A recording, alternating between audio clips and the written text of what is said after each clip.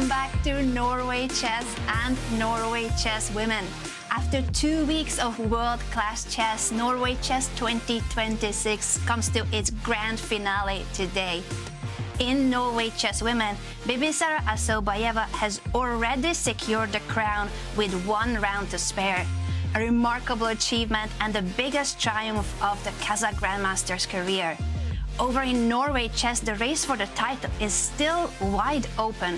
Wesley So leads the way, but both Praggnanandhaa and Alireza remain within striking distance. And today, Alireza takes on Wesley in a crucial showdown.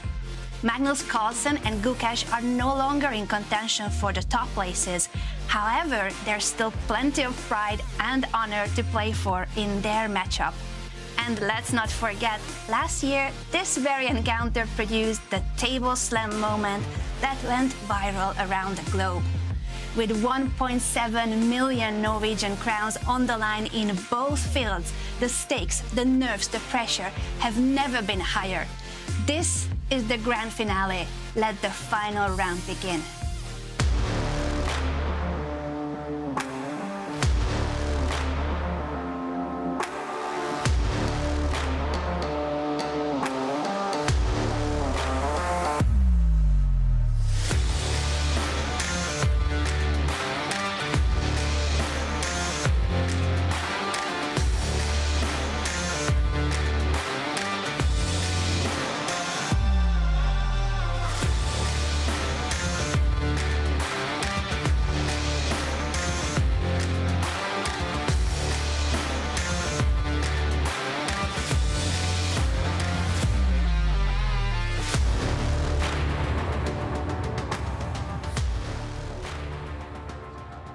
Hello everyone and welcome back to Norway Chess and Norway Chess Women here in the city of Oslo.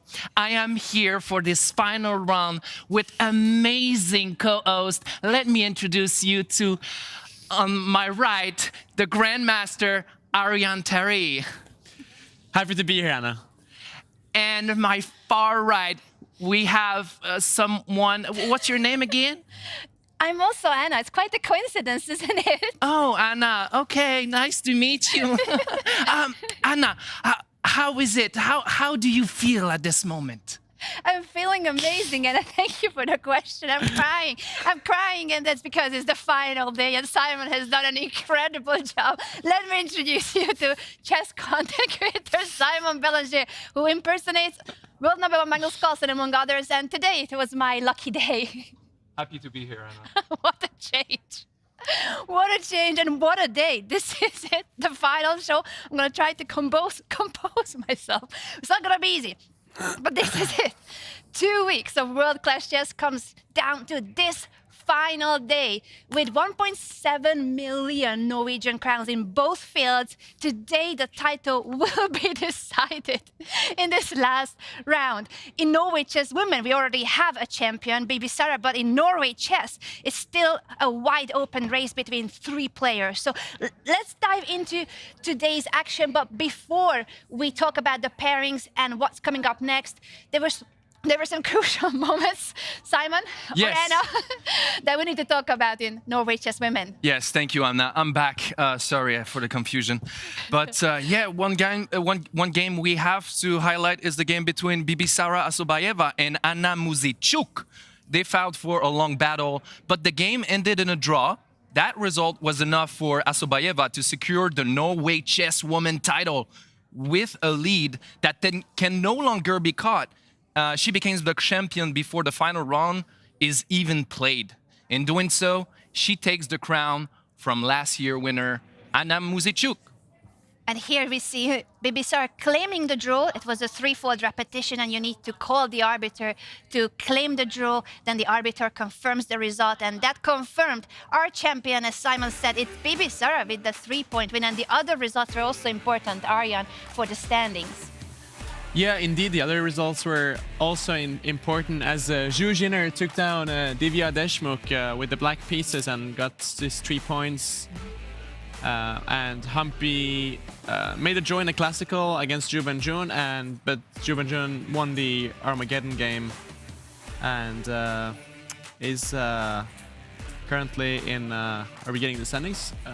Yes, and Currently in with fourth that, place. it's really crucial win for Bibisara. She wins the tournament with 1 round to spare. She doesn't even need to show up today. She will, but she wouldn't even have to score any points. She could win the tournament with 1 round to spare. Is a huge triumph for the Kazakh Grandmaster. While we see that the other spots are still pretty much wide open, and every placement gives you a bigger chunk of the prize fund, and there's a lot of money at stake. 1.7 million Norwegian crowns in both fields, same prize fund in both events, and that's huge. That's huge. And Bibisara already took home 700,000 Norwegian crowns.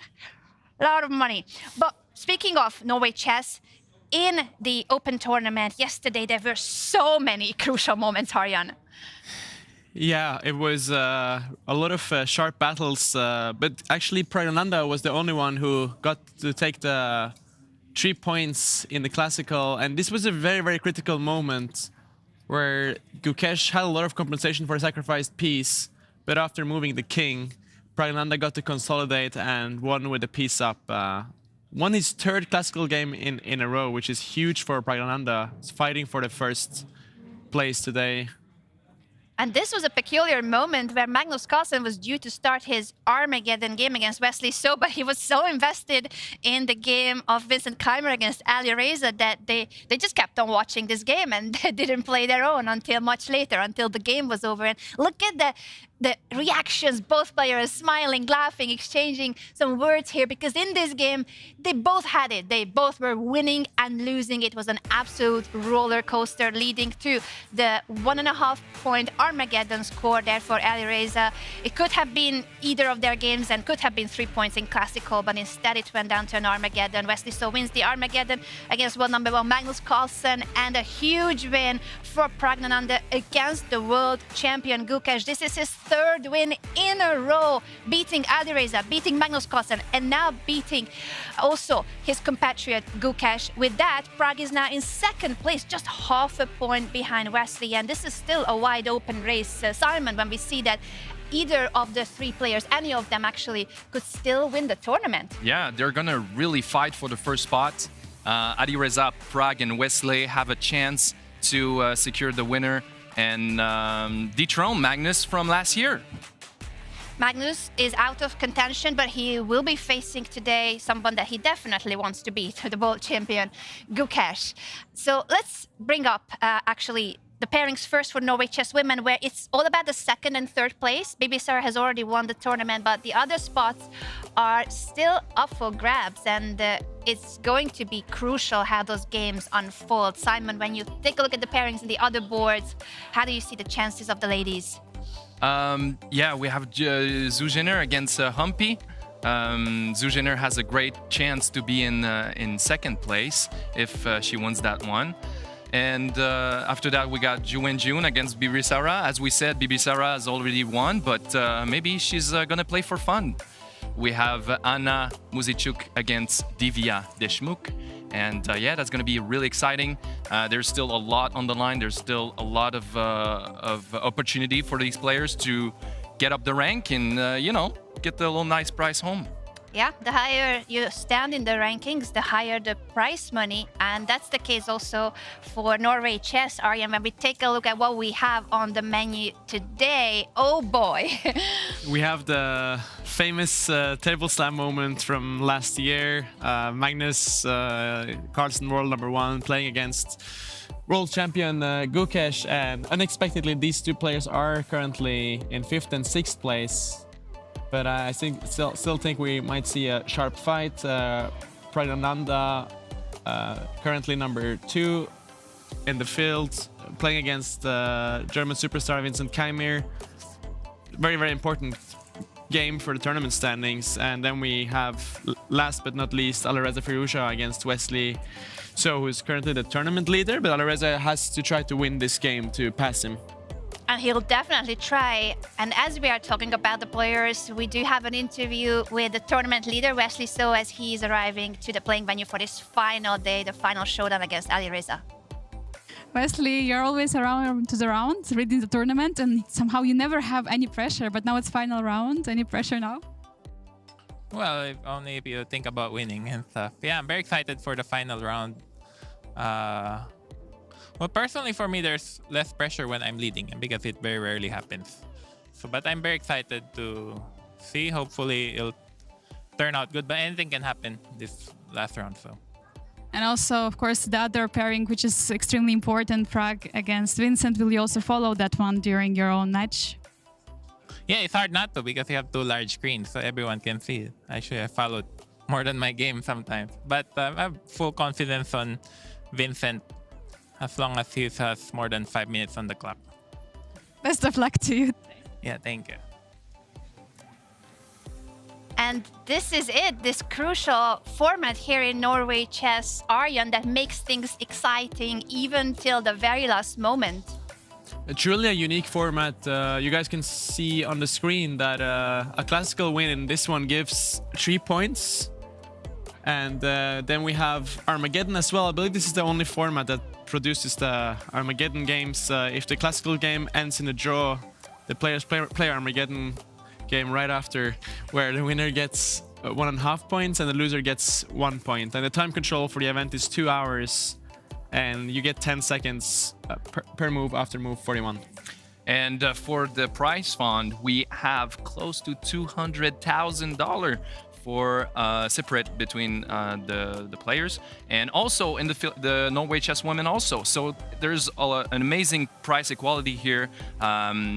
Everyone get a piece of the cake, and I think it's amazing from Norway Chess to include women as well in these prizes and have equality in this sport.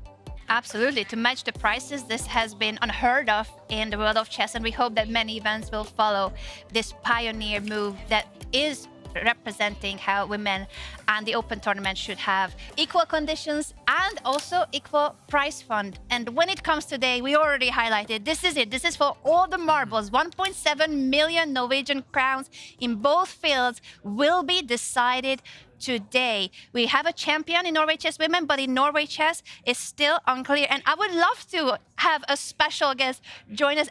Vincent Keymer is interrupting us, and then I'll be able to introduce you to someone very special. So over to you, Vincent. Vincent, final day at Norway Chess. First of all, how does it make you feel? Oh, well, it's been a nice tournament, so I'm also kind of sad it's over, even though I've been on the road for nearly a month now. But yeah, it's been a very interesting event, lots of fighting games, also a little more blunders than I would have liked, but still it makes it very interesting, of course. Yeah. Even in the last round, nothing is really clear. A lot of tough matches on the top boards. What is your take in your game? Well, I suppose everyone fighting for first board will be kind of aggressive, and I have no intentions of shutting that down, so I'm hoping for a big fight. Looking forward to see your game. Thank you. And now, finally, I can introduce our very special guest for the final broadcast. Jannica Mikkelsen, Norway's first astronaut, the world's first cinematographer in space. Jannica, welcome to the show. Thank you so much. It's an honor to be here. You literally have just flown in to be able to join us. You've just landed and came all the way here right now to the studio. I just landed. I took a Magnus Carlsen and I arrived 2 seconds before live. You really know Magnus's move, I can tell. I know him well. For a long time. We'll definitely talk to you about all the history of how you became an astronaut, how your world as a cinematographer, and how you have quite a connection with Magnus Carlsen as well. And speaking of Magnus, I think he is maybe making that move, arriving 2 seconds before the game starts. Now in the playing hall, let's head over to the venue and see as the games are about to start for the final show.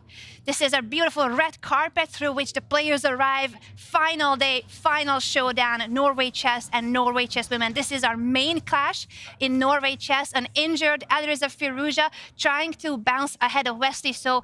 Most of the games ended in draws before and 2 wins for each, but today anything can depend on how the game unfolds for Alireza. Aryan, do you expect him to go very sharp, very aggressive to try to bounce ahead of Wesley? Yeah, he has to go really sharp, Alireza. I mean, he's currently on 3rd place and Wesley's leading, so Alireza has to win this game to have a chance for winning the tournament. Has to go all in, basically.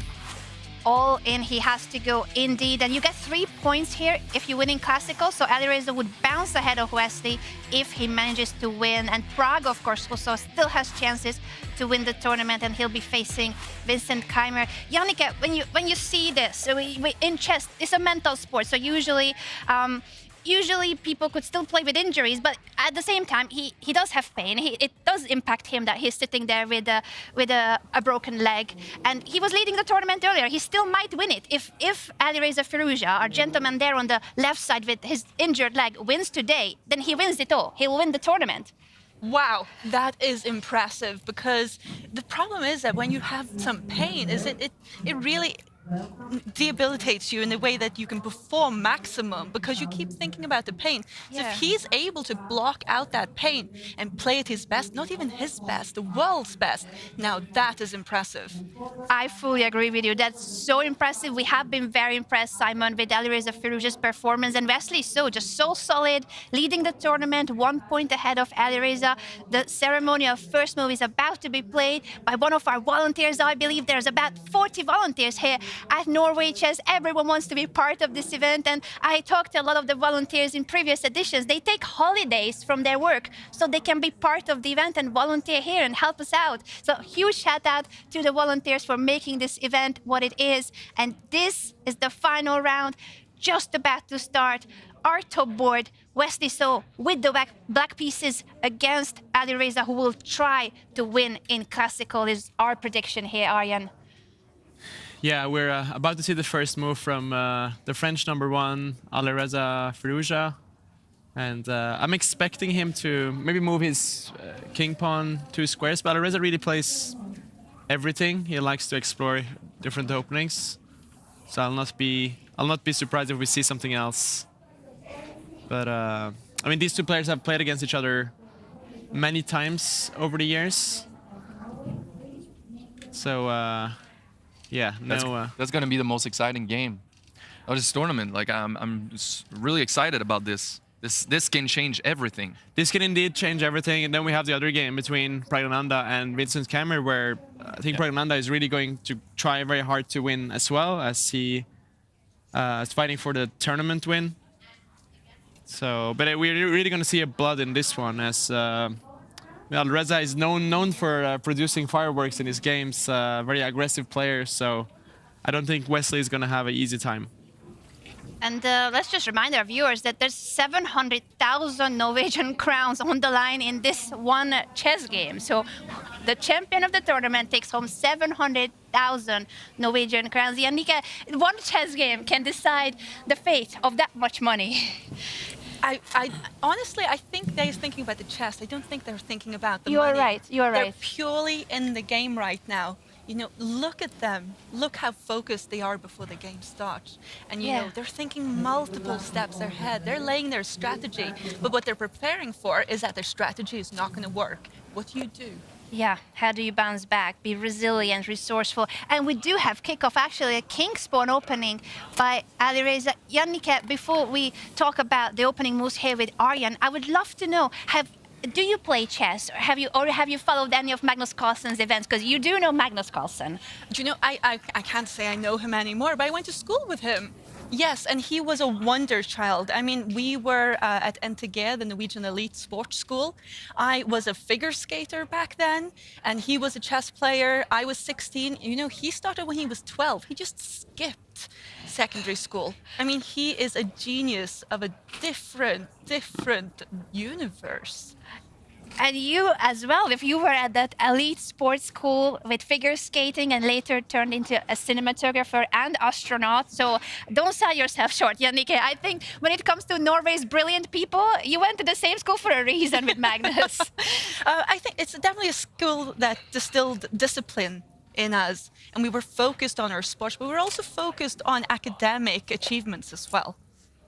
academic achievements combined with sports. This sounds like the dream school. And I hope that more and more countries will have schools like that, because it really sounds like a place where you can nurture your passion, your hobby, you dedicate yourself to sports, but also take into account the rest of the studies and not just withdraw from school completely. Well, absolutely. I mean, this game is a proof that your brain is just as much a muscle as the rest of your body. So when parents tell their kids to study and to do mathematics and physics, I say you can't expect that off of your kid if you don't go jogging at least once a week. It's the same thing. It's no fun to go jogging. It's no fun to train your muscles, and it's no fun to train your brain. That's a very good point. Simon, what do you think of the mental and physical aspects in both chess and in other sports, and how it's combined in the world in any field, basically? I mean, you have to be in great shape, whatever the sport you do. I think this is you cannot opt for only your mental health. You need your physical health as well. Aryan, Tari, you're going to the gym. Does that help you with your? I'm trying. I think most of these players are in pretty good shape. They, it's very important when you play a very long chess game. For 5-6 hours, you need to try to be in as good shape as possible, because it's like one small mistake, one small error can cost you the game. So I know you need all about to last long, have mental endurance. It's funny that you said that you went to NTG, because I also went to that school, but I believe 10 years later. It's really a great opportunity for athletes who want to combine academics and their sport. So that was good times. Absolutely. Aryan, you were going to update us on these starting moves, because it's not the most common opening, is it?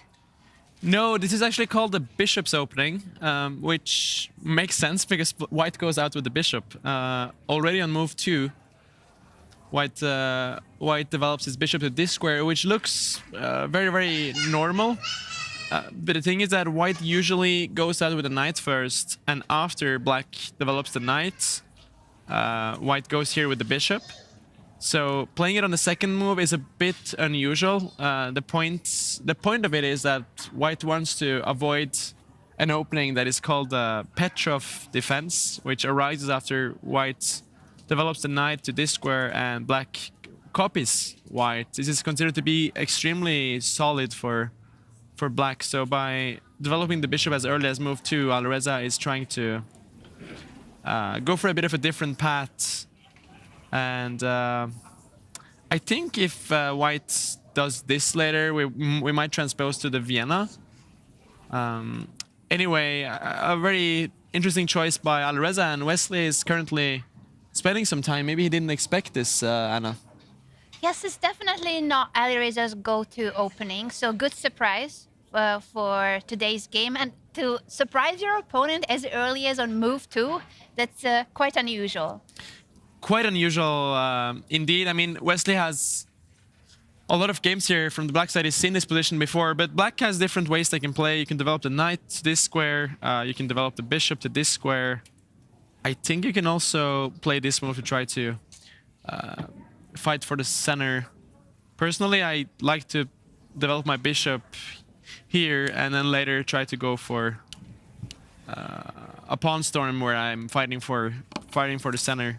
Let's see what Wesley goes for. I think the most normal move is just to develop the knight and then kind of like ask white what they want to do. Because if white moves the knight out to this square, we're transposing back to the Italian opening, which is an opening that Wesley has had quite some times before in this tournament. I mean, I had it with the black side against Magnus Carlsen, which was a game that he won. So I think Alireza might do something else there, but let's see what Wesley goes for as he takes a pause. Simon, I know you're a fan of the Italian opening. Do you play like this from the black side as well? Yes, pretty much more from the black perspective, yeah. Have you seen this position before? Yeah, multiple times. It's so common, right? Yeah. You're very confident there, Simon, but I think you're going for the move order. What Aryan is saying that on Grandmaster level, the difference can be so subtle. Yeah. So instead of developing the knight, White starts with the bishop development, and just by changing the move order, it can change the opening entirely.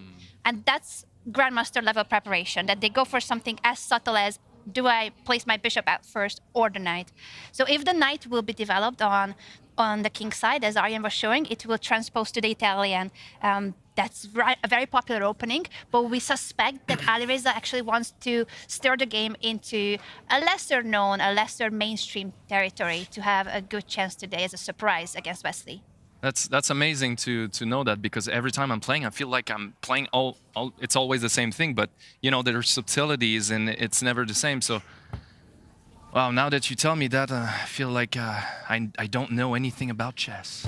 Don't we all? We all feel like that, especially when we are watching the top chess players in the world compete. This is the strongest chess event of the year. Magnus Carlsen is here to defend his title, but he actually is in no longer contention for the top spot. Who is in contention, other than Wesley and Alireza, is Indian rising star. Can I even say that? He's still 20, but Indian child prodigy. He started out as at the age of 13. He was a grandmaster already, and now at the age of 20, Praggnanandhaa is producing win after win. So I would love to actually go to that game, but before the game, we have an interview with Pragg as well, as he arrived at the venue today. Do you see today's day as a day to try to take some risks, or you're going just to approach what happens on the board?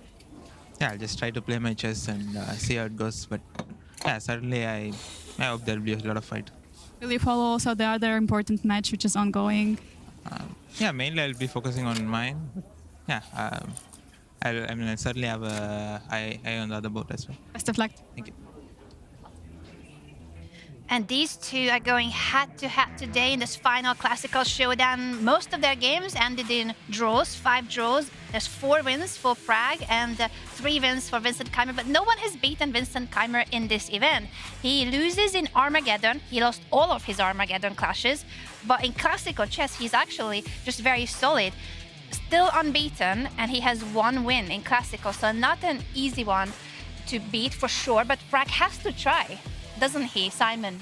Yeah, of course he needs to produce some beautiful play, and I think that's going to be a really beautiful fight. Let's check in with the current position. Aryan, if you could tell us what's happening in this game. We've gotten a bit of an unusual position after move 7. Currently, Vincent Keymer is taking some time. I think Praggnanandhaa here prepared a bit of an unusual line. So here usually White develops the knight to this square. This is not a crazy move to play. I mean, you're opening up for the bishop, so that's pretty natural.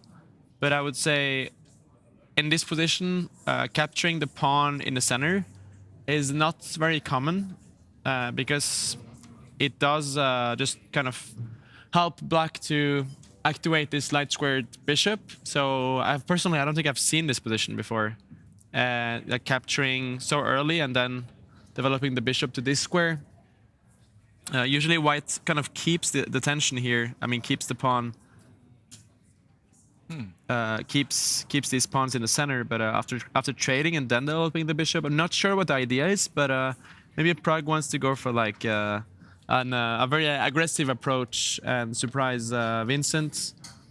Looks like an interesting preparation to me. I mean, a player like Vincent Keymer is extremely well prepared, so if he's able to surprise him, that's a good sign. Yeah, that pawn push that you just highlighted feels like really a Pragg move. It would be the one doing that type of stuff. Yeah, I mean, it's I'm not sure what he's planning here. He might also just play solid like castle and then develop the bishop. But White has different ways they can play. But we're for sure gonna get a huge fight in this one. I don't think Pragg is going for a solid game because he really wants to win the Norway Chess tournament for the first time in his career. It would be huge. Praggnanandhaa playing the white pieces. He beat Magnus Carlsen in this tournament 2-0. A huge achievement, as it's never actually been done before. So this Indian youngster is, been in amazing form. That is impressive, but it is the younger players we see that have the stamina to beat the old grandmasters that are the world's best. So is it by time he hands his crown on? Yeah, it's possible. And when you're talking about stamina, actually, that game was a very long fight, but in the end, Magnus made the final mistake. It was a very accurate game by both players, but it was just one small error in the end. So chess can be a brutal game. There's small, very, very small margins on the top level. That is absolutely brutal, yes. It is, and since the players are thinking, I would love to introduce you properly, Jannicke. We have an incredible video thanks to you to show to our viewers. So please, ladies and gentlemen, welcome our special guest, Jannicke. This is her life story. Go for launch.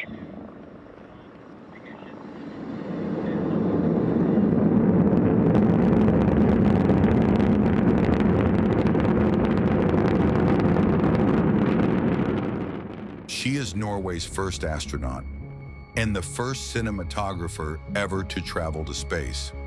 But this journey began long before liftoff. As a child, she dreamed of space. It's been a crazy dream of mine as far back as I can remember, and then somehow it's now a reality. A tech-obsessed girl who applied to NASA at the age of 12. Obviously without luck, but not without hope. After a devastating horse riding accident that left her temporarily paralyzed, she fought her way back. As a kid, I actually spent 5 years learning how to walk again and how to reuse my motor skills, like learning to walk, learning to run, learning to jump. And in that time period, I became space obsessed. Jannicke Mikkelsen built a world-class career filming in Earth's most extreme environments, combining advanced technology with high-level filmmaking. I am that person that you meet in a really remote area carrying a film camera and a really heavy backpack full of camera equipment. That is me. She has worked with NASA, Netflix, Paramount Pictures, the BBC, and the rock band Queen, collaborating with legends such as Buzz Aldrin, David Attenborough, and Brian May. I had this crazy idea to fly a VR rig above our audience in Barcelona. Everybody told me it couldn't be done until you came along. And VR the Champions is there for all to see. It's a monument.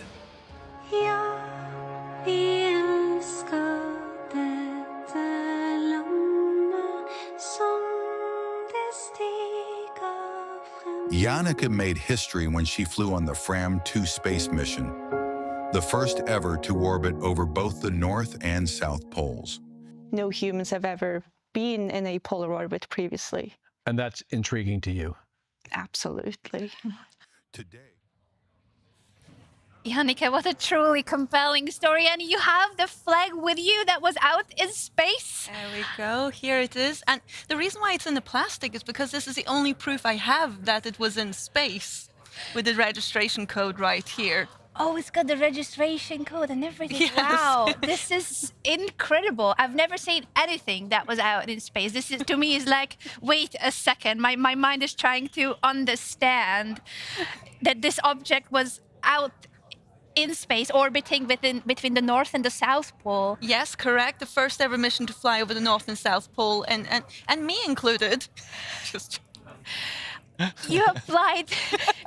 You are right. Maybe I'm staring at the flag, but probably the biggest miracle is that you applied at the age of 12 and fast forward to 2024, and you are on a mission to actually be the first world cinematographer in space, Norway's first astronaut. Yeah. Can you talk us through how that happened and how you prepare for something like this? Obviously, success is not a straight line, and I have my background where I was riding on my horse. My horse was called Star, and we were in full gallop one day, and a little bit out of control.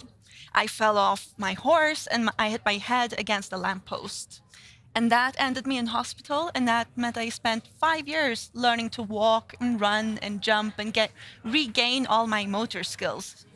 But those 2 years I couldn't go to school. My teacher said, just study anything you're interested in. So I decided to study space. And that current space mission, STS-99, was photographing the planet in 3D. And I was on a mission to be, if I couldn't be an astronaut, I would be the world's best 3D technician and cinematographer and expert. Wow. This is Simon, you literally have your jaw dropped from Jannike's story. Yeah, I find it really impressive. And just looking at you, the way you stand, the way you express your thought, it seems like you have so much mental clarity. It's really impressive. And yeah, I was wondering what is the kind of training that you get before going to space? Is it tell me day to day. You wake up and like. I want to know everything. Training for space is very interesting, and we're also on a training schedule that means that we need to prepare for our mission. We're also receiving the systems training, the engineering training, but we're also doing physical training. You know, we're learning how to withstand the G-forces in a centrifuge machine. And we're also making sure that we're medically ready to go, but we also have to be socially ready to go. So social skills is also something that they use when they select astronauts. Social skills. I don't know, do you guys know? But why social skills? Because you are 4 astronauts trapped inside of a capsule, and you have to live together, you need to work together. And you're often in a scenario where it could be life or death. And who do you think about if you might die? You have to think about your team members. What's best for the team? What's best for the purpose? Not necessarily what's best for yourself. Wow. How many people are typically together? We are, in the SpaceX Dragon, we are 4 astronauts. And then we divide up the roles between us. So it takes 4 people to actually fly this spacecraft, even though it's an autonomous vehicle. But you could look at the autonomous vehicle as crew member number 5, and together with the autonomous technology, we are sort of giving information to each other. We have a strategy, just like in chess, but it may not follow the path we thought it was going to follow. And now we need to supplement with information to the autonomous vehicles so it knows what to consider moving forth. But it is way smarter than us, just like the chess players are way smarter than I am. No, I think you're way smarter than I am. That's so cool. Hats off. No, it's incredible. Thank you. I'm just also just so impressed that, and also the way you were describing what happened to you in childhood and 5 years of recovery to relearn to walk, and it's so much struggle and hardship for a child to go through, and yet it ended up shaping you and making you even more obsessed with space, and maybe making you just very committed to that mission. Do you feel like, even though it was obviously a very painful part of your childhood, but it shaped who you are and it made you who you are, and sometimes it's through adversity that we achieve incredible things in life? That is a great question, and actually something I've questioned a lot as well, because as a teenager I couldn't go to parties, I couldn't sort of participate in regular teenage life. And that just sort of made me more of a geek, more of a nerd. I sort of dove more into my passions when it came to space. And maybe that's the reason for why I'm here today. So I do see a lot of similarities between myself and kids who really want to achieve something, but aren't necessarily given the tools they need to be as good as they want to be, because you see that passion start at a young age. You applied at the age of 12. Did you get a response from NASA when you applied originally? I did. Not only did I get a response, I got a job offer. Really? Yes. Okay. So let's explain this. I called them. I didn't tell them my age, and I said I wanted to talk to the astronauts for a project I had at school, and I was not allowed to talk to the astronauts. But I continued talking to this lady, and she spent a few extra minutes with me. And I said, well, how do you become an astronaut? And she said, well, you have to be very good at all the subjects at school. Like, you can't have one subject you don't like. And also you have to be very good at physical education and gym. And I was like, oh, I can't really do the gym thing because I'm in a wheelchair. And that's when she actually said, well, you know what, if you can't be an astronaut, you could be the world's best in 3D technology. And that's when that idea bloomed in my head. And I was like, I'm going to be the best in 3D technology, and I'm going to be an instructor for the astronauts. That was my dream career. And then she gave me a job offer, and she said, you can come to an interview to apply to be an intern at NASA. Well, unfortunately, my mom discovered a phone bill. And she called NASA and told them I was only 12 years old and absolutely under no circumstance would I be allowed to fly to NASA to go to a job interview.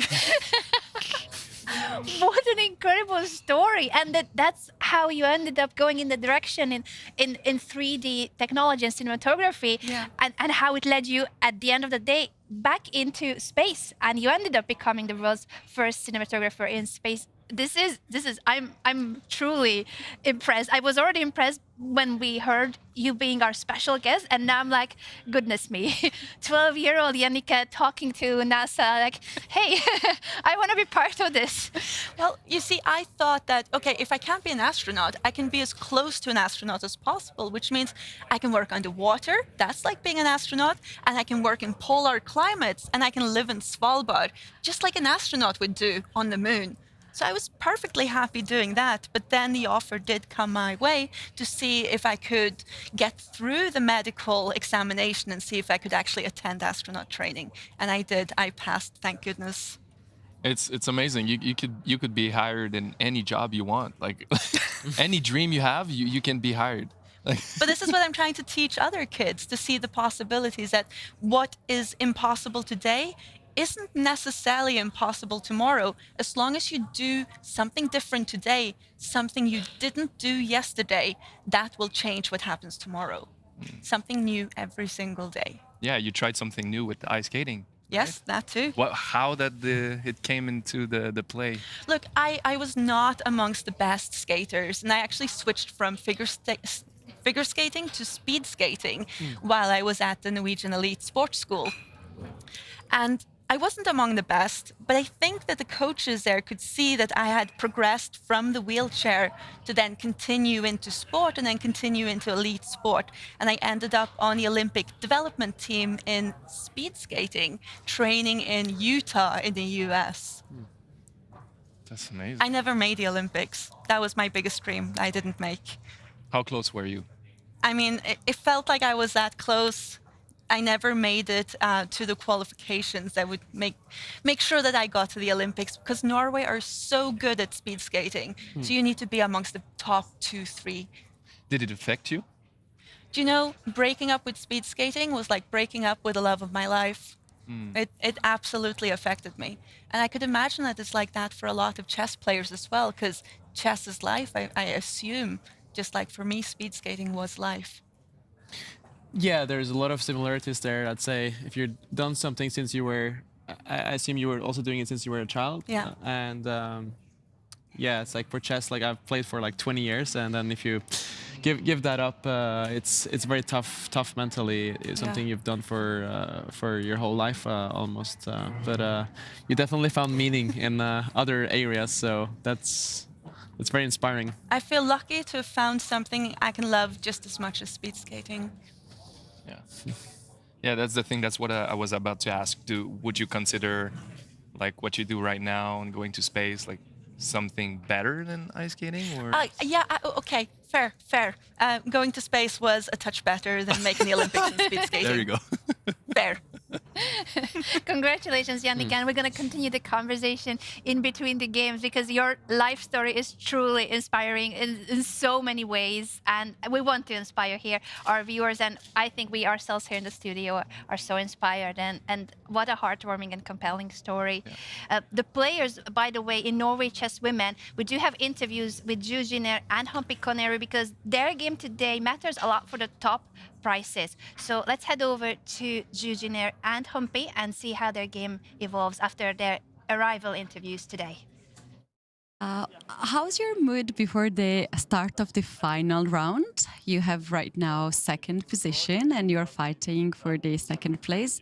What is your thoughts before the game? I think it's just a normal game for me. Yeah. There's no extra pressure for you to because of this second place fight? No? I think it's fine. I mean, I feel very calm down. Good luck today. Thank you. tournament is finishing, final round. What are your emotions like? Are you happy or like how you feel? Of course, it's a bad tournament for me. Like I've missed many chances, and especially the Armageddons. So I just wanted to play well in the classical in the final round. Yeah. Best of luck to you. Thank you.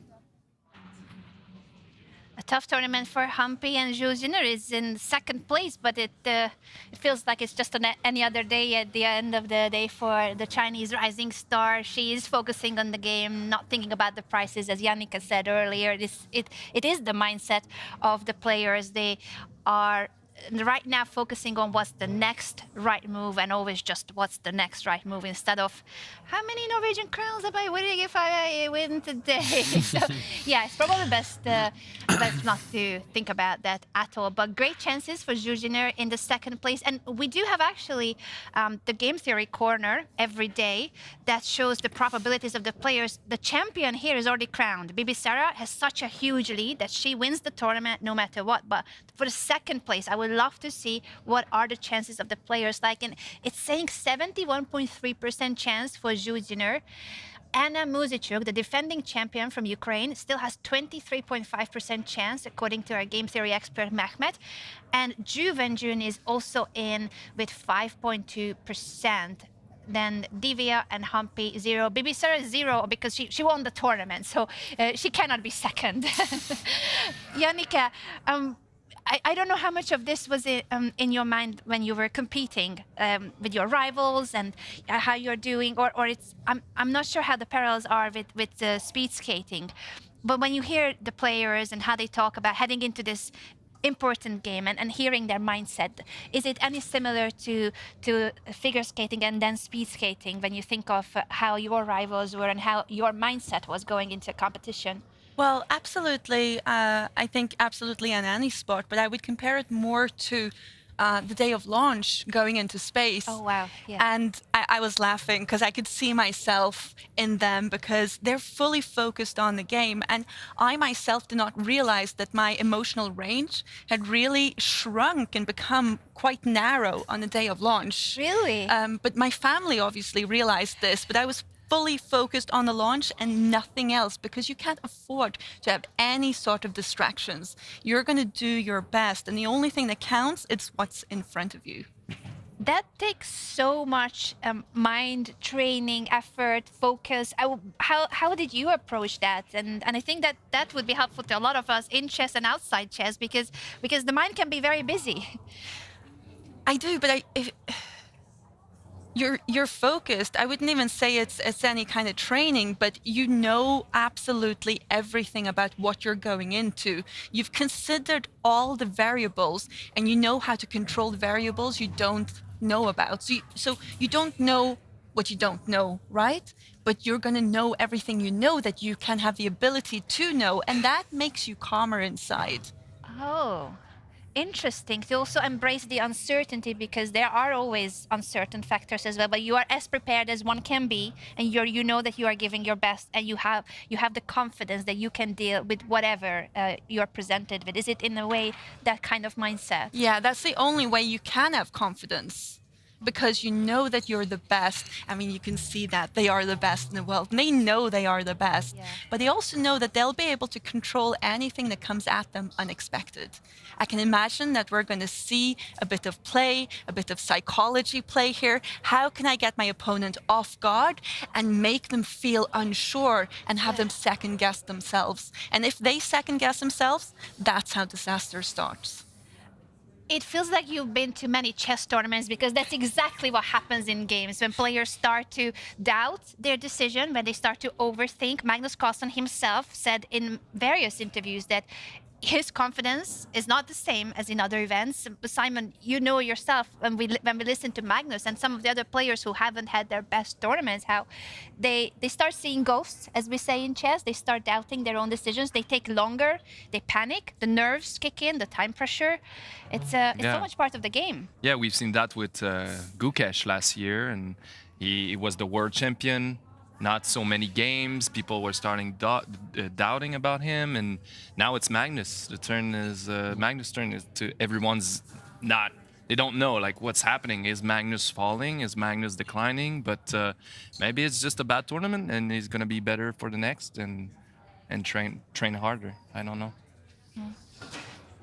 We certainly hope that he'll bounce back today. He will be very motivated because he's facing the world champion Gukesh. We'll definitely check out that game too. But first, Aryan, let's assess the situation here in this opening and also in the other games that matter for the second place in Norway Chess Women. A quick update on all the boards if we can. Yeah, so this is the game between Jiner and Koneru Humpy. So a very important game for Jiner, as you said, Anna, because she's fighting for second place. And we have this opening it's called the Carlsbad opening. This pawn structure here, after white takes in the center and black captures back, it's called Carlsbad, an opening that is played a lot between grandmasters. We've also seen it earlier in this tournament. It leads to very fighting positions. Both sides are developing their pieces, and the current position, I'd say generally white is a bit better. They have more space, but as you guys can see, all the pieces are on the board. Like only the pawns are traded, but all the major pieces. Major pieces. Yes. Very good, Simon and Aryan. They're learning chess vocabulary, so they're very proud of themselves right now.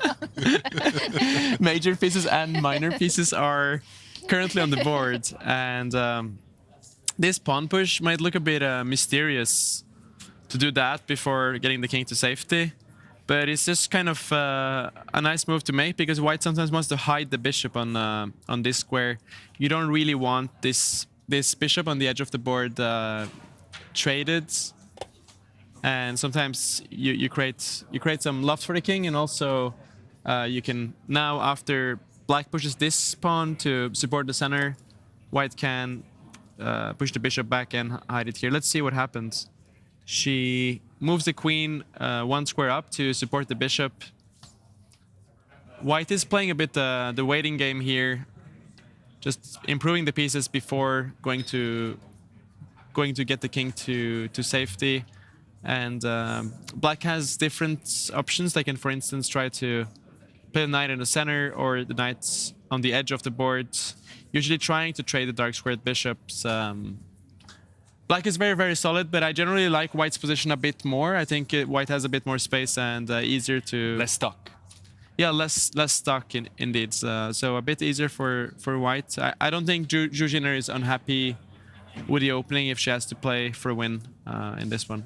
Also, the time management, I was just going to highlight, it must be Jiner's preparation. She only spent about 10 minutes, while her opponent is significantly spending a lot longer, about 25 minutes already on 11 moves. And the starting moves usually in chess, Jannike, are moves that the players study, memorize. It's kind of a choreography that they perform in a way, a sequence of moves, plans, strategies that they learn. So it's usually where they would be playing fast, but if one player manages to surprise the other, play something that the opponent didn't expect, that's when we usually start seeing this, that one or the other player starts spending longer and figuring out, again, about the mindset, the psychology. Oh, what did my opponent prepare? Oh, this is a surprise. A lot of questions that are not chess moves, but about the preparation and what the opponent wants.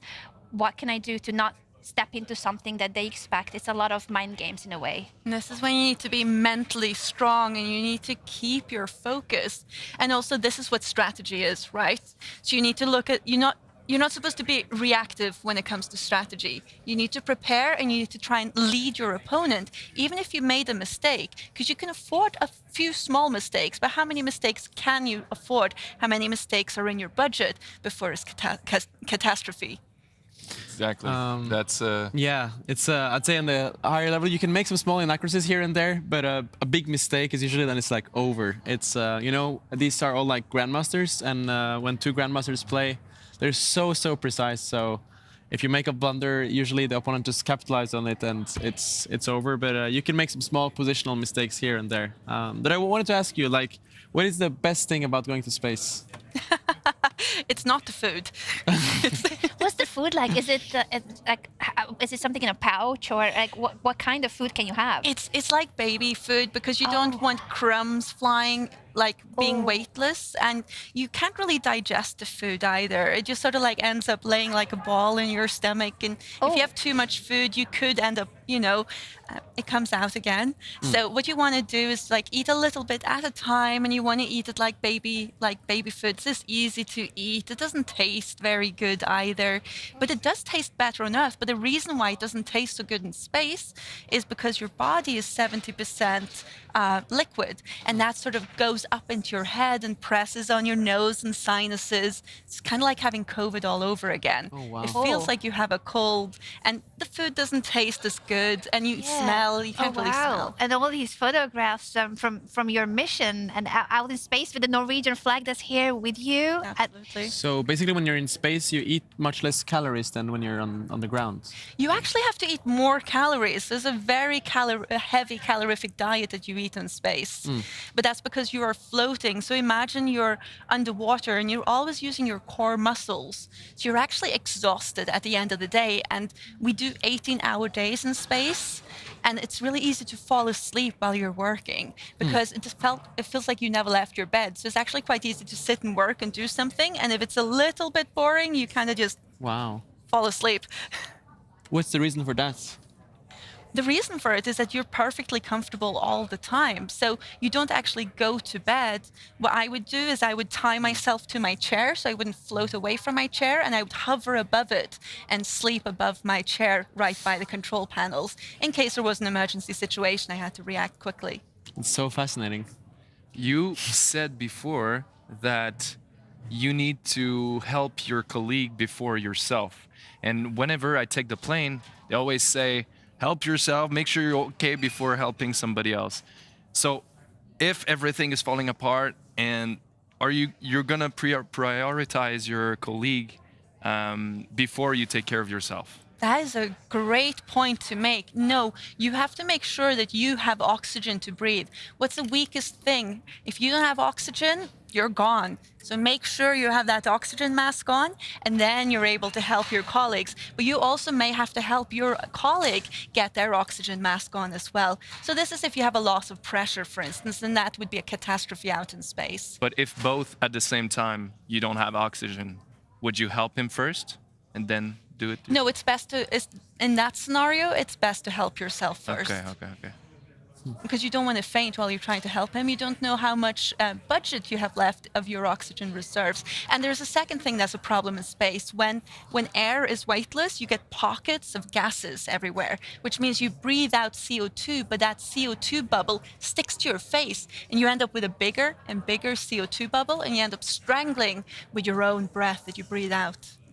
Goodness me, it sounds a very physically demanding and difficult experience, if it always feels like almost like having COVID and the CO2 that you're describing. How can one prepare for this? The best way I can describe astronaut training is like it's sort of like running an ultramarathon, but you can't run so fast that your brain doesn't work. Have you ever run a sprint and you couldn't even do 2 + 2 once you cross the finish line, right? But we can't run at that level of speed. So we're doing an endurance game. We're running far physically, but we also have to be able to use our minds and be able to be at such a level where we can think creatively. And I think that may be the downfall of many chess players as well. They exhaust themselves too much so that they're not able to take command of the game and think about a creative move. When you go to space, like how many days are you like typically there before you come back? So we had what's called a short duration flight because it's an experimental flight that goes over the North and South Pole. And the biggest problems with that is that we leave the Earth's magnetic field and we're exposing ourselves to the radiation from the sun, so cosmic radiation. So no human has ever done that before.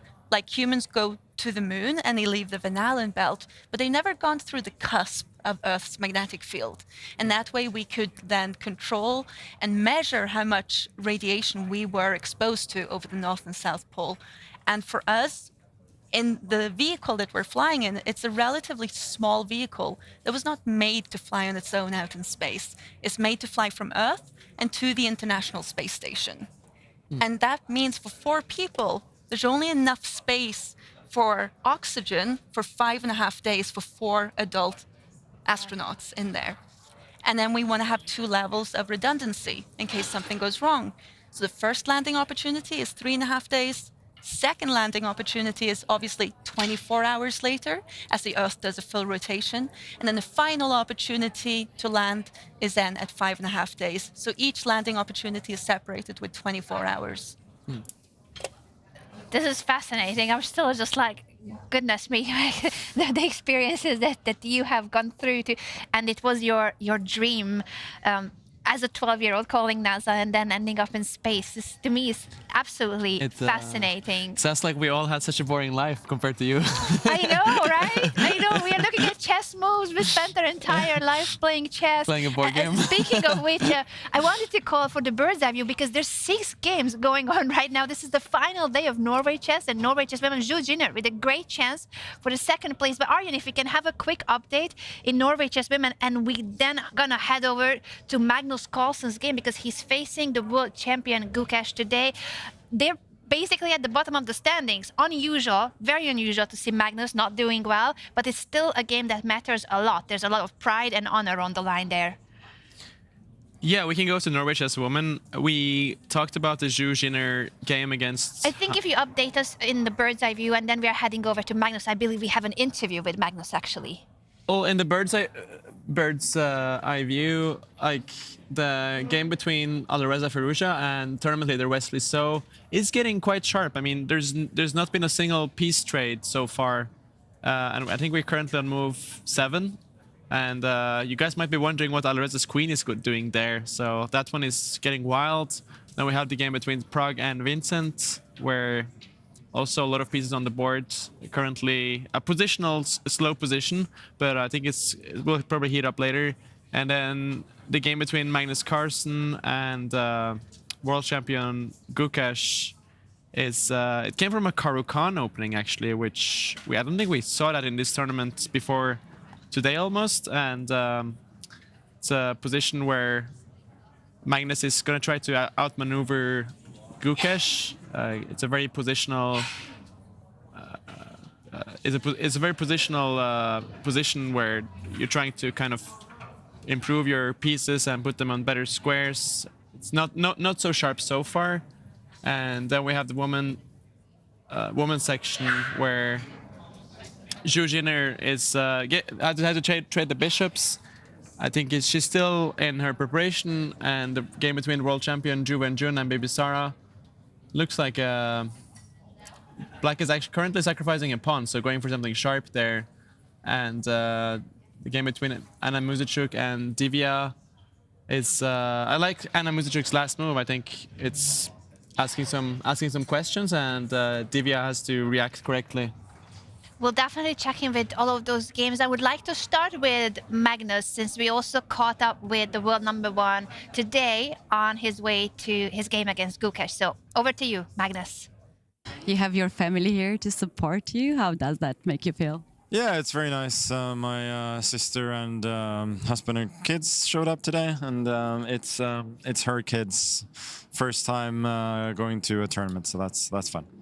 We saw you smiling before the round. Is that something that you need to go into the game now? No, I mean, it's a pretty meaningless game, so it doesn't really matter that much. It's not very personal for you to play against Gukesh in this round. No, I mean he's had a tough event. Like I don't have any particular desire to kind of inflict more pain on him, but we'll see.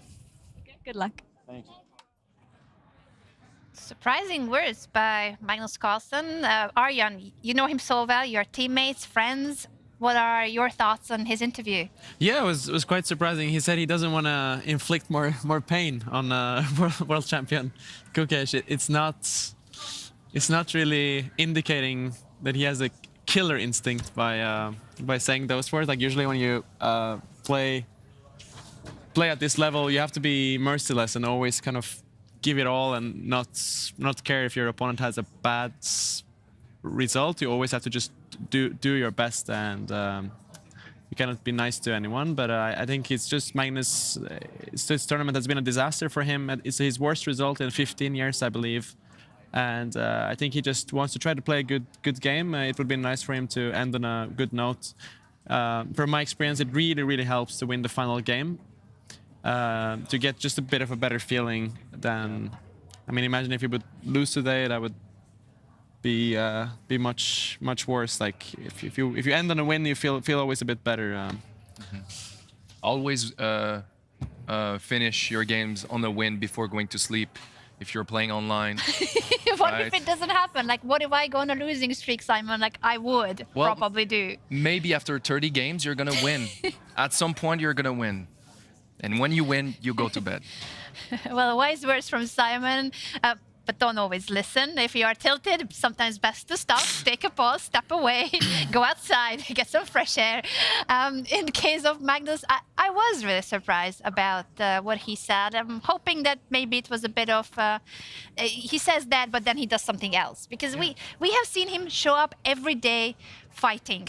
It's one of his worst tournaments in his life.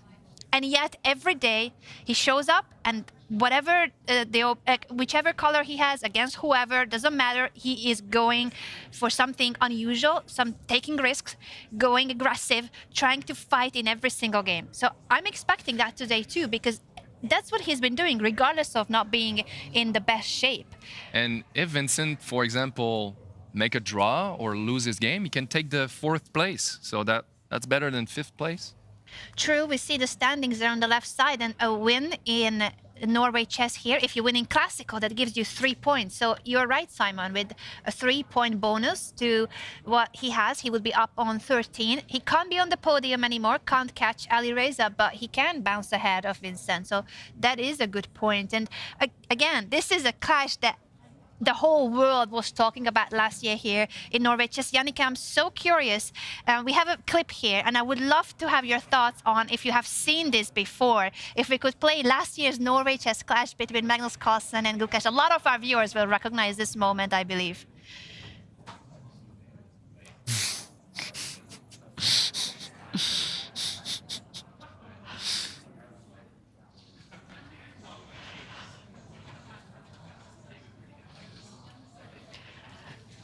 Have you seen this before, Jannicke? I'm curious. It was everywhere last year. Yes, I have seen it. Yes, even though I was very busy with the space mission, I even saw that. Yes. Preparing to go to space, and yet you are faced with this chess moment that became viral, turned into a meme after. A lot of sports were tweeting about it, recreating it. Actors in Bollywood as well, just making their own versions of this crucial moment where Magnus, from a winning position, goes to lose against Gukesh and expressed his frustration. That's a lot of emotions. Can you allow yourself to have that much emotion in space? I don't believe our schedule sets us up to make such a mistake. If we had, I would probably be doing the same thing. Yeah.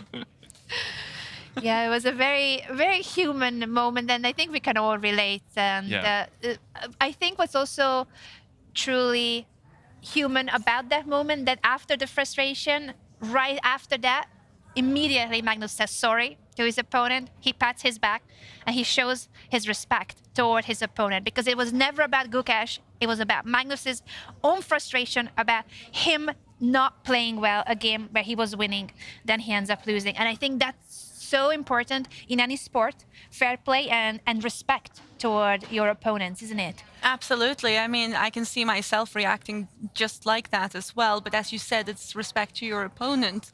And we see that happening as well. Absolutely. Today it's a lot of respect based on Magnus's interview. Simon, do you think that Magnus will just start getting hungry now that the opening moves are out? He will start being ambitious as he has been for the past 2 weeks?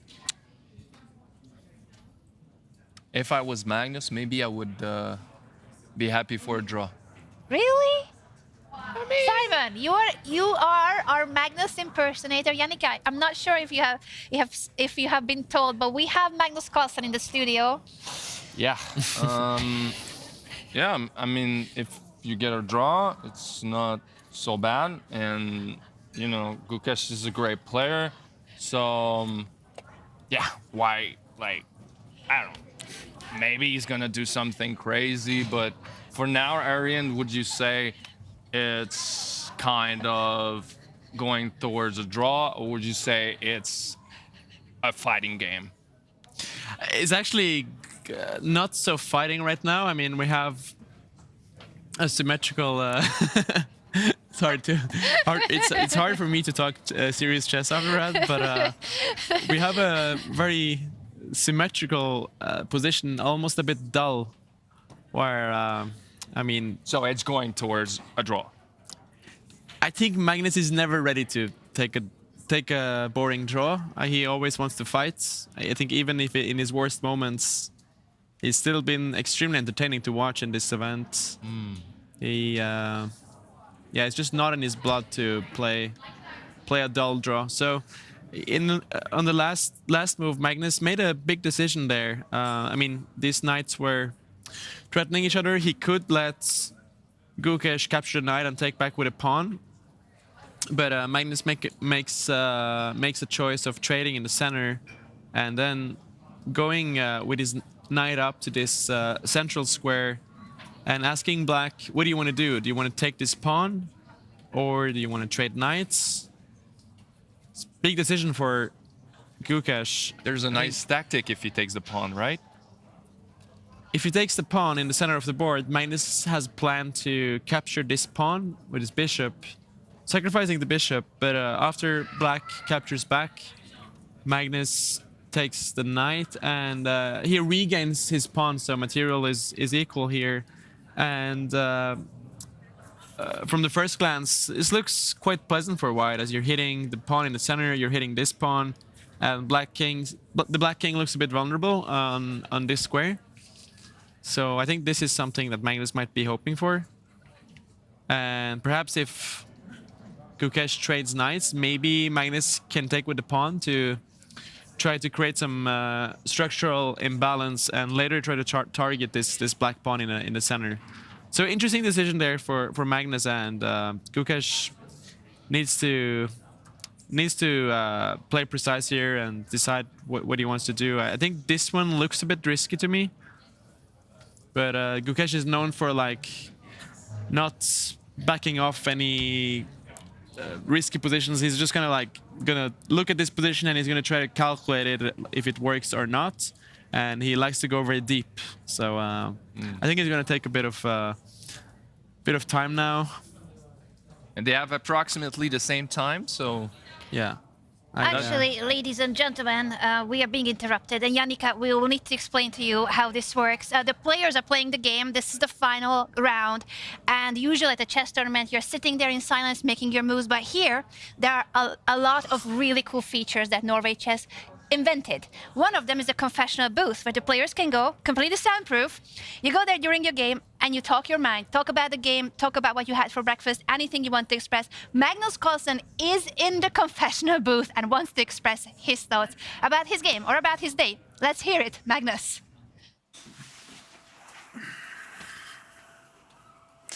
Hello and welcome to another episode of Old Man's Chess. I played this, unless I'm completely mistaken, which, yeah, I might always be. I played this against Jan Smeets in what was known as Kurus back in 2009. This is like right before I started working with Gary, and like I was kind of preparing on my own. My prep was kind of shit, to be honest. But I remember like looking at this specifically, and there were so many ways to equalize for Black.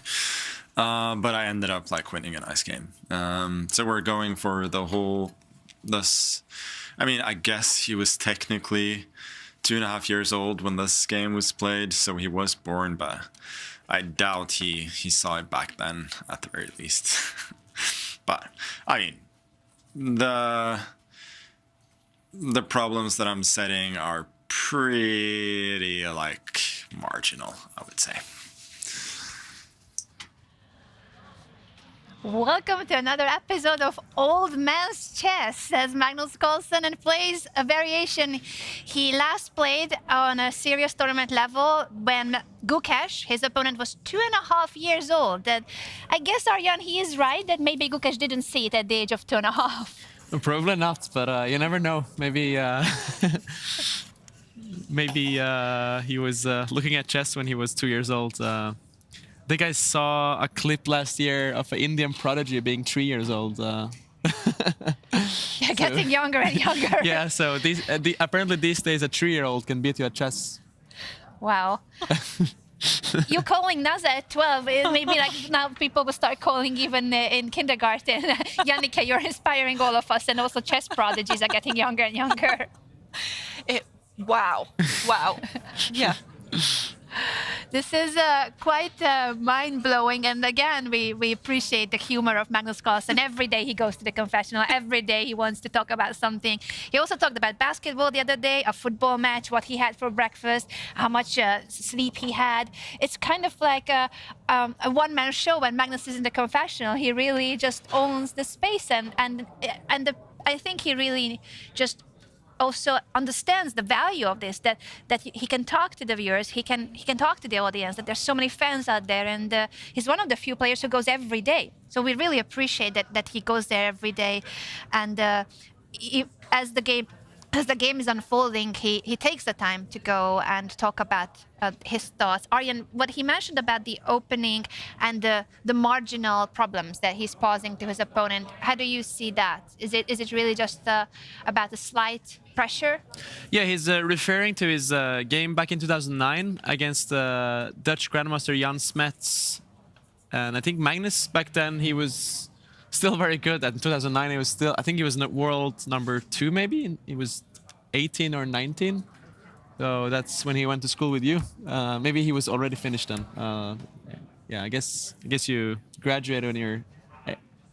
Yeah. Yeah, he now he's 3 or 4 years younger than me, and he sort of skipped secondary school and went right to what we in Norway called videregående. Yeah. So when we graduated, yes, he was graduated the year after me, and that would have been in 2005 or 2006. Yeah, it's funny because, when he went to that school, he was almost not there. He was just traveling and playing chess tournaments, so he actually didn't end up graduating. I think he didn't take his last exam because he had to travel for a chess tournament. But I'm sure he's doing fine. Do you know what? I did the same thing. I didn't do my final maths exam because I got an offer to join the Olympic development team in Utah, and I just was like, well, that's a once in a lifetime. Yeah, you have to I'll go go. for it. And then ended up doing the rest of my academic courses 2 years later. Never too late. Never too late. I mean, the brain is a great muscle, but physically there's only so much you can do, and you kind of want to be in your physical top condition in your 20s, and then, continue developing the brain as you go into your 30s and 40s. That makes sense. So let's talk about the moves here. So Magnus centralized his knights, and here Gukesh could capture this pawn or trade the knights, but he wasn't interested in that. Just improves his bishop, moving it up 1 square, perhaps challenging the white knight. And here, Magnus, if he wanted to, could capture the black bishop. And here he would get the bishop pair, which is generally considered to be a great advantage. Having two bishops against a knight and a bishop. But here there is a problem because this central pawn is quite weak. So it would not be easy for white to deal with that, and instead Magnus has just developed his bishop finally, puts it on a very happy square. Yeah, I would say happy square, supporting the knight on this e5 square, and still, if Gukesh wants to, he can capture this pawn, and if he does, Magnus has to always go for this bishop sacrifice and go for this. But this position I quite like for white. I think the queen is centralized, hitting some pawns, and I believe this is what Magnus is hoping for. So I'm expecting at some point that Gukesh will maybe capture this knight and try to go for some counterplay, maybe develop the queen to this square and hit this pawn, connect the rooks. But if that happens, we do get some imbalance in the position, so it's not as solid as it is right now. I've personally had a very similar position to this before with the black pieces, and I know that you do have to take some care here. It looks pretty innocent right now, but white, it's always a bit easier for white to play, and you need to play quite accurately. So I mean, it's very important for Gukesh that he doesn't relax in this position. No relaxing for Gukesh. Yeah. It will be interesting to see how long he spends on this decision, and all the games in Norway Chess and Norway Chess Women are still underway. We're going to take a short break, but when we are back, the action will be heating up. This is the calm before the storm. The final day is on, and it's for 1.7 million Norwegian crowns in both fields. We have a champion in Norway Chess Women. Her name is Bibisara, but in Norway Chess, the showdown, the race for the title is wide open, and it's not even between Magnus and Gukesh. That's just the cherry on top. See you soon in a few minutes, and this is it, the final showdown, the final clash.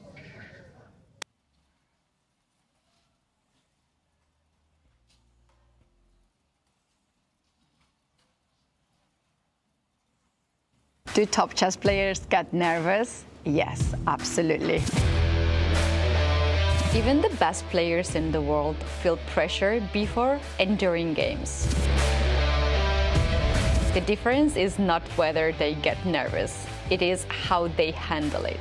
In chess, one mistake can change everything. And when thousands of people are watching, the pressure becomes real. Some players walk around before the game, some avoid eye contact, and others look completely calm, while internally calculating chaos. Even world champions have admitted to feel stress, tension, and fear of losing. But strong players learn how to control emotions and stay focused on the position instead of pressure. Because at the highest level, chess is not only about moves, it is also about nerves and psychology.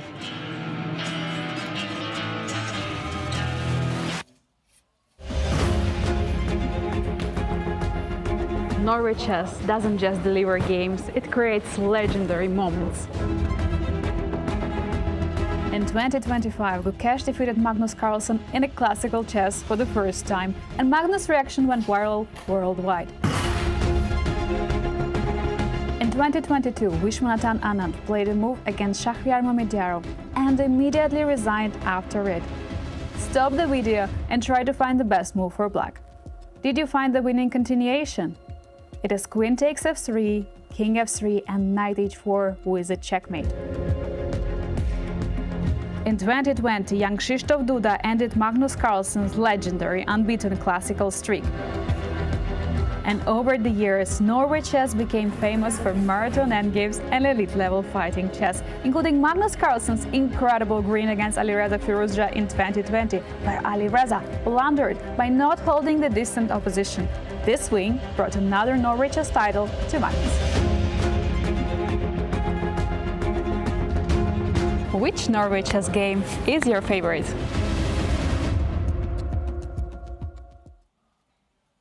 Have you ever wondered how grandmasters are making strong moves so quickly? Are they calculating every possible variations? Not really. The biggest secret in chess is this. Strong players first evaluate the position and only then start calculating. So, how the beginners can do the same? Start by checking a few simple things. First, king safety. Which king is safer? If one king is exposed, that side could already be in danger. Second, piece activity. Are your pieces active and controlling important squares, or just sitting passively? Third, pawn structure. Weak pawns, isolated pawns, double pawns, those details often decide long games. Fourth, space and control. Who controls the center? Who has more room to move? And final, plans. Grandmasters are constantly asking themselves what to do next. What is my worst piece? What does my opponent want? Where should I improve my position? That's why strong players don't need to calculate everything. They understand the position first. And honestly, these are the biggest steps for the beginners to advanced chess.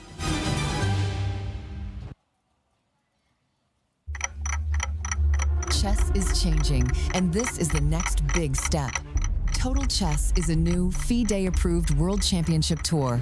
Created by the team behind Norway Chess, it combines Fast Classic, Rapid, and Blitz into one title. A pilot is set for autumn 2026. In 2027, the inaugural tour begins, and we will crown the first ever FIDE World Combined Champion. 4 events a year, hosted in cities around the world. A clear season structure, a bigger audience, and a stronger presence for the sport.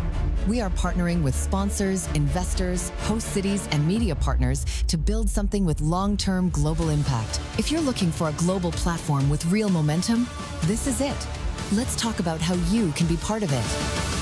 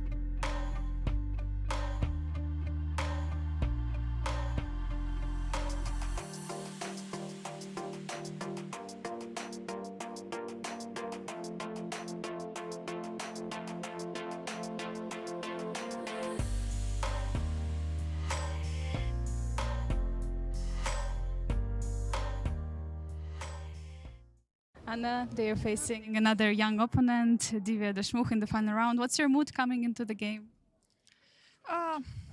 You know, like when the tournament ends, you always have these mixed feelings. Like on one hand, it's sad that it's ending, but on the other hand, like you're already tired and it's already a bit too much. So, but yeah, last day today. So let's see what will happen. Best of luck to you. Thank you. Divya, this is the last day at Norway Chess. What is your final thoughts about the overall tournament, how it went for you? Okay, could have definitely gone better. I think the quite a few games I was unlucky because I played quite well till a certain point, but overall it's fine, it happens. And Divya, what do you think about today's game? Is that something that is very important to you still to keep going, or you will take it easy? I want to end with a win, so let's see. Well, good luck then. Okay, thank you. Wants to end the tournament with a win. She's our former tournament leader, but a couple of rounds didn't go Divya's way. And Anna Muzychuk also had her chances earlier in the tournament, but currently is in third place. This game still matters a lot for the overall standings. We see it right below our camera here that Bibisara has already won the tournament, but Anna could still jump ahead to second place, and Divya can also bounce up to third or fourth place depending on this game. You get 3 points if you win in classical, so this is still a very important game to both of these grandmasters.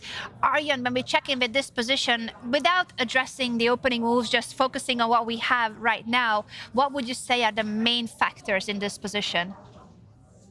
Currently, White has an amazing position. Has the bishop pair, and the queen is very, very active, pointing towards Black's king.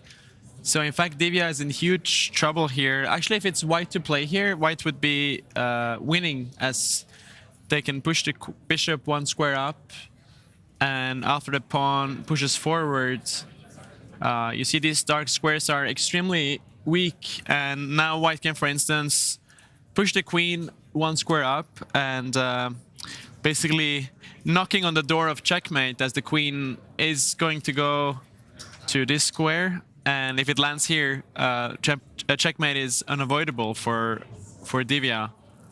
So yeah, I'm not going to talk about the opening moves, but I'm just going to say, like 3 moves ago, trading the bishop for this knight was a huge mistake, and after this position has arisen right now, Divya has spent quite a bit of time, and maybe she missed something, but White has 2 very, very deadly threats, either pushing the bishop to this square or the other square.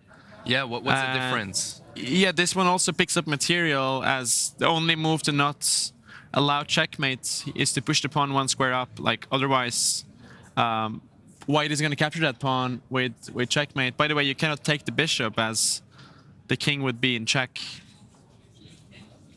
To push the pawn one square up, and now, I mean, White can, for instance, pick up the rook. Yeah, rook is worth 5 points, and the bishop is worth 3 points. So this would be a material great gain for White. So I'm expecting Divya to move her king one square to the right to get out of this pin and not allow the bishop from entering. But after a move like activating the rook might swing over to this file.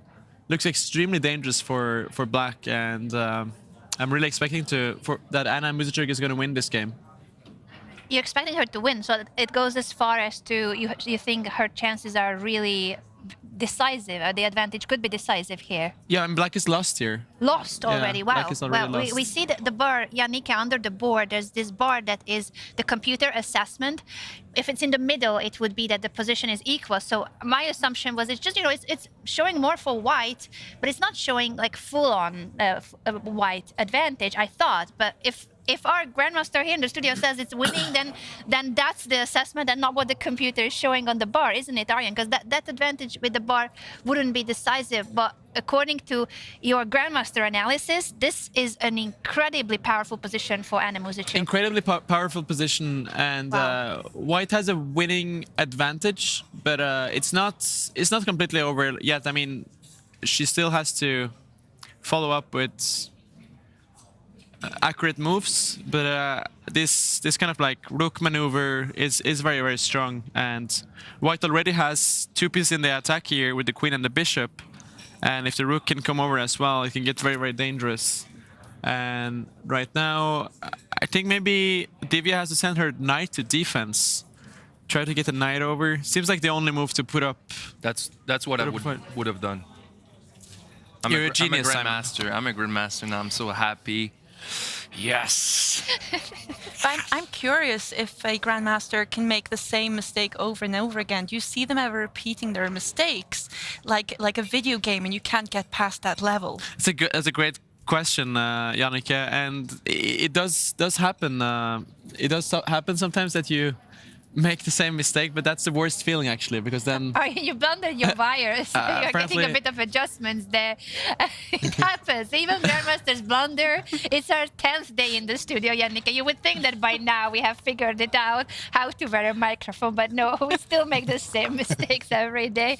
Simon, you blundered your t-shirt earlier, but luckily you have a replacement one. Yes, the food all over me. I mean, Yeah, I'll spare so- the details.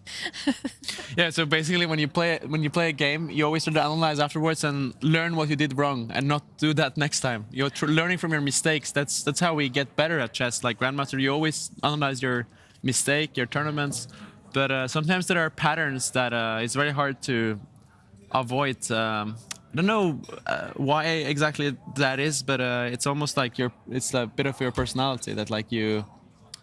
There is some very, very strong players. There was a world champion that said like the way you play chess reflects your personality, and I think it's in some way true. And sometimes if you, let's say, make some positional mistakes, and it's just very hard to get rid of them. You can practice over and over again. Or let's say some people like they spend a lot of time, they get into time trouble, and they always next time try to not spend as much time. They try to control their time, but they just end there over and over again. They just cannot get out of it. It's like you're not supposed to make the same mistake, but then the same mistake creeps up on you in a different form. Yeah, different form. Exactly. That's a good way of putting it.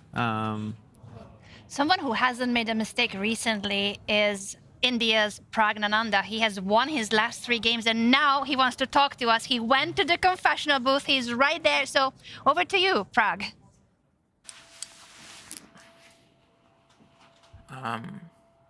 Yeah, I think the opening, I just wanted to play something normal and try to get a long game.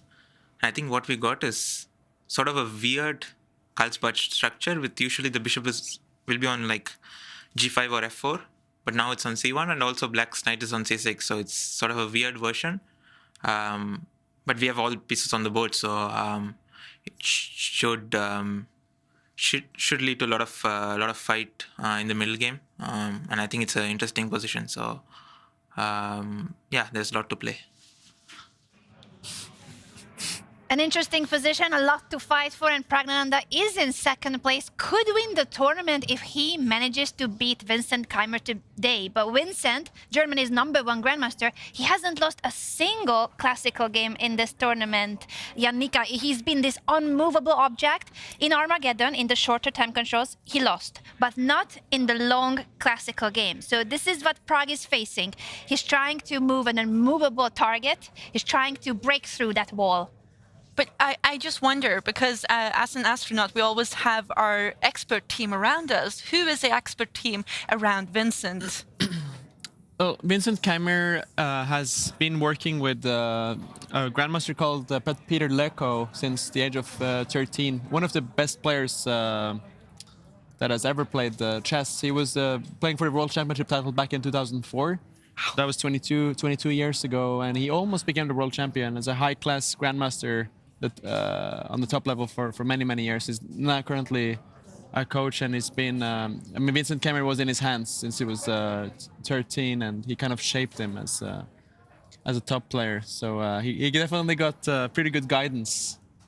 It's very impressive because you need your experts around you because you're only one person and one brain, right? And you're preoccupied with your own life as well. So you need to have a team around you who are experts in different fields that you can't have control of at all times. And I reckon that is what makes an expert player, is that they're able to listen to that information and advice and distill it and then weaponize it.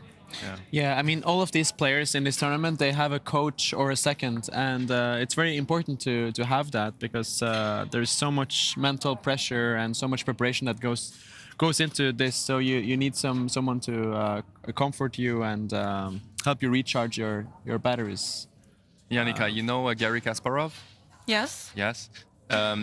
He offered help to Magnus when he was really young, and Magnus refused. But then later on accepted his help. Is that? Yeah, I think so. Magnus worked with Garry Kasparov when he was very young, but their collaboration ended. I think they were working around like 2010, 2011, probably. Yeah, he refused, I think, in maybe 2013, 2003, 2004, when Magnus was very, very young. I didn't know he refused. I'm not 100% sure. Like, I'm not, but former I world think champion they that started to dominated the work chess later. for 20 years or so offers you help. Like, how do you resist? Like, is it that he was too young? It's a bit of a different mentality because the Norwegian school of mentality is kind of more that it has to like come from the heart. Like you don't have the pressure so much. It's like you play because it's fun, you know. But Garry Kasparov is from Russia, and like back in the Soviet days, it was like, where you have to be in a room and work for 10 hours every day. And it was very, very strict. And there was a lot of pressure. And Magnus he didn't really like that. He just wanted to enjoy chess and not have a strict regime. I mean, what is training? That's eventually how their collaboration ended, actually, because Garry Kasparov gave Magnus some homework, but he didn't want to do it. And then he wanted to go his own way. He wanted to just play into being good and just have fun with chess. And yeah, he didn't want someone to tell him what to do. Were you always having fun, Yannicka, in your pursuit of high skating and your pursuit of being an astronaut and cinematographer? No. Elite sport is torturous, physically and mentally. I mean, the amount of like barriers you need to break through, and your personal barriers, fears you didn't know was a fear. I mean, it's high-level sport, and chess is a sport. It's not something you do for fun. You love it, you're in love with it, but it also comes with a lot of challenges. But it develops you as a human because you need to make it to the next level, just as if it is a video game. But you need to understand, what is that mistake I'm making? And then a coach can be the key for you making it to the next level, but it can also be someone who ruins you. And like, are you on the same level as a coach, or like, do you resonate with your coach? But a lot of coaches can also be, you know, from the old school of coaching, where they just beat you up and they don't build you up. You know, and they expect you to build yourself up. But that's sort of like actually a slower process to achieving the same goal. I've had both. You have positive and negative reinforcement? Absolutely. And honestly, I think if somebody gives you blunt feedback, that's the best way to go. You don't want to sugarcoat anything. But also, you need to retain your love for what you do, because you eat, sleep, and poop your love for the sport. I mean, you live it, you dream it. Yeah. And that's problem if you end up having a coach who is sort of borderline abusive to you. I think there was a very famous case of this in the chess world, Gata Kamsky. I think he was maybe number 4 in the world at his best. He was anyway a top-level grandmaster for many, many years. But I think he wrote in his book that his father was, not what we not what we usually expect in Norway, but like was more on the abusive side and punishing him after losses. And that's when you need a team around you of experts who also not just help you with the strategy and they help you with the game, but they also help build you as a person. Because I think the problem is similar in sport as it is in chess. It is being an astronaut, is that you need to rid yourself of who you are sometimes to perform the best. Right? You need to be the game, you need to be the strategy. You need to sort of not forget yourself, but sort of make yourself completely empty in order to consume new information. But that's when you need a team around you to help build you up again. And that's when you're very vulnerable to someone who could end up being abusive to you in sports. And I think it's a very important topic to talk about, even though it's on the darker side of the sport. Yeah, totally. Yeah, anyway, that relationship kind of made him quit chess for a couple of years because it was just not fun anymore, and he was struggling and was gone for chess for many years, and then eventually came back and went to the world elite. So I think it's very important to have a good environment around you and people that push you up and give you positive energy. Absolutely. What do you think about positive energy? Positive energy we all need. I think these two players are lucky to have the positive reinforcement that you were describing, and all the players in Norway Chess and Norway Chess Women, they are here, as Aryan said, with their trainers, coaches. Some of them are here with their moms. Some of them are here with their partners, wives. It's always, I think, heartwarming to see that they have positive reinforcement and positive support, and yeah, like Magnus hasn't had the best tournament, but what his father said when he was our guest in the studio is that what he thinks is helping Magnus with the losses, to deal with the losses, is that he has his family, that chess is not the only thing, that he has now his own family, and his baby boy was here many days here in the library where the venue is for Norway Chess. So, you know, he has other priorities in life as well, and that helps to also ground yourself and find yourself through the difficulties. Was it similar in your case, do you think? And what would be the pillars in your life that you rely on? When you go out in space, before that moment, you said how focused you were, but it's also that you're putting your life at risk. You don't know if you're coming back. Again, great question. And this is sort of like partly scientific, partly also psychology. So we get asked to pick the 15 closest friends and family that we keep in our inner bubble, but also our inner bubble of friends and family, they also have to go into quarantine with us. So they also need to sacrifice a lot of their lives to support us, especially those 2 weeks before launch. That's difficult for a family and friends to take that time off of work and live in quarantine with you. And then you have your other friends, you know, who you appreciate. You go out and you have a party with them, or you meet them for coffee. But those friends, sometimes they give you energy, sometimes they don't.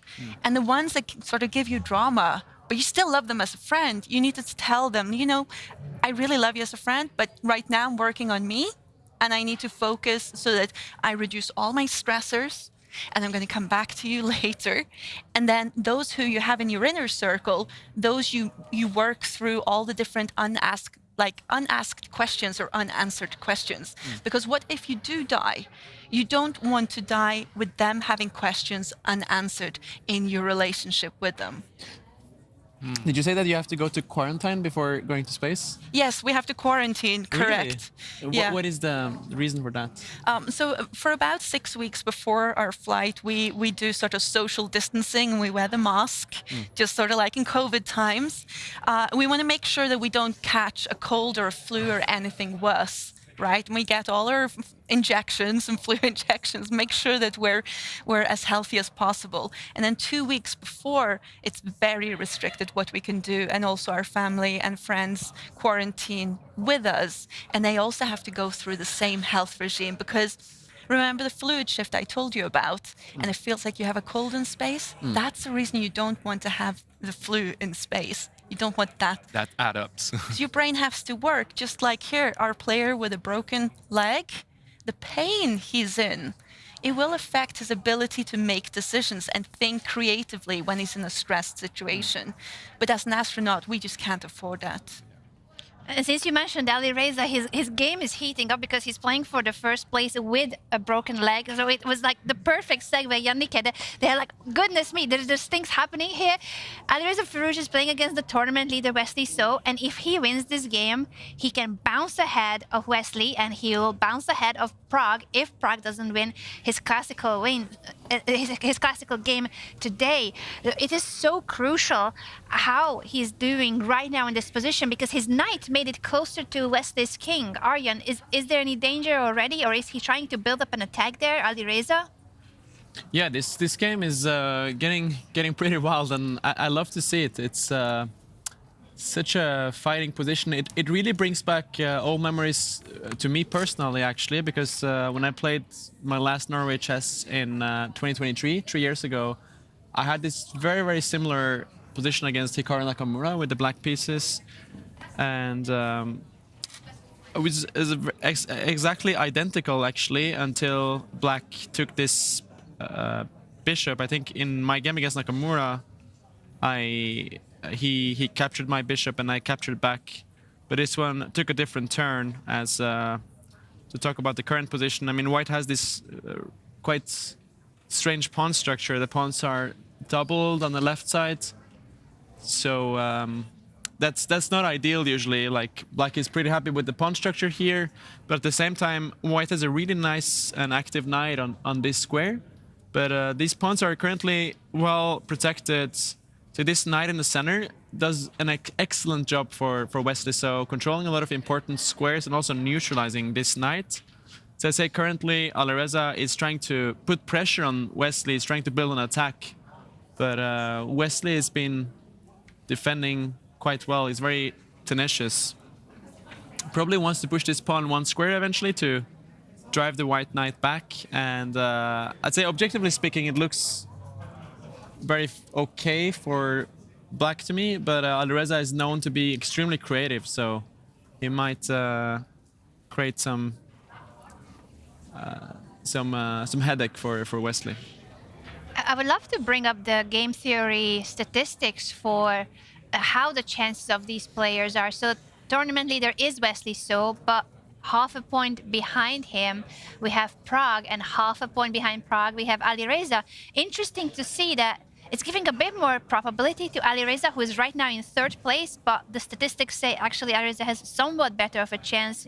And if he beats Wesley, he would bounce up to the very top of the standings. 56.5% chance is the likelihood, according to our game theory expert Mehmet, that Wesley So will win the tournament. But he's a very classical, very solid player, isn't it, Simon? The case of Wesley when we talk about his playing style, it's not that aggressive attacking dynamic chess that we see from Alireza and Pragg, who probably will take risks, try to go more all in sometimes, or try to force a fight. What do you think? What do you make of these? We've seen from Wesley such a great tournament so far, and yeah, he's really good at defending, and that's maybe what he's trying to do right now. He's trying to make sure all his pieces are well coordinated, and making really hard. It seems really hard for Alireza to break through, and it seems like a nice pawn chain from black. Yeah, actually, Hans Niemann tweeted last night that Wesley So is the hardest player in the world to have to be in a must-win situation against. And yeah, it's been defending really precisely. Currently, I just took a look at the engine because I was curious. Currently, black is slightly better, and Wesley has played perfect chess now. Everything is protected, and black is ready to drive back the white pieces. So I can certainly see a scenario where this falls back on Alireza for going too aggressively, and Wesley taking the initiative. Wesley used to be a former number 2, just below Magnus back then. Yeah, this was back in 2017, 9 years ago. Wesley hit his peak rating and was number 2 in the world, and after that he's been around top 10 in the world. But yeah, he is not not gotten back to top 5 in the world, I would say, but he's always been, jumping around in top 10 in the world. Truly a world-class player. Very much a world-class player. He's our tournament leader, but someone else wants the spotlight. Someone else wants us to talk about him again. So over to you, Magnus, in the confessional booth again.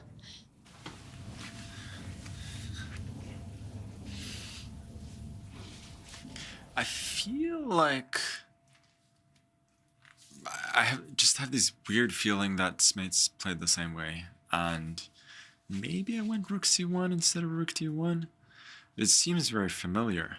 I think you could take on d4 after queen b3, and then queen b7, bishop b6. Like, I have some vague recollection of that.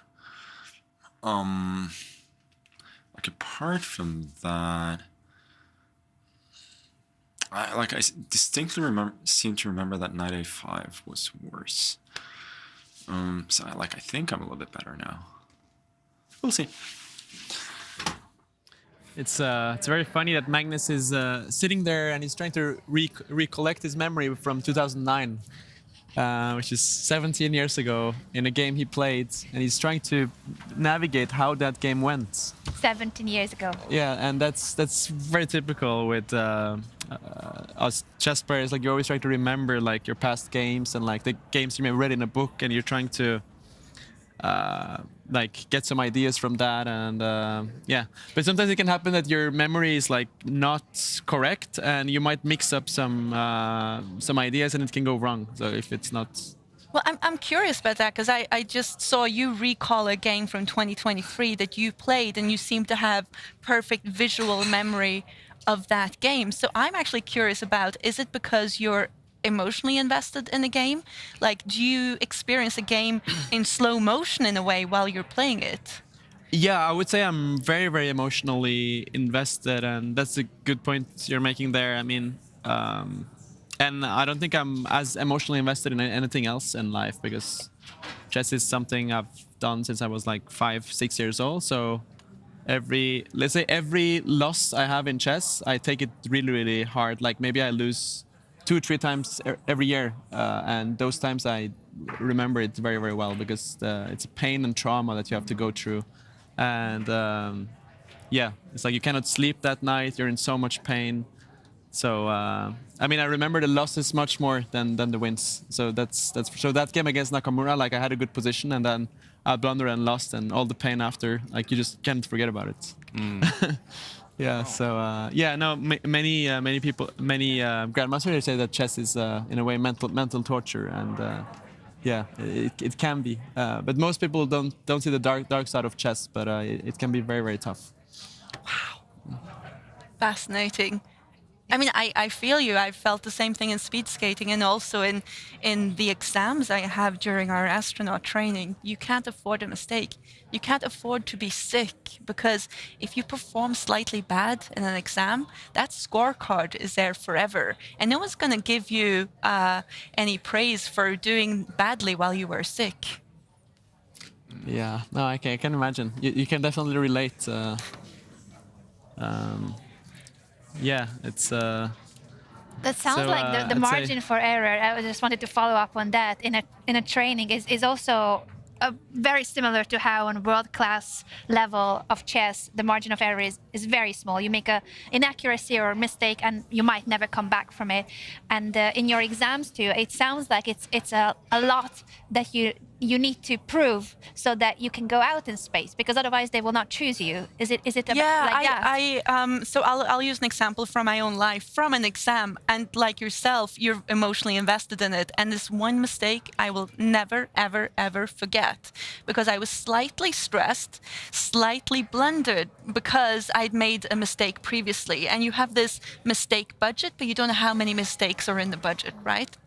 And then you start not seeing details, right? Your vision becomes slightly foggy, trying to look for the next move, the next thing to do. And then my mistake sent me down a path I didn't want to go down, that I hadn't studied for. So we were preparing for an emergency deorbit, where it was a choice to kill the crew or make a perfect landing. And then I saw a little piece of text, but I omitted to see the equal sign had a stroke through it, which means not equal. So it meant the opposite of what I thought my choice was. And then obviously we ended up in a terrible situation in that sim, and that for me was so painful that I will never forget that mistake. But then again, you grow, and thank goodness it was a sim and not an exam or the game we see here today. Oh, this is huge. So that would have killed the person, or in the final, what Us all. Yeah? Yeah, but the point being is that you have this budget of mistakes you can make, and as soon as you make one small mistake, you need to stop. Everybody stops, because nobody can build on my mistake now, right? You may react on my mistake. You may have an emotional reaction even that builds on my mistake and makes it bigger. So then, okay, a mistake was made, everybody stop, stop, stop, stop. Refocus and continue. Would you say that what would you say helps you and helps the crew in that moment, because it feels like it's really life or death decision. So we're looking at chess moves, and they might experience a lot of pain. It might be very difficult to deal with a loss, but at the end of the day, they are not risking their lives in the same way that astronauts are risking their lives. It feels like risking your life, I think, if you're in that situation, because we see the game here, but then again, if you make a small mistake, stop. Why did you make the mistake? It could be as simple as you didn't drink enough water. You didn't eat the right kind of food that made you just off-balanced. So stop, take a break. Why did you make the mistake? And quite often it is a physiological reason. Your body needs something, you didn't give it.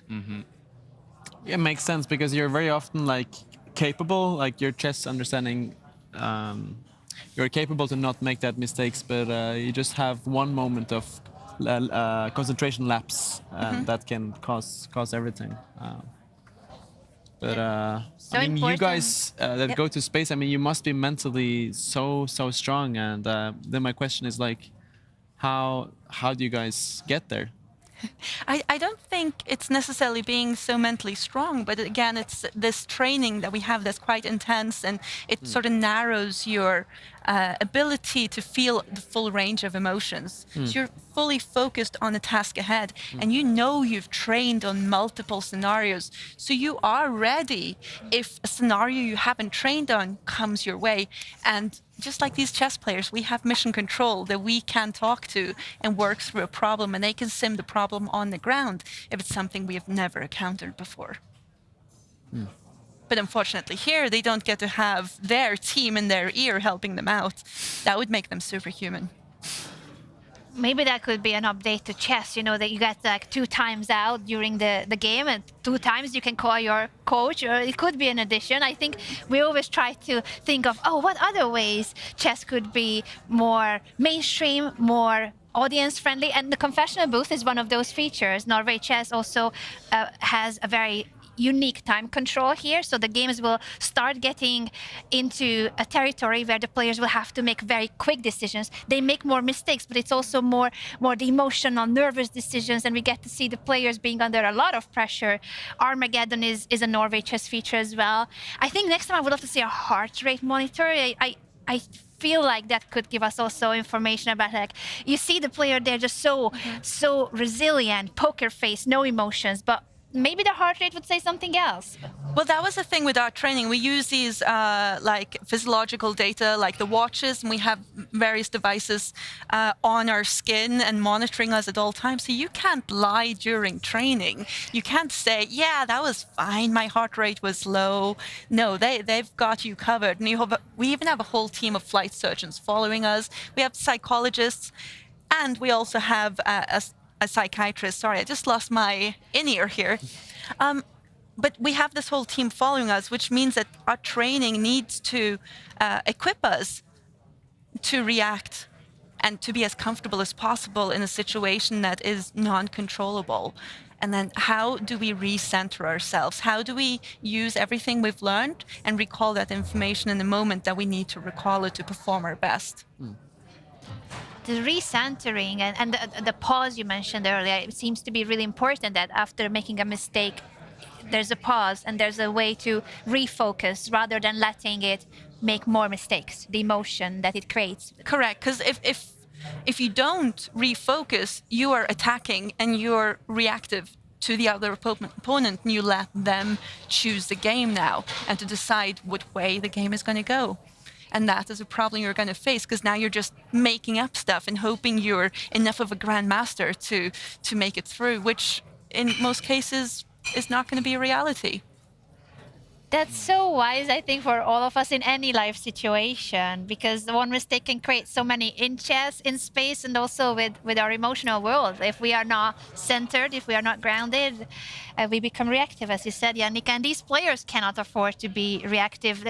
When we bring up the bird's eye view, and what we have today is the final clash for all of the players in Norway Chess and Norway Chess Women. They cannot allow mistakes. Today, the mistakes are very costly in terms of prize money, in terms of the first places. Who will win Norway Chess is still a question wide open. We have a tournament leader, Wesley So, but right behind him is Pragg, half a point behind him, and right behind Pragg is Firouzja. So 3 players can still win the tournament. Aryan, I would love to have an update on what you see here overall among the boards. So top row is Norway Chess, bottom row is Norway Chess Women. Our champion for Norway Chess Women is Bibisara. She already won it, but the other games still count for the prizes. If we could have a quick update on all the boards, Aryan, before we head to any of the selected games that you would want to analyze more in detail.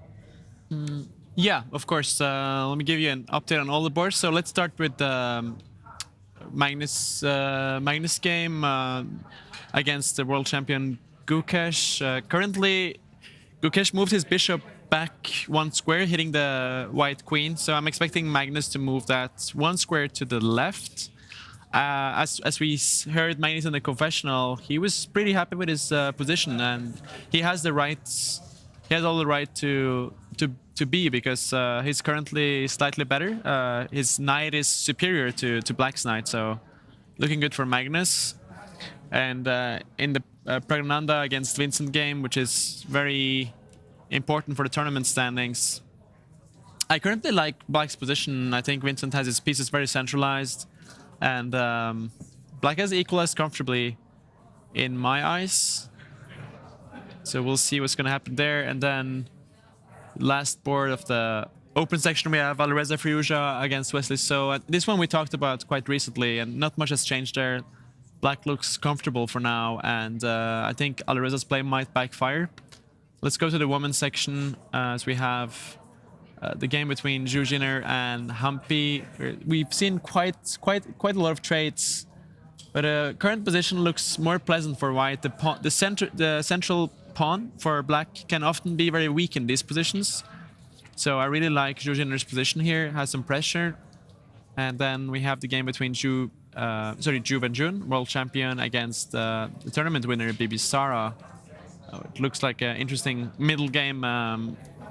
Some pieces are about to be traded off. It looks quite balanced for now. I think it probably should be around equal. And then we have the game between Anna and Muzychuk, who has a winning advantage against Divya Deshmukh after Divya maybe underestimating how much danger her king could end up in. And now Anna is taking her time there, but it looks very, very dangerous for black. So would you say that out of all the participants of Norway Chess Women, it's Anna Muzychuk with the best position right now in this round? Yeah, for sure. Anna Muzychuk has a very, very big advantage, and I would not be surprised if she wins this game within the next hour or so. Wow. Looks very tough for black. But in general, we have a lot of interesting positions today, and anything can happen on all the boards, really. Yeah. So I love to see it. How about Norway Chess? How are the chances looking so far for the players that are fighting for the first place? I'd say it's looking the best for Wesley, I would say. The opening has gone his way. He has a very comfortable position. So if I had to bet, I would certainly put my money on Wesley winning the tournament as it is right now. But of course, anything can happen. And one small mistake can change everything.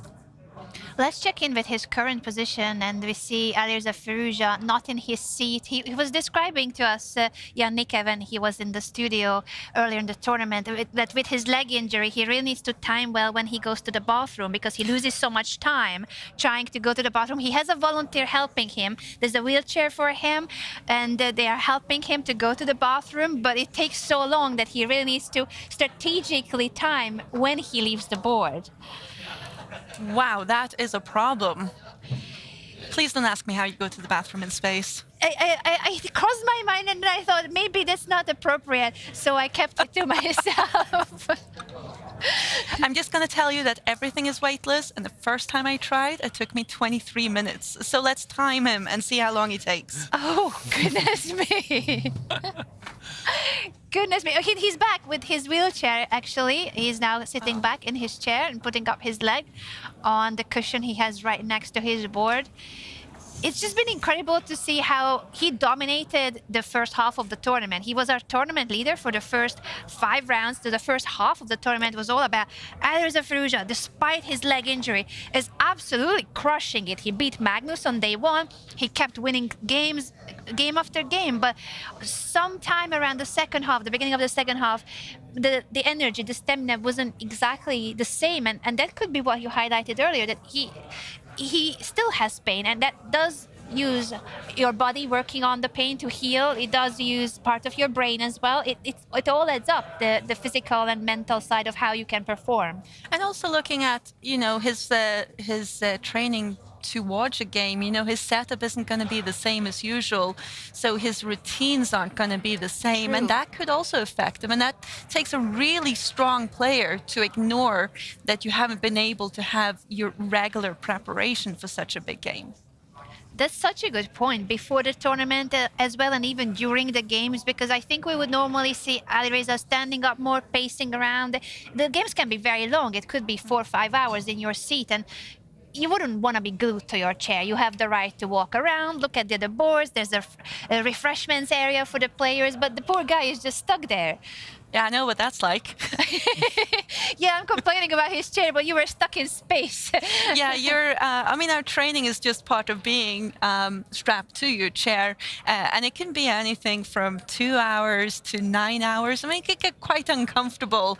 But that, you know, being able to perform your best while you're being uncomfortable is actually part of our training. And maybe it should be part of chess training as well now. It might become part of it. And interestingly, while we were discussing this, it's not one of these players, but from another game, one of the other fighters is now in the confessional booth, and he is Germany's #1 player, Grandmaster Vincent Keymer. So over to you, Vincent. I do feel like it's time I come here at least once, you know, share the experience. Yeah, the game today is, I guess, kind of what we expected. Pragg was interested in a big fight. He got that. I do think we have a very complicated position as of now. I do believe I'm still fine, although I missed a few things along the way. But if my calculation right now is correct, things are still, yeah, quite interesting, but should be fine for me.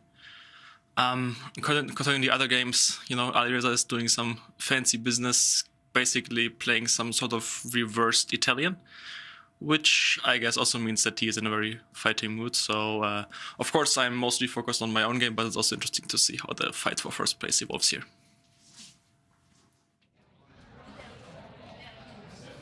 Well, thank you, Vincent, for making your first appearance in the confessional. We truly appreciate it. And he even went on to analyze some of the other games that matter for the first place, of course. His opponent, Praggnanandhaa, is currently in 2nd place and is trying to fight so that he could get to the very top of the standings, while Alireza's game is the other one we've been highlighting against the tournament leader, Wesley So. When it comes to the thoughts of Vincent, Aryan, could you show us what he was talking about? And what did you make of his confession? Yeah, Vincent was saying in the confessional that Pragg expectedly went for a big fight, as he's trying to win the tournament. He has to win this game to have a shot for that. And currently the position is extremely interesting because Vincent was in this diagonal of the white bishop, moved his queen 1 square to the right to get the queen out of this pin. And now Pragg activates his knight and I believe Vincent has actually planned an exchange sacrifice here. He's going to capture this knight, and after white captures back, he's going to take with his bishop, giving up his rook. And after he takes back, we have a really, really interesting position where white is materially up. He has an exchange for two pieces and a knight, and white has a bishop and a knight. Currently 6 pawns each, but black has a pretty nice pawn mask and try to push forward here. So we have a big imbalance, and it's just very, very unclear. But I think black is generally pretty comfortable. This piece is very centralized. So this is a variation that is very likely to happen right now, because Vincent must have thought about this logical move happening after he moved his queen. I don't think he's going to take it with a bishop, because after white takes back, the knight has to move from this square, and if you move it, you lose this very, very important central pawn. So yeah, currently the black knight is attacked, so black has to react accurately, and I really think he's planned this exchange sacrifice where he's getting a lot of piece activity for the rook that is given. And yeah, firing up, Anna. This is definitely firing up. I want to bring up our piece value system because it's quite chaotic for the rest of us. You're a Grandmaster Aryan, but the rest of us are like, wait a second. So how much material? In Yannicka, we usually say that the pawn is 1, a bishop and a knight are worth 3 points or 3 pawns, and the rook is 5. So black is sacrificing a rook, giving up 5 points of material, and what he gains is 3 points for the bishop and 1 more for the pawn. So that's still only 4. Aryan, when it comes to decisions like this, that you are giving 5 points, you're gaining 4, so you know that you're giving up some material. Can you give us advice on how to judge when it's okay? Because you're saying black is fine here, black is not in trouble. Yeah, it's so hard to say. So if we're doing the point system, like, yeah, so white has 2 rooks and a bishop and a knight. Or let's say the rook that is sacrificed is worth 5 points, right? And black has black only has a bishop and a pawn for it, because black has 6 pawns and white has 5 pawns.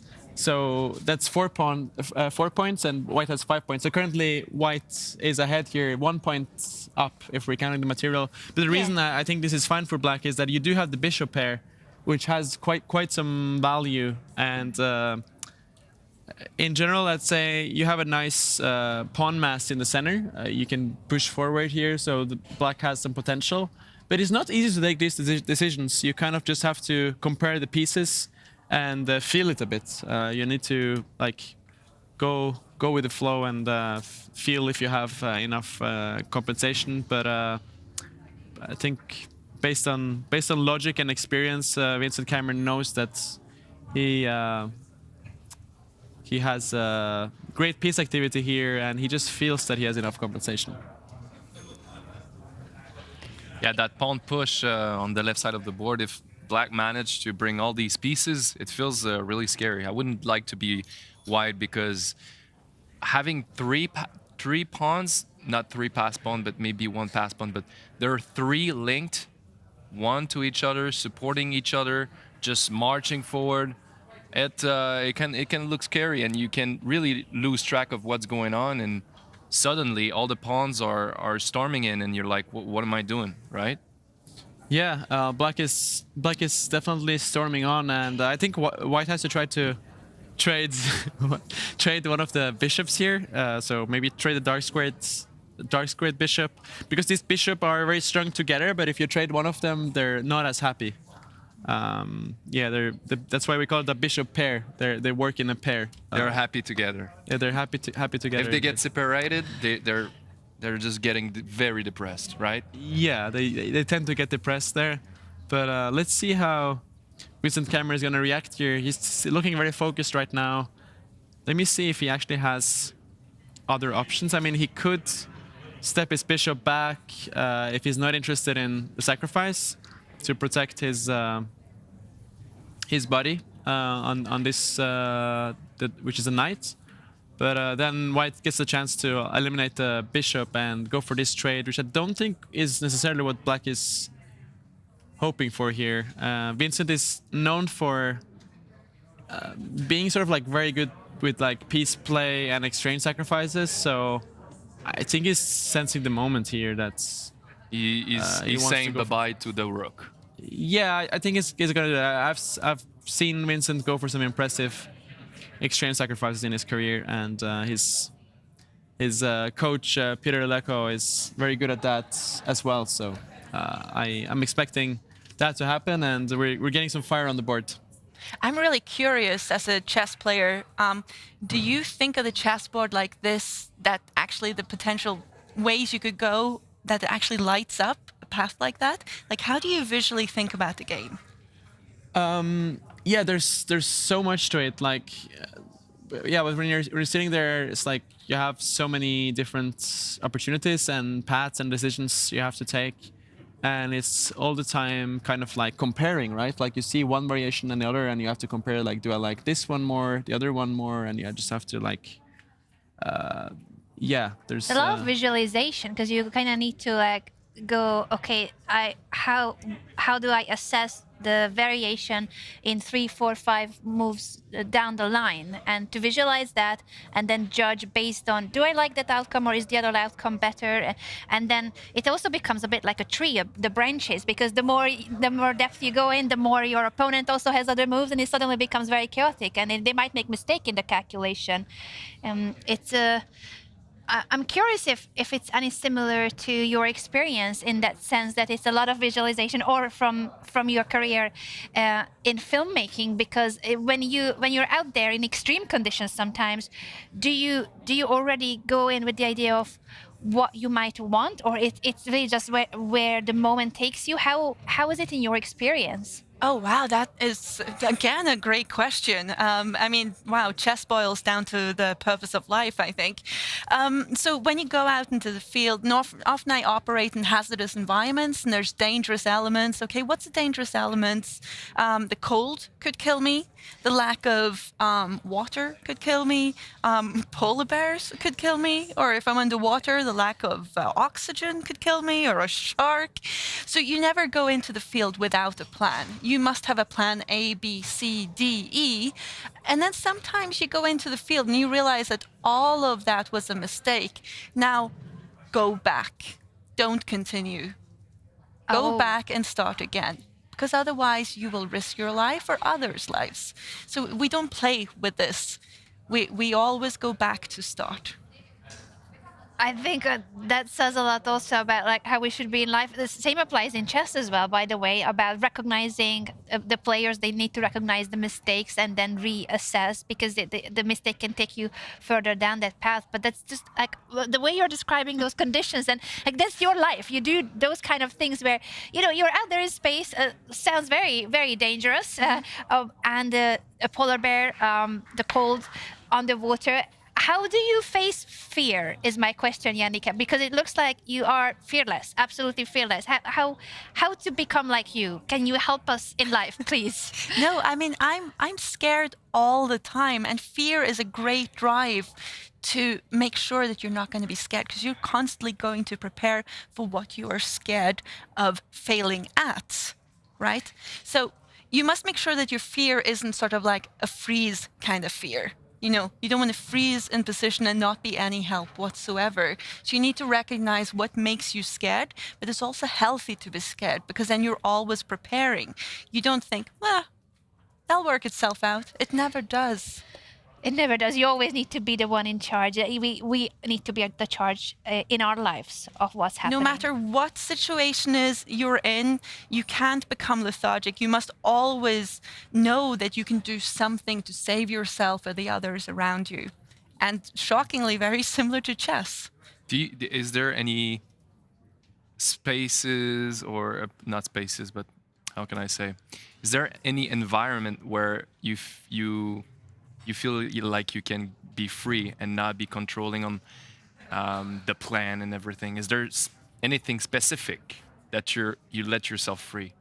Oh, Yes, actually, and that's when we're in orbit. That's actually when we can start relaxing a little bit, because the rest is physics, right? You're in an orbital insertion, you're traveling at the speed of 27,000 kilometers per hour, or 25 times the speed of sound.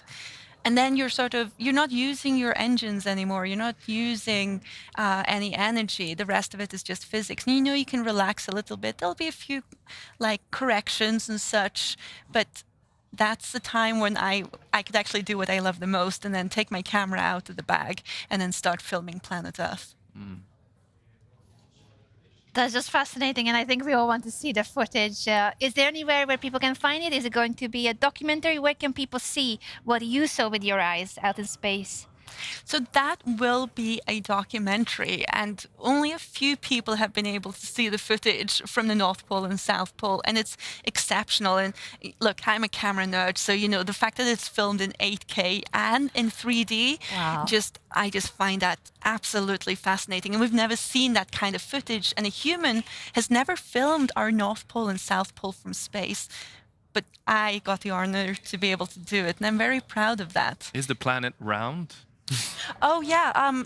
Sorry, you didn't know? No. You- So it's round. I'm so sorry to tell you on live broadcast, but yes, our planet is round, and sorry for you guys who just weren't aware. So it's not a myth? Oh my God. Okay, thank you for telling us. Jannica, it has been such a pleasure to have you, and we could continue talking about space, but I heard that you have also other commitments here. A final question. How has it been for you after all those extreme experiences? How would you rate this as an experience when it comes to extreme experiences, a chess event, and you've been helping us broadcast it, the final round? What do you think of Norway Chess? I'm in absolute awe of the players here in Norway Chess, and the honor of Norway being able to host this event with the best chess players in the world. And I could just aspire at being as smart as they are, and I wish I was, because this game is exceptional, and it's all strategy at the highest levels.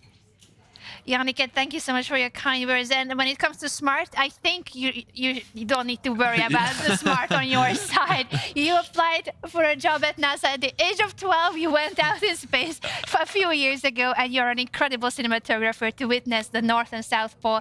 And we want to see the documentary. So everyone, huge thanks to Jannica for joining us, and congratulations on all that you have achieved so far. Thank you so much. Thank you so much. You're so kind. Thank you. And thank you for the honor. And also a past schoolmate. Yeah, it's an honor. Thank you so much for doing this. Thank you. Ladies and gentlemen, Jannica Mikkelsen, and we will be keeping an eye on the documentary, because I think we're all invested and want to see it. When it comes to the tournament, we will be taking a short break, but before we head to the break, Aryan, could you show us the bird's eye view and the update on today's round, and how is the situation evolving for the top prizes? Yeah, so Magnus is taking quite some time after the bishop move by Gukesh. I'm quite surprised. I thought he was just going to move his queen very fast, but he's currently thinking if he's going to go back with the queen to this d2 square in the center of the board, or put the queen on the side. So these two moves are leading to different positions. And the second board, Vincent didn't go for the exchange sacrifice I was expecting. I think Pragg is happy to see that, as his position gets easier to play right now. And Wesley So against Alireza Firouzja, the knight is getting driven back as it was expected. Wesley has a comfortable position. Jiner a bit better against Humpy, and I think the Wenjun Bibisara game looks a bit better for White currently, as a bit of superior pieces. And the game between Anna Muzychuk and Divya Deshmukh looks really good for White, and I'm expecting Anna to win that game. Great chances for Anna, as you have said, Aryan, and the other games are also so crucial for the top places. Norway Chess is still wide open. We're going to take a short break, but when we are back, the games will be heating up, time pressure will be approaching, and there is everything at stake today at the final round of Norway Chess and Norway Chess Women. We'll be right back.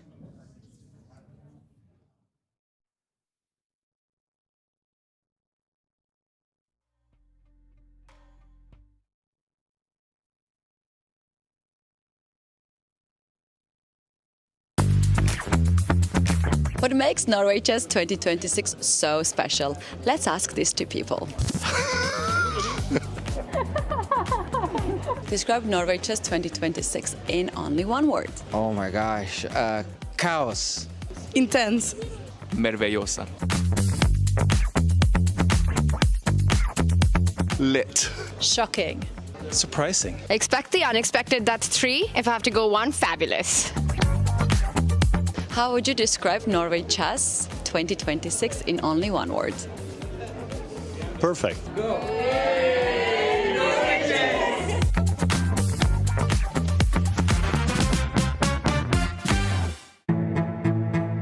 A chess game starts long before the first move. Before the tournaments, players spend hours studying opening and preparing ideas for specific opponents. Years ago, this work was done mostly with books and chess boards. Today, much of it happens on laptops, using databases and chess engines.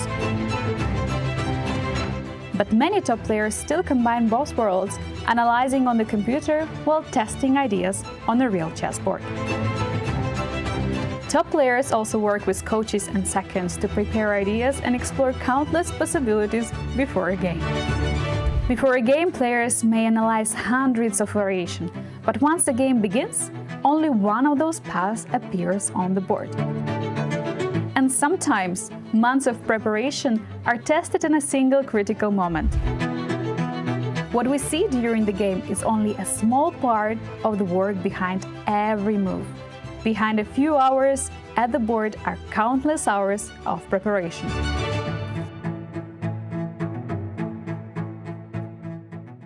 Why does online chess feel so different from over-the-board chess, even though the rules are so similar? Online chess is fast and reactive. You rely on speed, intuition, and quick decisions.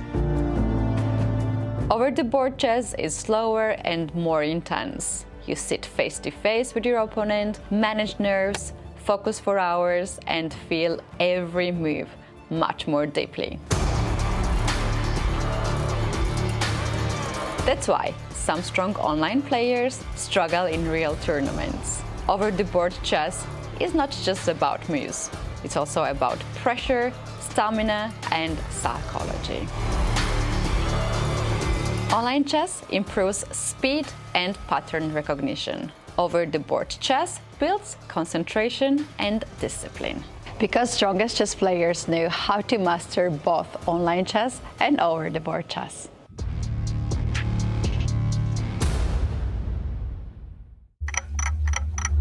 Chess is changing, and this is the next big step. Total Chess is a new FIDE-approved World Championship Tour. Created by the team behind Norway Chess, it combines Fast Classic, Rapid, and Blitz into one title. A pilot is set for autumn 2026. In 2027, the inaugural tour begins, and we will crown the first ever FIDE World Combined Champion. 4 events a year, hosted in cities around the world. A clear season structure, a bigger audience, and a stronger presence for the sport. We are partnering with sponsors, investors, host cities, and media partners to build something with long-term global impact. If you're looking for a global platform with real momentum, this is it. Let's talk about how you can be part of it.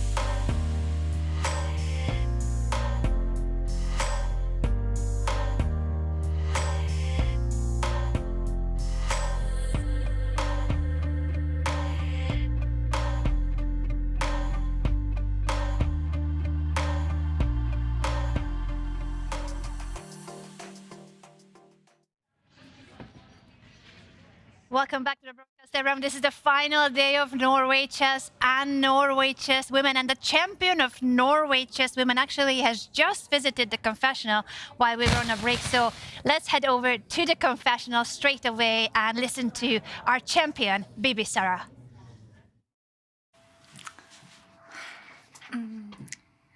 Yeah, hello. Yesterday in the studio I was asking to come into this confession booth and I don't know what I need to say.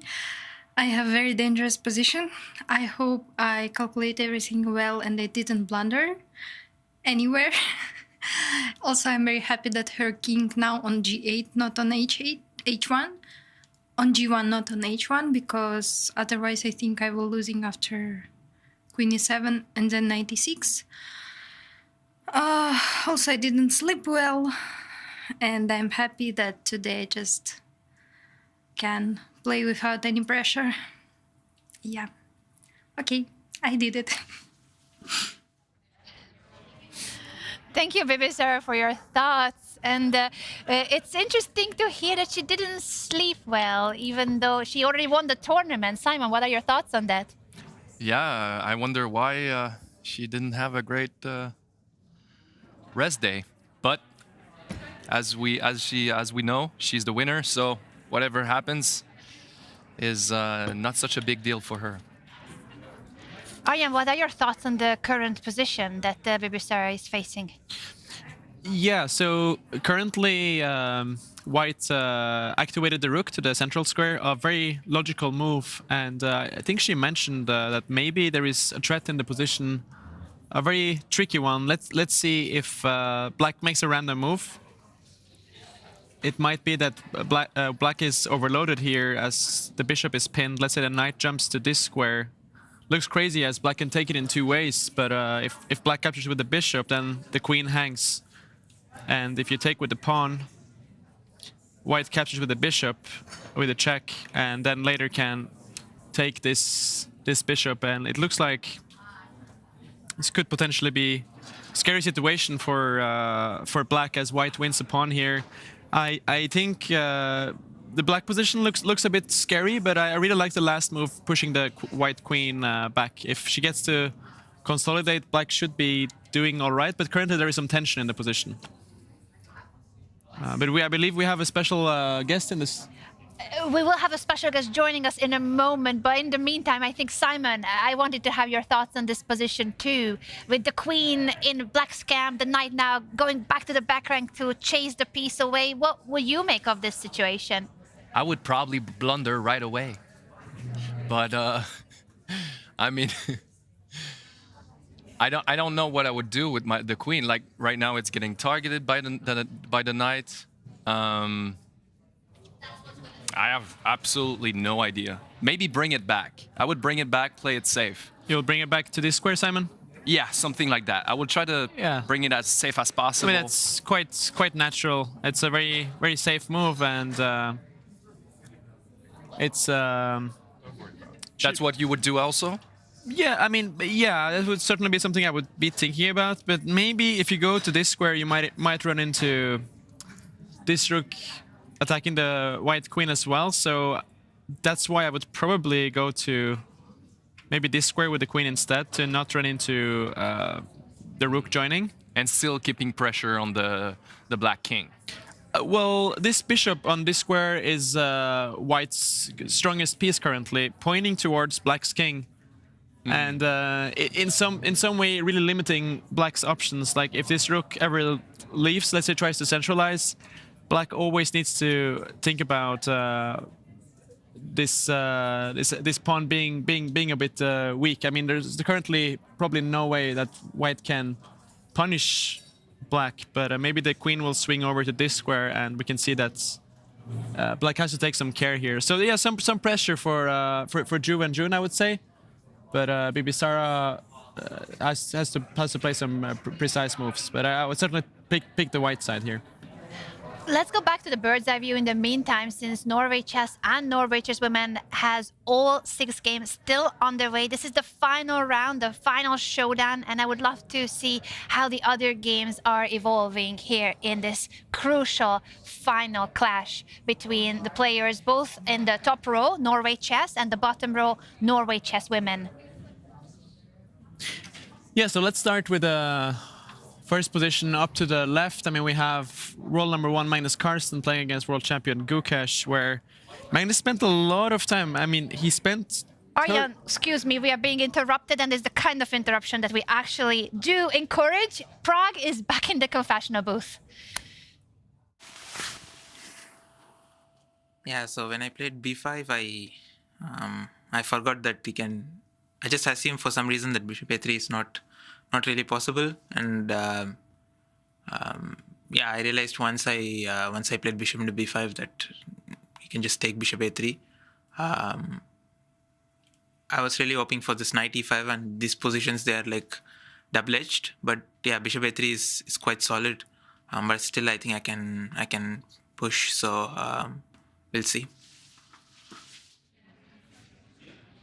He still can push and mentioned a bunch of lines. I think we need to catch up with the thought process of Indian star Praggnanandhaa here with the white pieces against Vincent Keymer. Pragg is in a really good position already, second place, but he could win the tournament if he manages to win today in the classical game. That gives him 3 points. Aryan, did you catch up on any of the lines that he mentioned, on any of the moves that Pragg was talking about in his confession?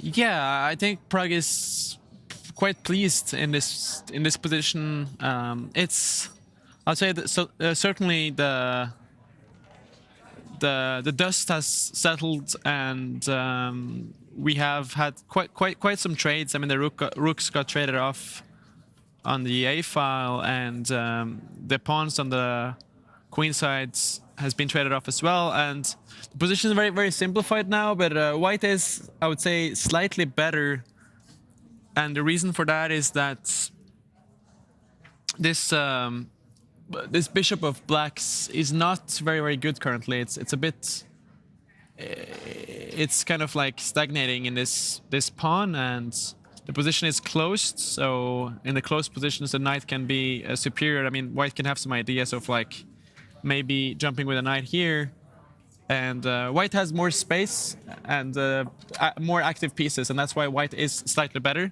Black doesn't have too many pawn breaks. I mean, black is perhaps trying to set up this pawn break here, but what often happens is that white will take it and, let's say, place a knight in the center of the board, and a position like this is generally considered very, very safe for white.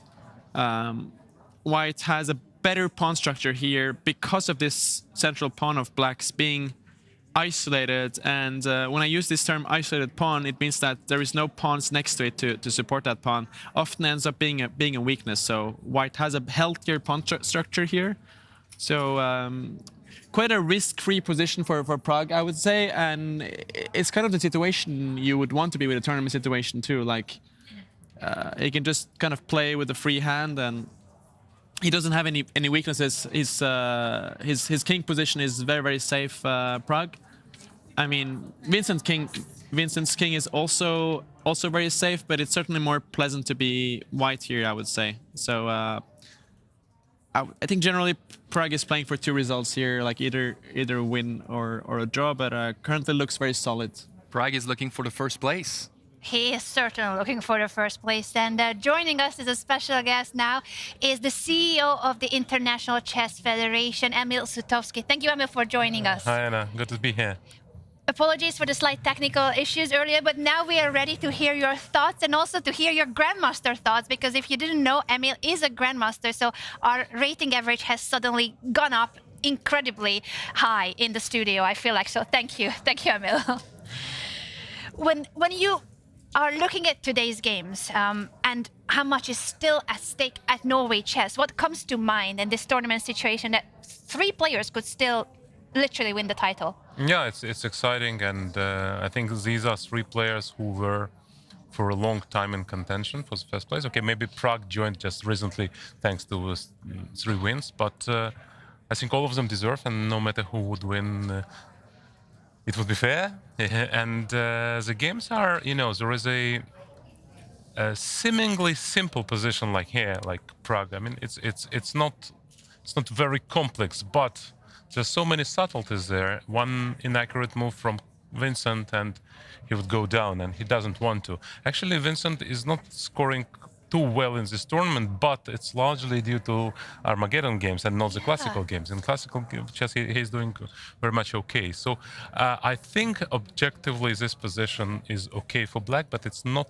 a position you would want to play as Black. I think you put it very well, and also looking at the time situation, Prague is putting so much pressure on Vincent, also on the clock, and it's a very unique format here. Emil, what do you think of Norway Chess with all the innovations, with the Armageddon, with the time control as well, that there's no increment until move 40, and even after then, it's only a 10-second increment. So we have seen so many time troubles and so much more likelihood of mistakes as well in the heat of the time troubles. I think the format is very exciting. It's Norway Chess has been already around for so many years, and there were some experiments with the formats. But in recent years, this format stuck, and I think it is something that people like to see. It is a bit unusual indeed, and it is difficult for players, I would say, because players typically used to different time controls. If they play fast chess, rapid chess, that's one thing. If they play classical, it's a different one. Here, this transition from move 40 is making things more difficult for them, like we saw yesterday in the game of Keymer versus Alireza. It was like, but all in all, I think what's important is that the quality is still quite high, and at the same time, it's exciting for spectators.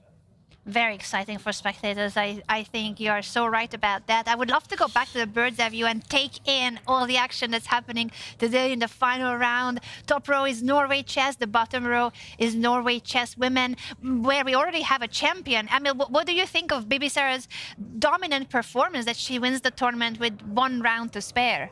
Not surprising for me. I was thinking of her very highly before the tournament, and even before the women's candidates. I regarded her as a favorite there. And she finished second, and she was close to winning it.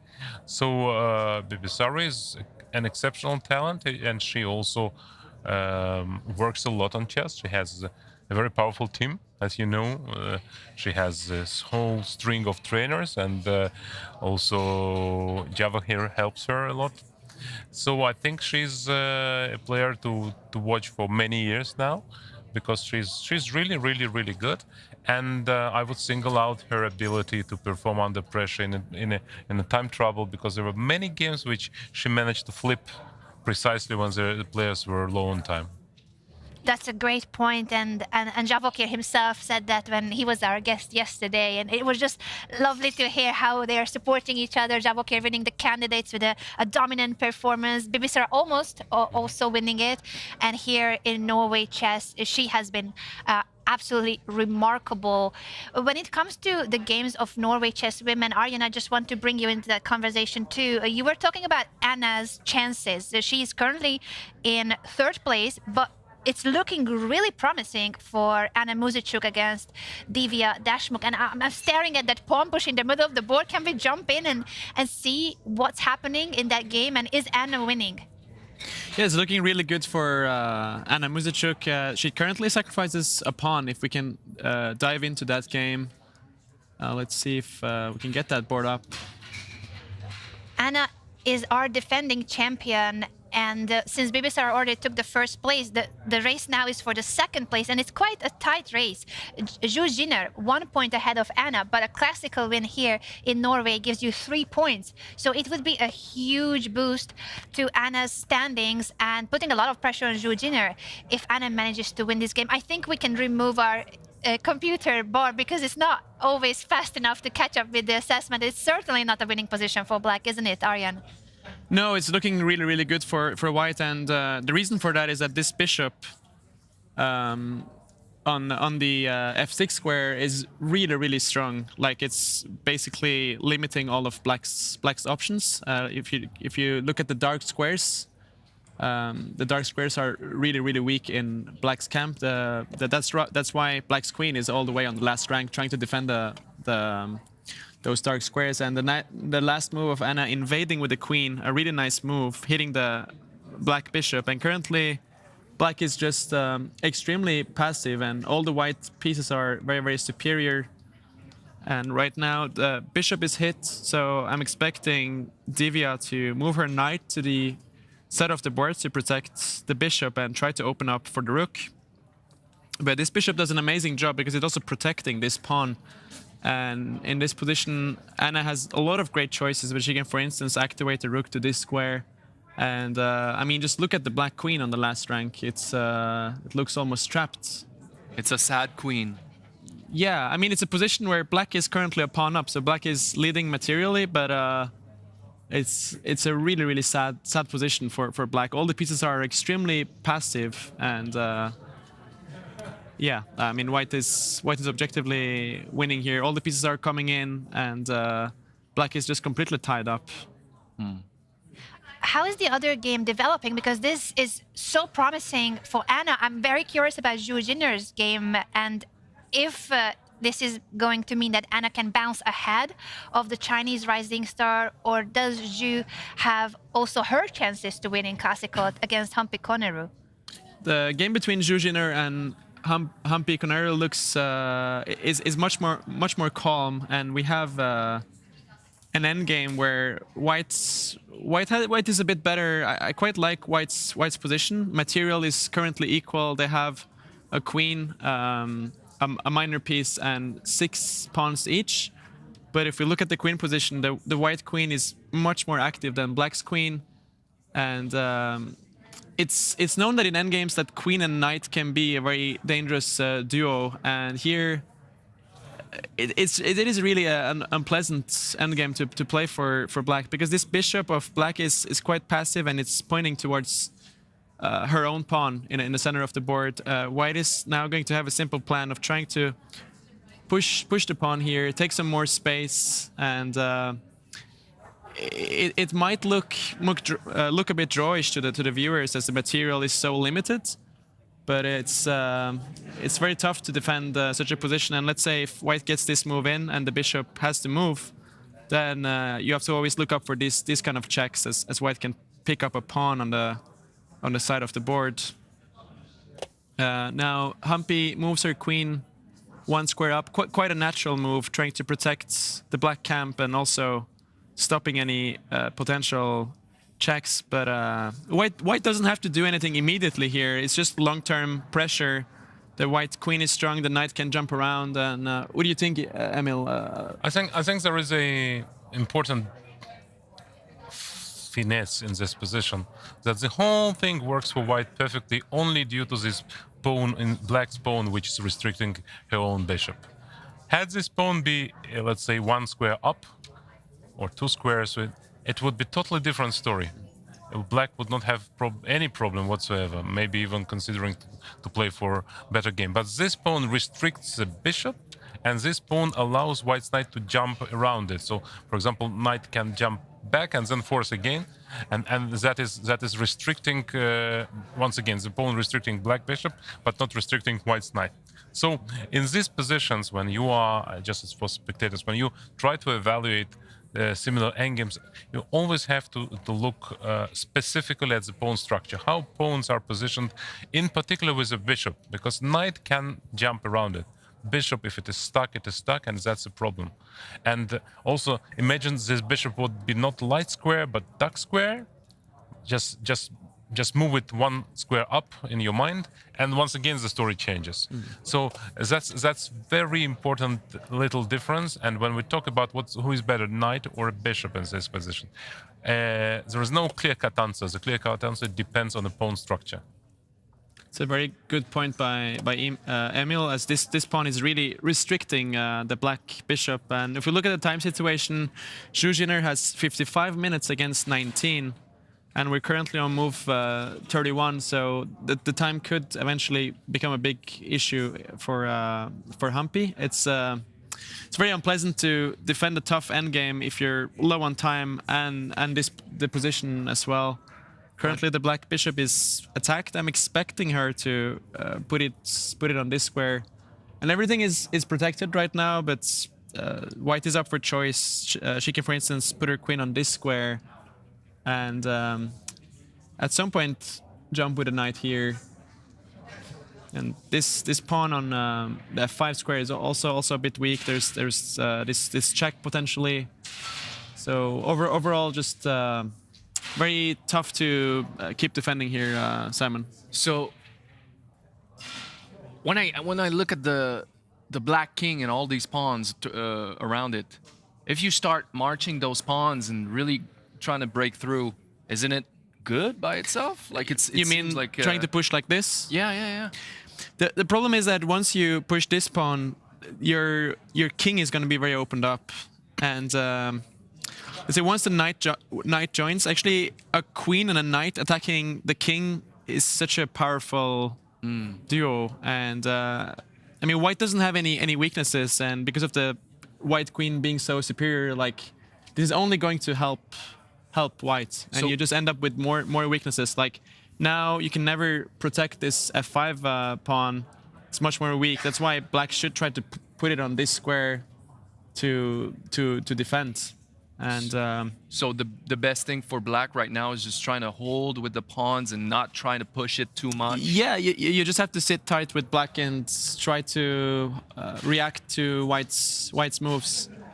Interesting. Yes, as Emil pointed out, these pawns are really restricting black's play. Like if we put the pawn on this square, like here, for instance, like this bishop is much stronger. Like black can play around with threats like this, and you suddenly have threats in the position. Like black is threatening checkmate, and the scope for the bishop is open. But right now, the bishop is extremely limited because of the pawn structure, and this bishop just ends up being very passive.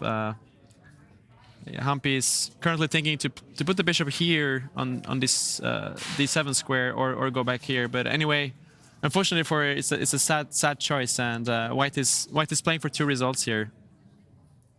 So yeah, I'm really expecting white to win this game, which would be huge for the tournament standings. So if Jiner win and Anna win, who gets the second place? Jiner is 1 point ahead of Anna, so in that case it will stay the same way as it is. But Anna will definitely try to win her game and only then worry about the rest, because you have your own game to focus on. Anna with the winning position, she needs to convert it and then sit back and wait what happens on the other boards.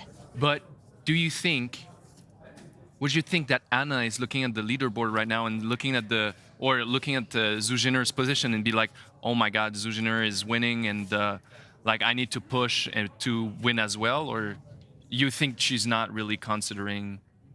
She needs to win anyways, so Yeah. that's I think that's a minor consideration. Also, it's not that it is the first place at stake, so it's a bit less of a pressure. Anyways, I think she's focusing mostly on her own game, because let's say that doesn't really, I mean, she can worry or not worry, but it will not impact the outcome of this game. So no, I think any player would mostly focus on their game, and only then be, let's say, because she doesn't have to define her strategy depending on this game. If it would be vice versa, let's say Jiner had to choose because she's half a point or 1 point ahead, and then she needs to define her strategy, whether she plays solidly or she goes all in. That could be a story. It's different for Anna. Anyway, she needs to win to have a chance. So that's why she would just try to win and see if it is enough for the second place. That's a very good point, and it's looking really good both for Anna and Jiner in their games in this final crucial clash at Norway Chess Women. Before we continue with the rest of the games of today, I would love to show our viewers something very special that's coming up next year as a new World Championship Tour. It's called Total Chess, and this is what you need to know about it. Chess is changing, and this is the next big step. Total Chess is a new FIDE-approved World Championship Tour. Created by the team behind Norway Chess, it combines Fast Classic, Rapid, and Blitz into one title. A pilot is set for autumn 2026. In 2027, the inaugural tour begins, and we will crown the first ever FIDE World Combined Champion. 4 events a year, hosted in cities around the world. A clear season structure, a bigger audience, and a stronger presence for the sport. We are partnering with sponsors, investors, host cities, and media partners to build something with long-term global impact. If you're looking for a global platform with real momentum, this is it. Let's talk about how you can be part of it.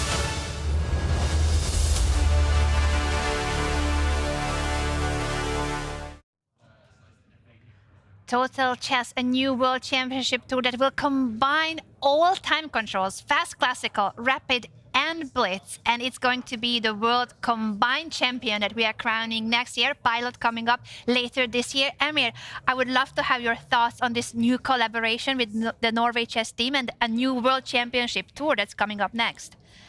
It's very exciting. The idea has been devised between Norway Chess and FIDE, and we spent nearly a year working on details on a format on how to make it both exciting but also objective to reflect players' strengths.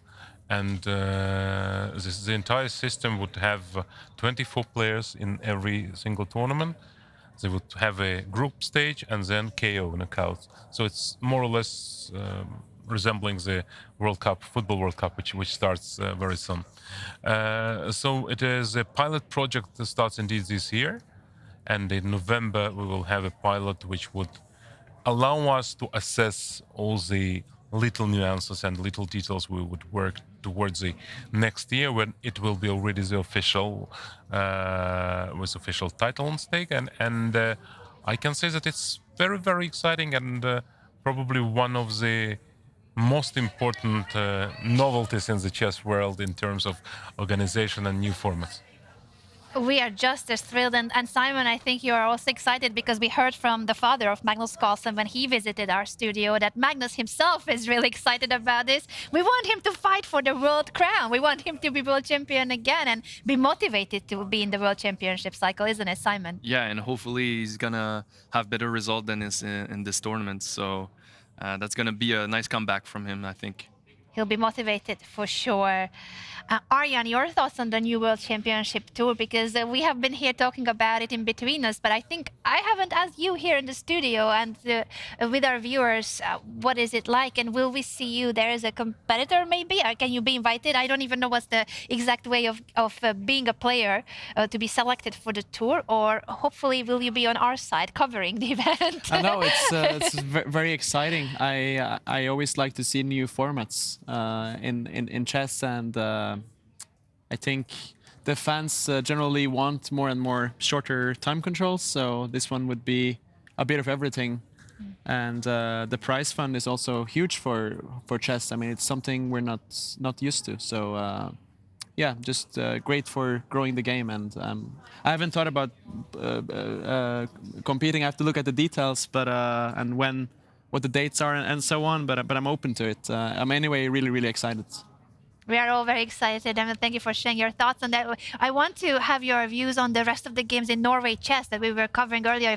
If we can get the bird's eye view on our screen, with the top row being the field of Norway Chess, 3 players can still win the title. How do you see those 3 games, and who do you think will win the tournament?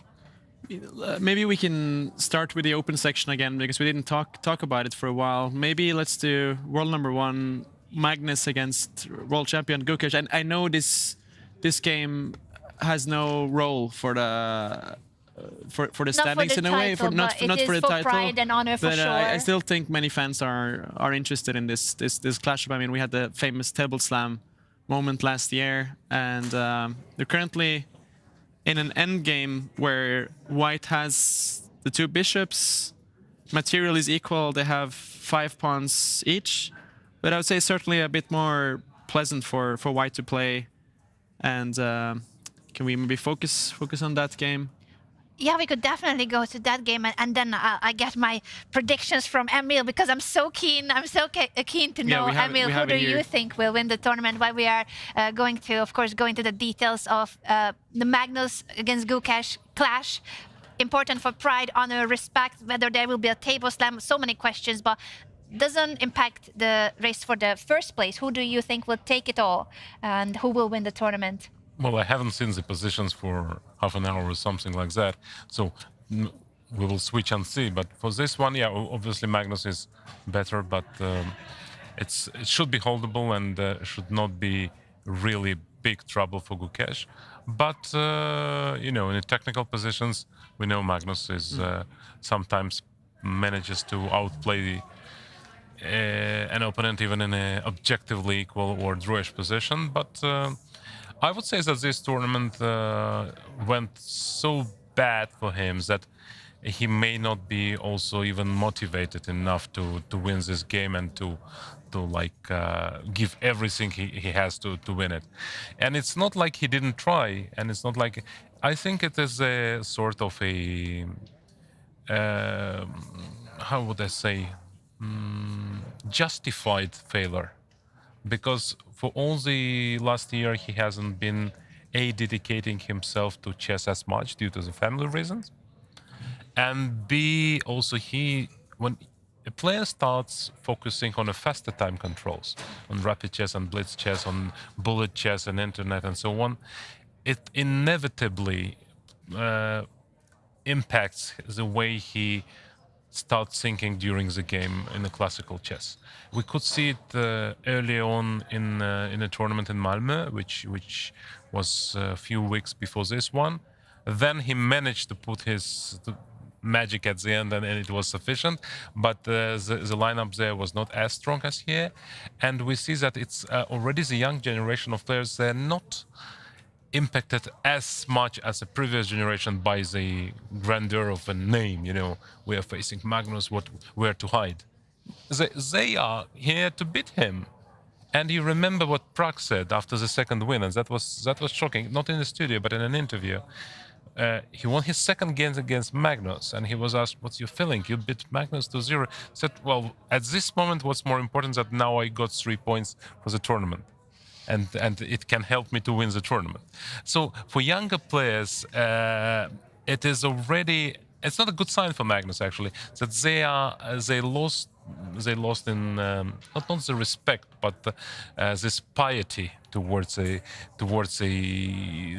great player, and now he has to again to sort of prove that he is like best by far and not just primus inter pares. So it's a difficult challenge, and I'm not sure he is mentally up to it, because in recent years his priorities switched again. And I don't know how it will go. I'm really, really excited to see what will be the next events and how he will fare, and whether he will again regain his confidence and manage to once again be clearly the strongest player. And speaking of what his next events might be, we hope that he will want to get another couple of world titles, because the World Rapid and Blitz is coming up later this year. We do have a video for our viewers to see what's going to take place later this year when it comes to fast chess. For decades, Hong Kong has stood as one of the world's great financial and trading capitals, a place where ambition, speed, and precision define success. Now, a new battle comes to the city. From the 16th till the 22nd of June 2026, Hong Kong transforms into the global stage for chess as it hosts the FIDE World Team Rapid and Blitz Chess Championships 2026. This electrifying event brings together the best minds from across the world, superstars of a game, including legends like Magnus Carlsen, Fabiano Caruana, competing shoulder to shoulder with ambitious newcomers in a fast-paced, high-stakes showdown. Rapid decisions, blitz reactions. You can participate in so many ways. Register your team and play. Come to Hong Kong and witness it live, or watch online on the official FIDE YouTube account with commentary from top grandmasters. The world is watching. Will you be part of it?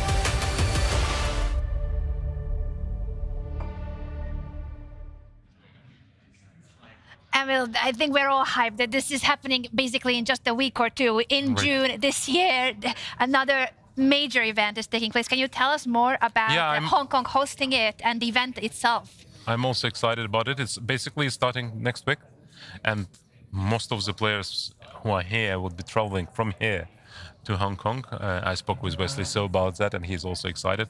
This is something that FIDE started 4 years ago. The first event was organized in Düsseldorf in Germany, then it was in Astana in Kazakhstan. Last year it was in London, and now we go Hong Kong. So you see, we're going places with the event. And that's a unique blend where you have a very top players, but also club level players and sometimes amateurs playing in the same hall. And, you know, whether you are 2000 rated or 1400, you can be in the same playing venue with Magnus, and even maybe your team will play his team. So it's something that FIDE found as a new way once again to promote the game, to make it very, very clear that your passion for the game is the most important thing. So if you're passionate about the game, if you are ready to travel, to participate, and so on, you have a chance to be on the same stage with the greatest players. And chess is unique in this regards. I mean, you can be on the same, I don't know, in the field with Messi or LeBron or Nadal, but in chess you can. So it's exciting, and I'm really much looking forward. There are many teams participating from all over the world, and FIDE will have obviously the dedicated broadcast of the event, and Magnus is playing, and I think we'll have a lot of exciting moments there. We are so looking forward to it, and we hope that our viewers will definitely follow the event, whether you are near Hong Kong, whether you are participating. Good luck in that case against Magnus especially, and if you're watching from home, it's going to be a thrilling event. Emil, I know that you are very busy and we need to let you go, but as a final question, we're going to bring up the bird's eye view, and we're going to put you on the spot because we want you to predict who is going to win Norway Chess in your opinion, based on the current positions in this final round. Well, I mean, it's down to two players. It's either Wesley or PRAGG, I think. I don't think Alireza has a realistic chance to win it with white. I think he's not doing very well. I mean, his position is okay, but he needs only to win to actually win the title. For Wesley, a draw can be sufficient. And if he wins, he for surely secures himself the win. And let us see what's Prague's last moves were. Can we have a bigger screen for PRAGG versus Keymer? Absolutely. Let's head to that game before our break. Aryan, if we could check on the moves that happened in the game of the Indian star Praggnanandhaa with the white pieces against Germany's #1 Vincent Keymer, and how is this endgame looking? Still very nice for white, but more drawish than before, I would say. Yeah, still white is playing for 2 results here. On the last couple of moves, the queens got traded off as well, so it's a solid setup for black here. It's not easy to break it down. I think at some point maybe PRAGG is going to try to push some pawns and create chances, but objectively speaking, if Vincent defends correctly, it's most probably going to be a draw, but he should try to avoid time trouble, because these positions can get very unpleasant if you get very low on time, but I think he has it under control right now. So then I'll stick with my prediction and go with Wesley. And let's see if I was right. Thank you so much, Emil, for the prediction, and thank you for joining us. It's been an honor to have you, and now we are all looking forward to both the World Team Rapid and Blitz that's coming up later this month in Hong Kong, and in November, the pilot for Total Chess, and next year, the new World Championship Tour. Thank you for joining. Thank you for having me, and great being here at Norway Chess. Already 3rd year of me coming here, and every time is a pleasure. Thank you. We really appreciate it. We're going to take a short break, but when we are back, the action will be heating up. Time trouble is approaching, and the first place is still up for grabs at Norway Chess. We'll be right back.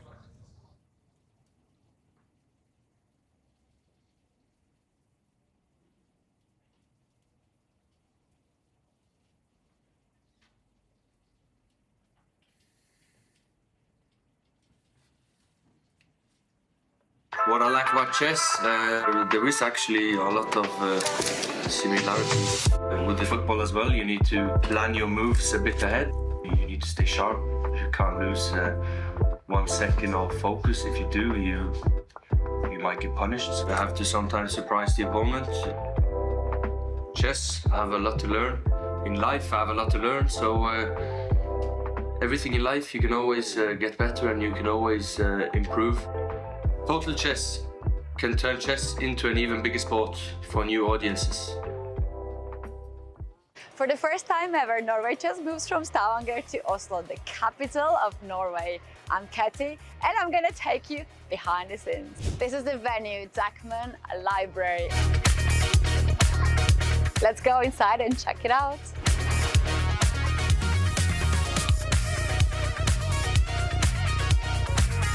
This is the most important area. Here we have the entrance for the players to the venue and also the spectators area. It's a little bit early today, but we can go inside and check it out. Usually we have here arbiters and the players are getting fair play check. And over here we do have refreshment area for the players. This is right inside the playing venue, so no one else can come here but the chess players.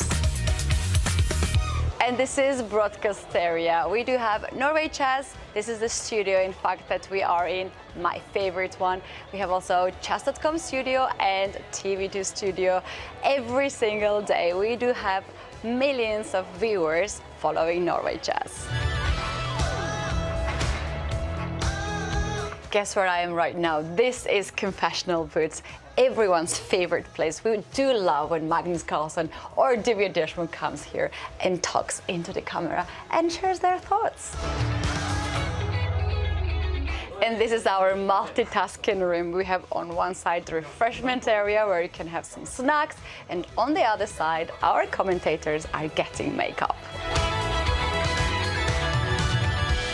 There are 3 different areas where our VIP guests can come and enjoy the experience.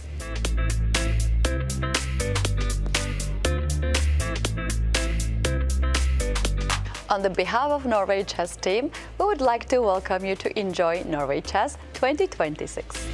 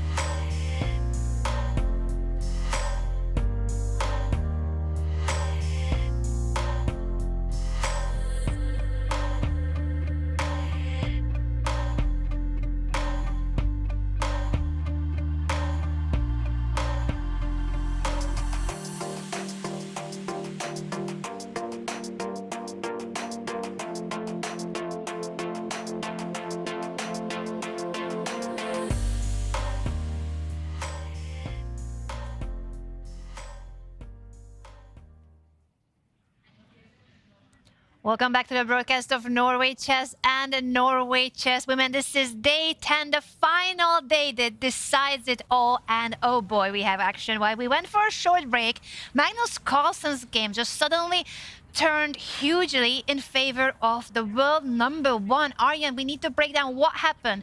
Is Gukesh in trouble? Why is he in trouble?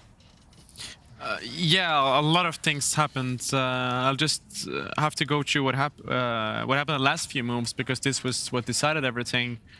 In this position, Gukesh was supposed to just capture the rook back with the bishop, and material is equal. White was slightly better and having some pressure, but instead he allowed White to capture this pawn, a very, very important pawn. He activates his rook. I think he was believing that he's getting counterplay here on the white pawns, but maybe this was the move he missed. Very, very strong move that traps Black's king on the last rank and setting up mate. So if Black captures the pawn, there would be checkmate on the board. And this threat is so annoying that he had to put his knight back for defense. And Magnus had this very, very strong move, pulling his rook to the side, forcing Black to trade rooks, because if you take the pawn, there is checkmate again. And after the rooks got traded off, suddenly we just have an endgame where White has a full pawn up and has the 2 bishops as well. What? Wait. What do you mean checkmate if the rook? Because you can defend with the bishop and the knight, no? Yes, good point, Simon. You can defend. It's not mate actually. That is true, but you're so tied up to this last rank here that this position is just gone for Black. I think White can, for instance, just make like simple move, like even just pushing the pawn. Basically, Black is forever going to be stuck in this this pin, so that the Black knight gets very, very passive. So this is a lost position. White can target this pawn, and once he gets to that, he's just gonna have a pass pawn. So eventually, Gukesh didn't have something better than trading the rooks. But yeah, you're right, Simon. It's not mate, but he would probably lose a piece. And but right now, Magnus is a winning position, but he's down to 5 minutes, and I feel like he's really overthinking in this one, because he can't just put his bishop back, and I think he's scared of the Black knight activating on this square, hitting the white bishop and the pawn. But you can just put the bishop here on this square, and if Black captures the pawn, you can capture the other one. And this position, you just have a passed pawn and the 2 bishops, and this is just winning. But Magnus really needs to hurry up. Yeah, he's been doubting a lot himself. Yeah, throughout the event, he really has been much slower. He said himself that he finds himself overthinking, he finds himself double-checking, second-guessing, and it's because his confidence is shaken. It has been a really difficult tournament for Magnus, and now he's going so low on time. This is still move 30, so he has to play 10 more moves before they start getting increment, and even then the increment is only 10 seconds. So this is going to be a winning position for Magnus, but he has to speed up in order to convert it before it's too late. In this tournament, I feel like when he was so low on time, he didn't win any game where he was that low on time, right? Yeah, no, that's a good point. Like against the first game against Alireza was so up on time. Yeah, I mean, Magnus had many good positions earlier on in the tournament, but because of the time pressure, he made mistakes. And here, I honestly just don't get it. I mean, he's been spending over 7 minutes on this move, and it doesn't matter where he goes with the bishop. He should just move. It's just very. I mean, it's giving Gukesh confidence here to be able to hold. If the more he thinks. It's just so strange to see with the extra pawn, the pair of bishops. You would think that he would do a move. Yeah, he was about to move the bishop that's hanging, but will he just drop it back to the square Aryan suggested? And I would love to have our game theory expert joining us on this. Welcome to the show, Mehmet. Thank you for joining us again. And what is the Norway Chess evaluation board thinking about this? Is Magnus like winning by a huge margin, or what does the human factor say here? Thanks, Anna. Yeah, Norway Chess bar now is at 74% for Magnus to win this game. Wow. And only the remaining... Oh, it changed a little bit now after Magnus... Because he went to a different square with the bishop, not the one that Aryan was showing. Aryan, what's the difference? And it's changing the percentage so much. We need to understand why this move is less optimal. Doesn't matter too much, actually. No? It's still good enough. I mean, if black activates the knight to this square, hitting the bishop and the pawn, I mean, white can still play this move and target the black pawn. So I think instead Gukesh should go for this move, hitting the pawn, and if you push it, you can try to hop in here and hit the bishop and the pawn. But I think even Magnus sometimes can just forget about this pawn and just bring the king in.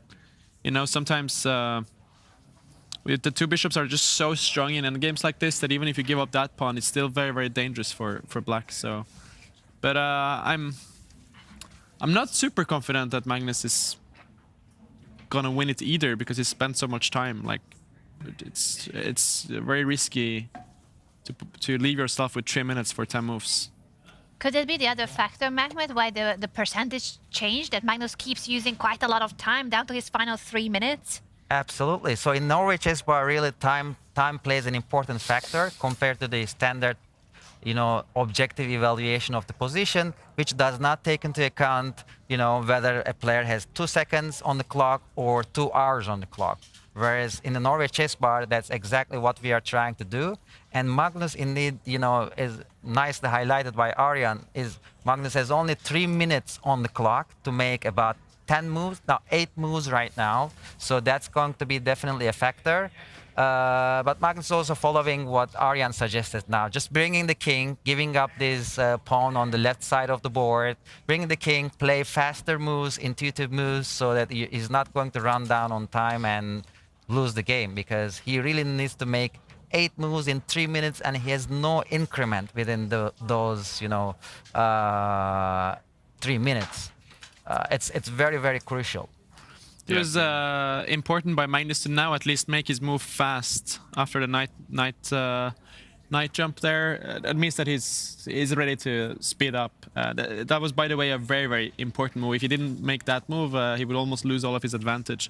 But now the white king is ready to join the action and dominate the black pieces. So yeah, white is objectively winning here. But I think the only thing Gukesh can hope for is the time. But after this move, it's clear that white's next moves are going to be quite simple. Let me just show what happens here if Gukesh captures this pawn, because it looks very natural to take it. And here Magnus is just going to trade the bishops as well and bring his king, which doesn't look like very, very obvious. Like, you're trading off your bishop pair, and here, I mean, it might look to the viewers that it should just be a dead draw with like 4 pawns each, but the black knight is basically just dominated here, and white is in time to bring his king first.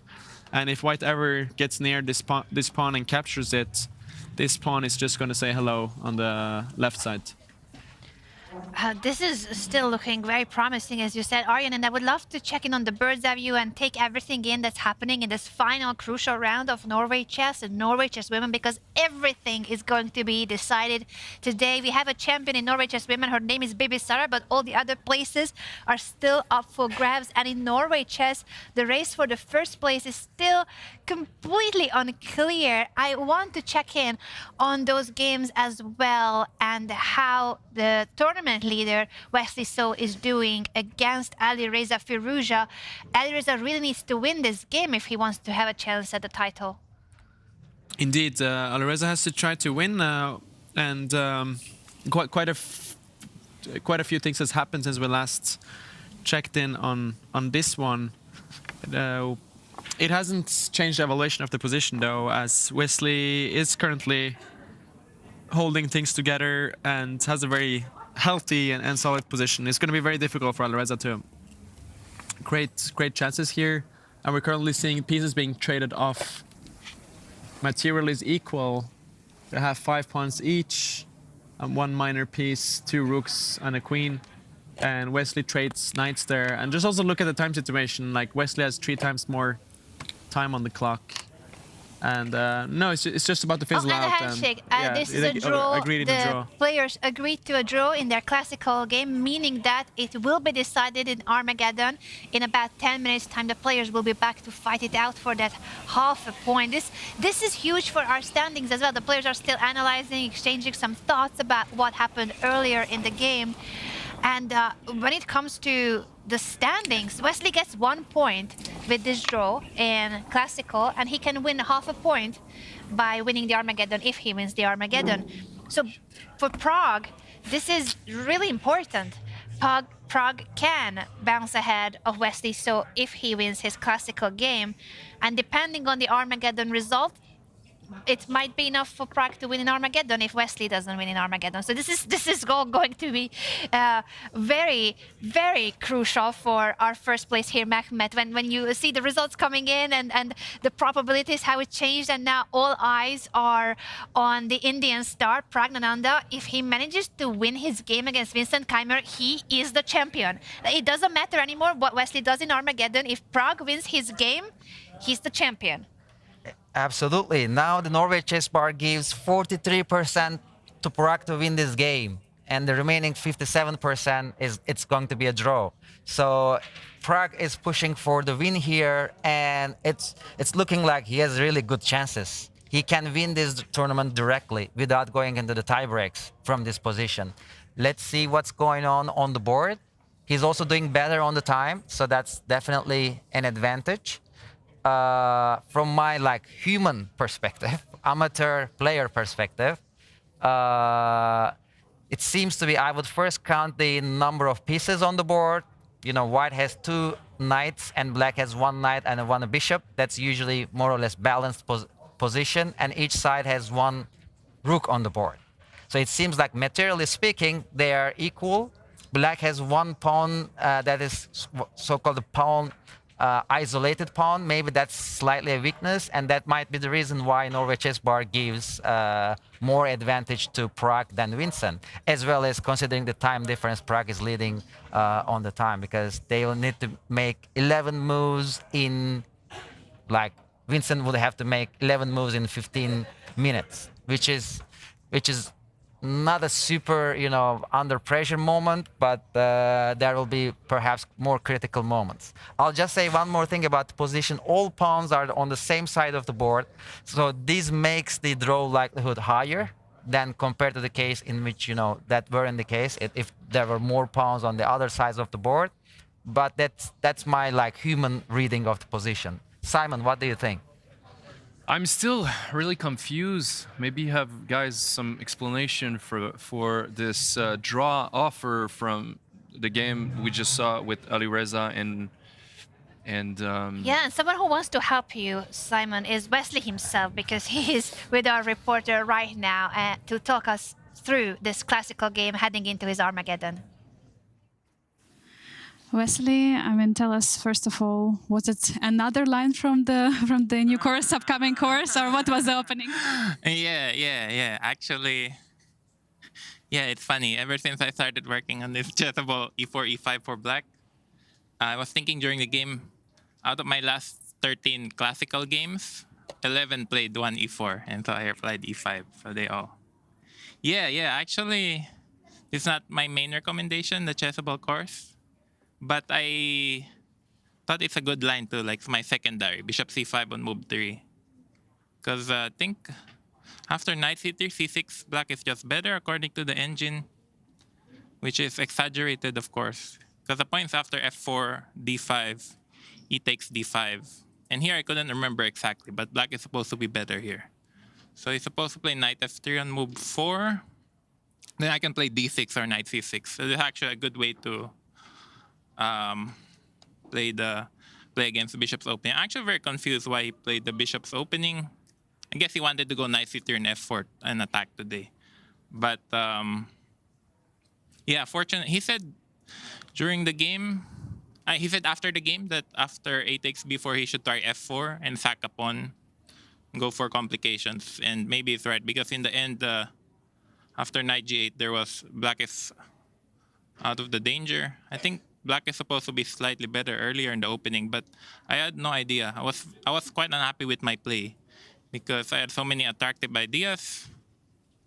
But then I played it slow, like knight f8, e6, knight d7. I'm not sure if this is the best. So, but of course, very happy with the draw. I think even Alireza can catch me now, even if he beats me in Armageddon. But it still might be important against Pragg. But I'm not sure what's going on Pragg's game. But anyway, I mean, I'm very happy not to lose any classical games, so I was going to accept a draw no matter what. But we'll see.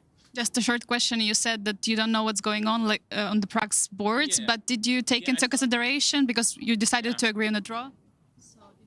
Well, I could care less what Pragg's position is. I was gonna accept a draw no matter what, because if Pragg wins 4 classical games in a row, which I thought is like a 0.1% chance to happen, if he wins 4 classical games in a row, there's nobody can do anything. No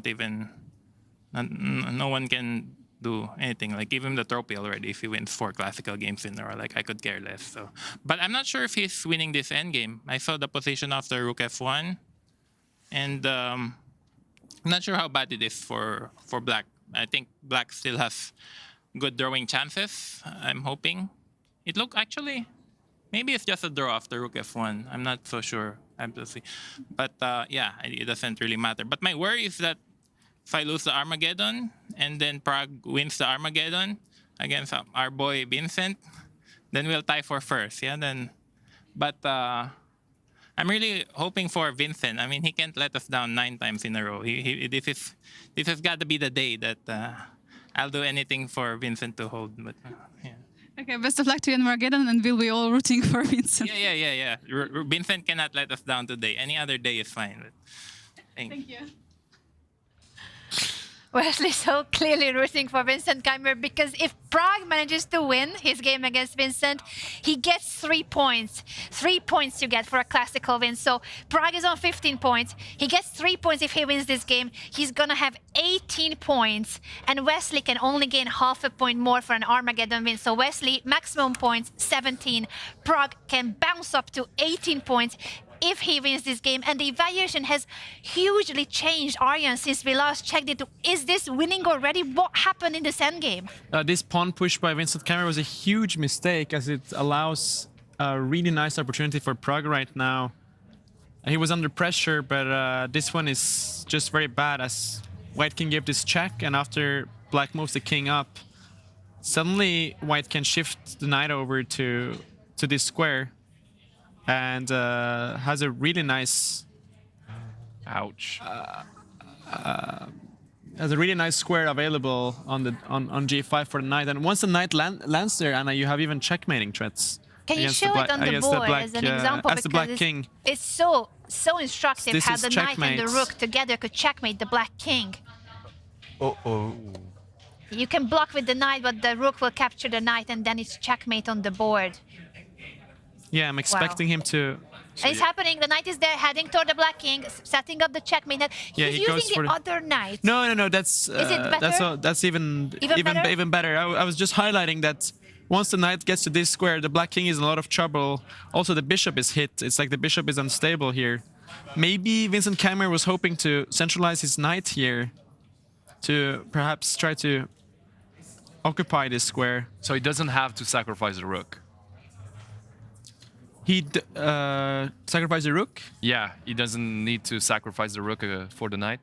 Yeah, he doesn't have to take the knight. He can try to activate the knight to stop White from entering here.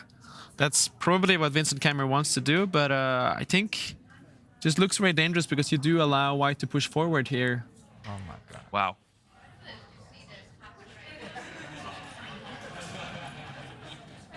And once you get this position, you can shift the rook over to this square, and suddenly Black is defenseless. Like, if you try to defend this pawn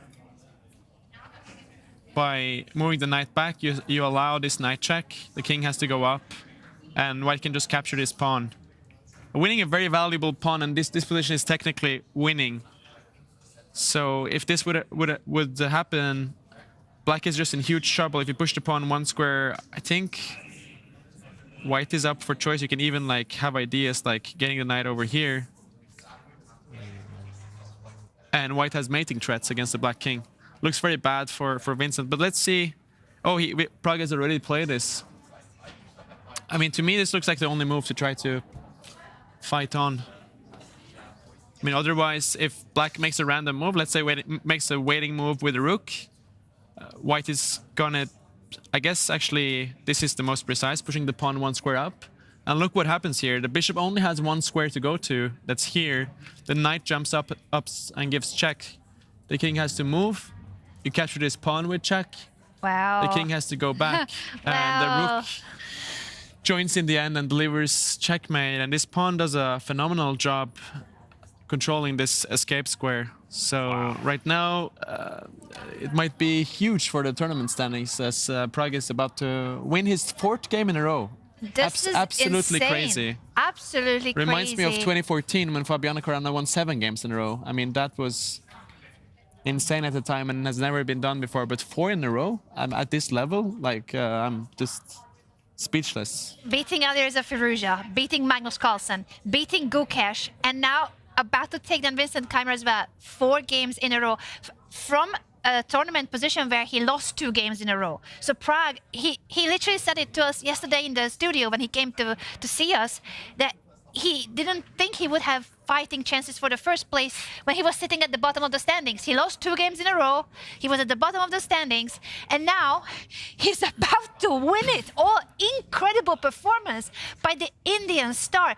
He could win his 4th and final game in a row and win the tournament. Wesley himself said, if Pragg can win 4 games in a row, give this man the trophy already. It's really remarkable. This is really insane. And I was really confused to notice that Wesley just offered that draw to Alireza. I was like, okay, maybe you look at the game. That's what I would do.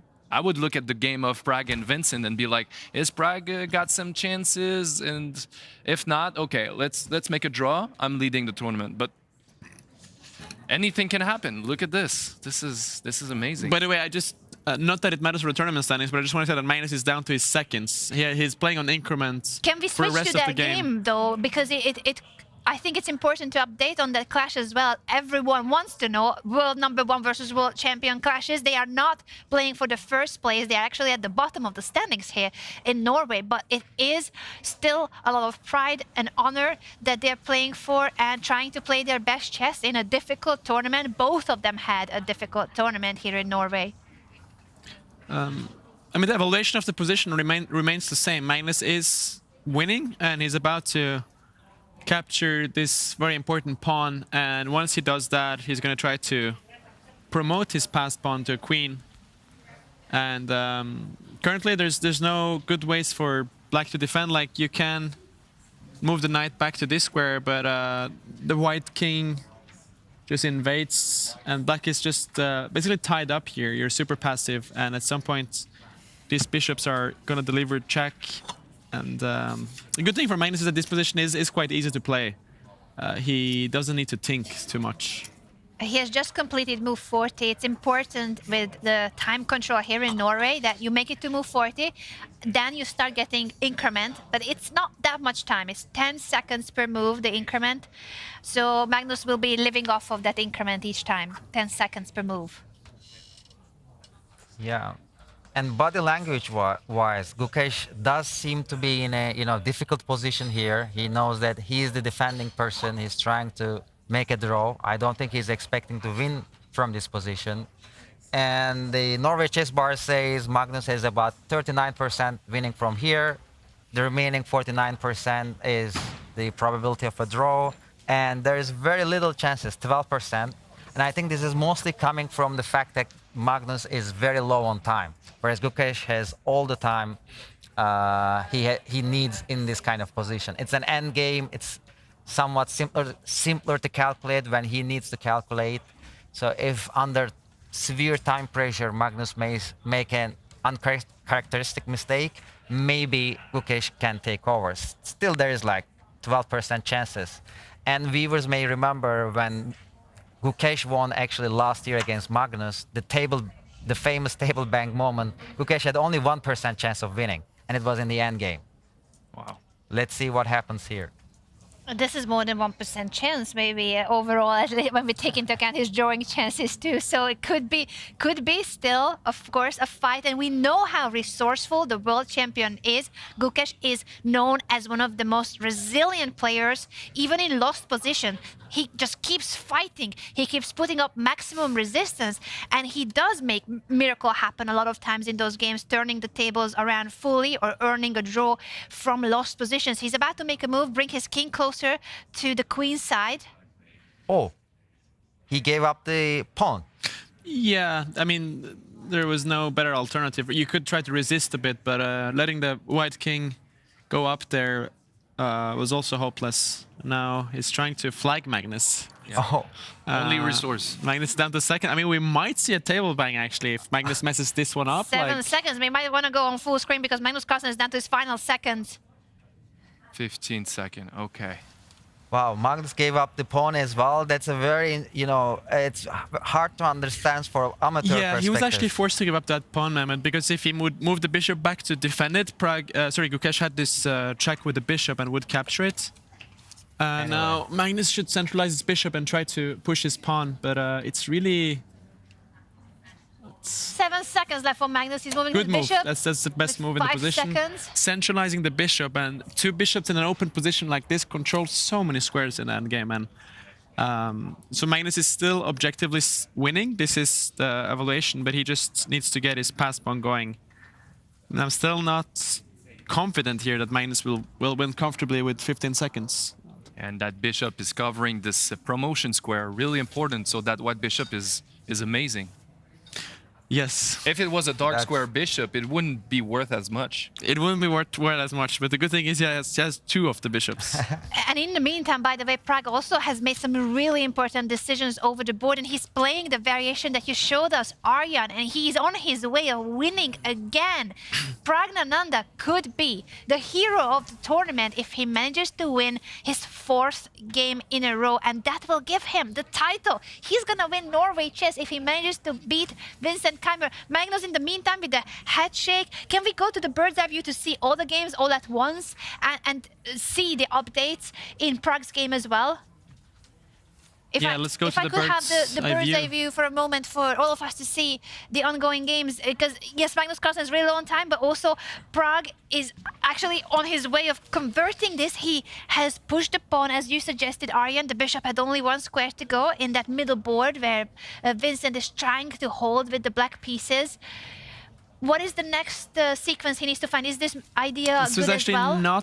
not the best move, but it's still very, very good. I mean, Pragg is in control here.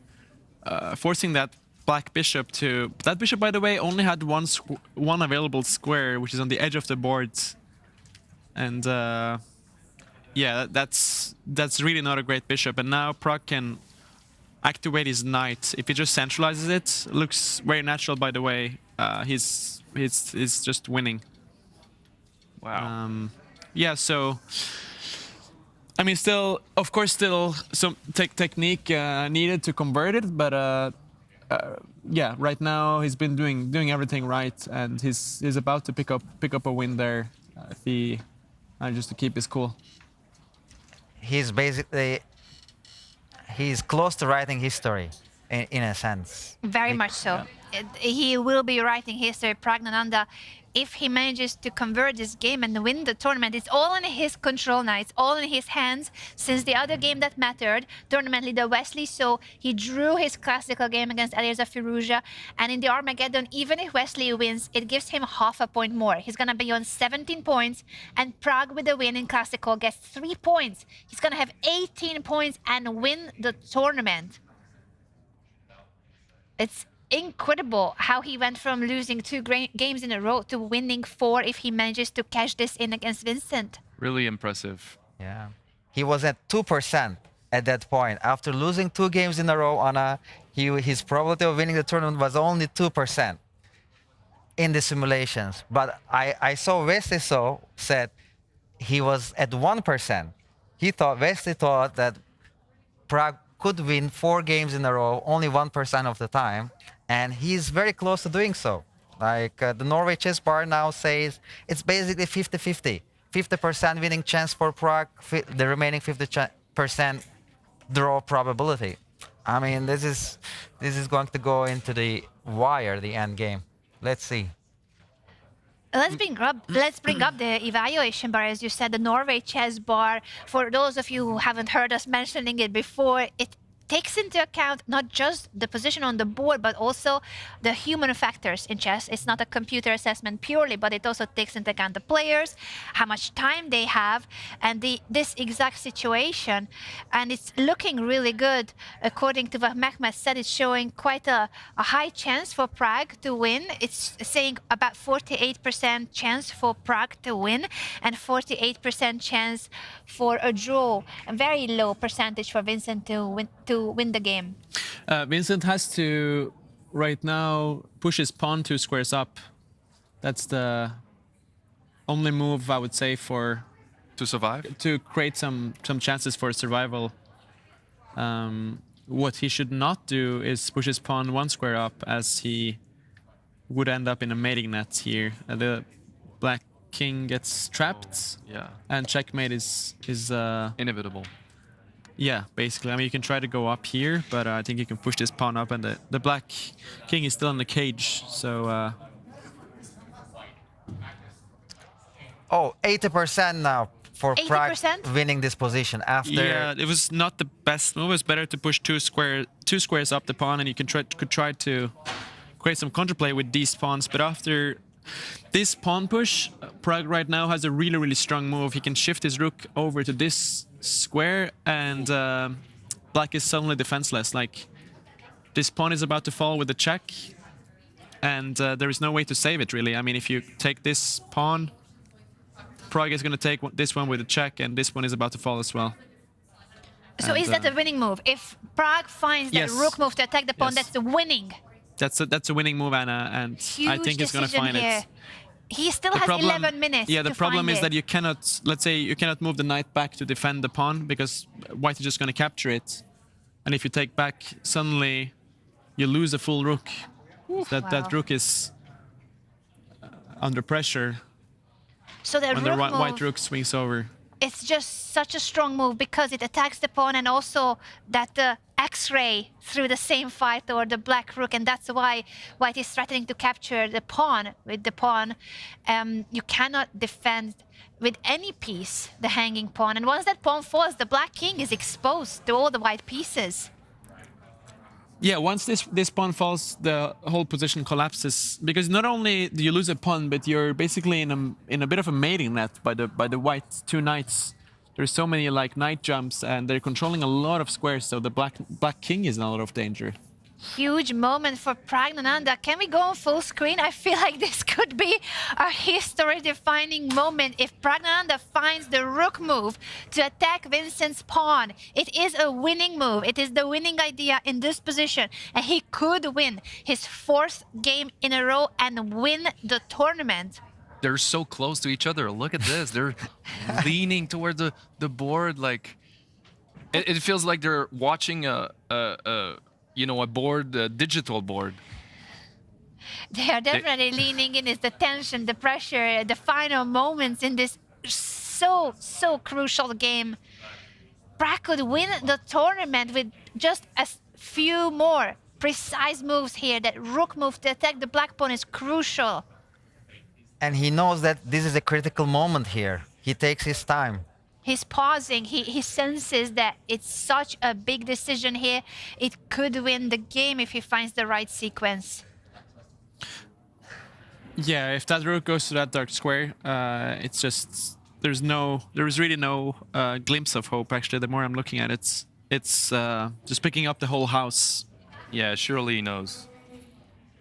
Just making sure everything is well guarded, but he might really go for it. Praggnanandhaa about to write history if he finds that sequence of moves. According to our analysis here, thanks to Aryan, it looks like Vincent does not have any defense. Yeah. And Simon, your point about the body language is really a very interesting moment right now. I don't think this happens very often. Yeah, I've never seen something that two players so close, like they're breathing the same air. Like this is. Usually only one player does this, and now they both know this is critical. Absolutely. It's just such a tense moment. And also, by the way, the Armageddon game of Wesley So has started, but we're gonna stay here because this could end the tournament. This could win it all for Praggnanandhaa. He just needs to find this final precise sequence on how to convert it. The rook move seems to be a key, and he's about to play it. He did it. Yeah. Praggnanandhaa plays the winning move, and he's about to win it all. He's about to win the tournament. Huge for Pragg. I mean, what a tournament for him. Oh my God. It's incredible. Incredible play by Pragg, and he really, really deserves it. I mean, imagine how mentally strong you have to be to recover from 2 losses in a row and then bounce back, win 4 games. That shows mental strength. He made history with Magnus, and he's making history with like 4 wins in a row. Wow. Both, yes. Taking down Magnus Carlsen twice in this tournament. It's already hard enough to beat Magnus once, let alone in both games. And Pragg looks up at the projector. I think he knows it's over. Vincent knows it too. You can see it on his face. It's just a completely lost position for the German Grandmaster, who hasn't lost a single game in classical chess. This is the first and only loss for Vincent. He has been absolutely unbreakable, a target that no one could get to, and Praggnanandhaa, in a must-win situation, will be the first and only player to beat Vincent. Yeah, Vincent playing 2 tournaments in a row. He didn't lose a single game in the tournament he played in Bucharest 2 weeks ago as well, where he went 9 games undefeated and won the tournament. Wow. Pragg is such a great shape. He Like, just he's just stand up leaving. casually. He's just like, take it in. I wonder if Vincent at this moment is like just taking this in and feeling like, you know, it's over, it's all over, and pack our things and go back home. He's definitely trying to find some final resources. I think they don't give up until there's like the final straw that you have to resign. But he's still looking for some final chances, even if it's even if it might look like a miracle. But he's trying to find something, anything. I think meanwhile we can go maybe to the Magnus game because it's down to seconds. Sure, let's switch winning. real quick and then come back as soon as We can Vincent come makes back. his move. But he's about to make a move. They don't want us to leave. It's all happening at once. Magnus Carlsen against Gukesh is a winning position for Magnus, but Magnus is really low on time. Magnus is really low on time as he's pushing his passed pawn down the board. Good thing for Magnus is that his task is not... Yeah, and I think it's not a complicated position. I think we need to head back, by the way, because it could be that Vincent Keymer is not going to fight on. If that pawn is captured with the check, as Aryan highlighted, that's a winning position for Pragg. Aryan already showed us that if white takes the black pawn with a check, black cannot take back because the rook of black will be hanging. And that king is getting into trouble even with just a handful of pieces around it. What was Vincent move? He moved his knight back to defend his pawn. Oh, okay.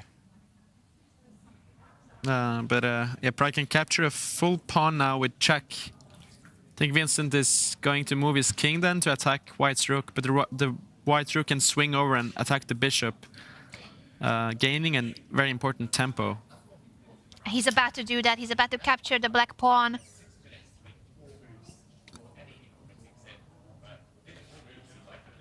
%89 now, Norway Chess Bar is giving for Pragg to win this game. Incredible, and he has again played the best move, capturing the pawn with a check. The king is attacking the white rook. Aryan said the best move here is to move the rook all the way to the corner, attack the black bishop. I think that's what Pragg will play. I think if he plays that move, we're going to see resignation. We might be just a moment away from Praggnanandhaa writing history. He's actually giving a check with the knight to win the rook. Oh, that's also very good. That's actually, And picks up the black rook, so he gave up a knight but wins a rook. Vincent is fighting on bringing his bishop back.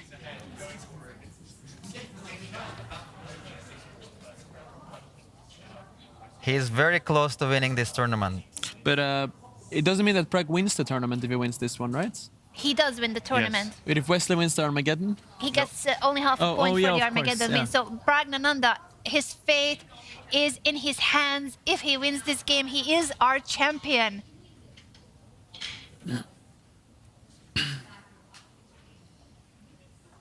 94% for Pragg now. Wow. Oh yeah, but Wesley gets 17 and Pragg 18. Yeah, that's my bad. Yes, so while Wesley So is still playing his Armageddon, it doesn't matter whether Wesley wins or not the Armageddon. Praggnanandhaa has the full destiny of the tournament in his own hands. It's up to him. If he can convert this, he's going to win the tournament.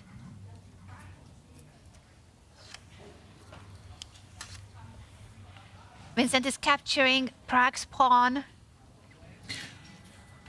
So it's 3 pawns for each, but Pragg has a rook against a bishop. It's a huge moment for Praggnanandhaa, and if he wins this game and wins the tournament, might be the biggest win of his career. I think it will be the biggest, definitely. Yeah. And in terms of winning a tournament like Norway Chess, where you're playing the best chess players in the world, taking down Magnus Carlsen in 2 classical games, winning 4 games in a row. There's just so many records Pragg is breaking. He's still only 20 years old. He's activating his king now, coming closer to the black king.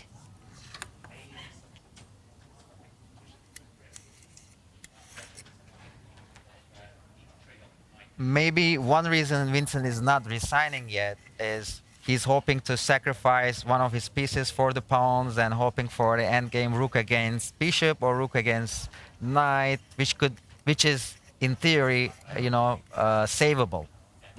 But of course, these chances are very low. Pragg has been playing very, very well until this moment, winning 3 games in a row. This could be really the 4th one and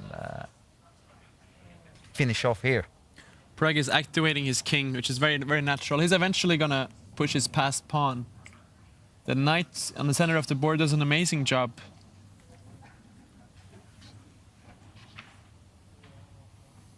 Black doesn't have a single threat.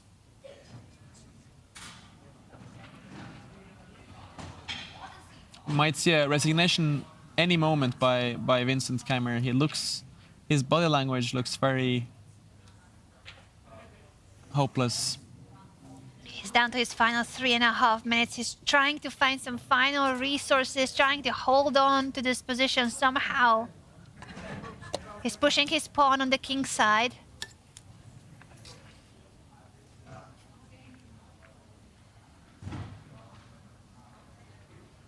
You can tell that he knows. Would you bring the king next to the pawn and the bishop? That's also good. That's just winning, Simon, yeah. Can do that. He might also just capture the bishop. Many ways here. Capturing the bishop and then bringing the king is good enough. Many ways for white here.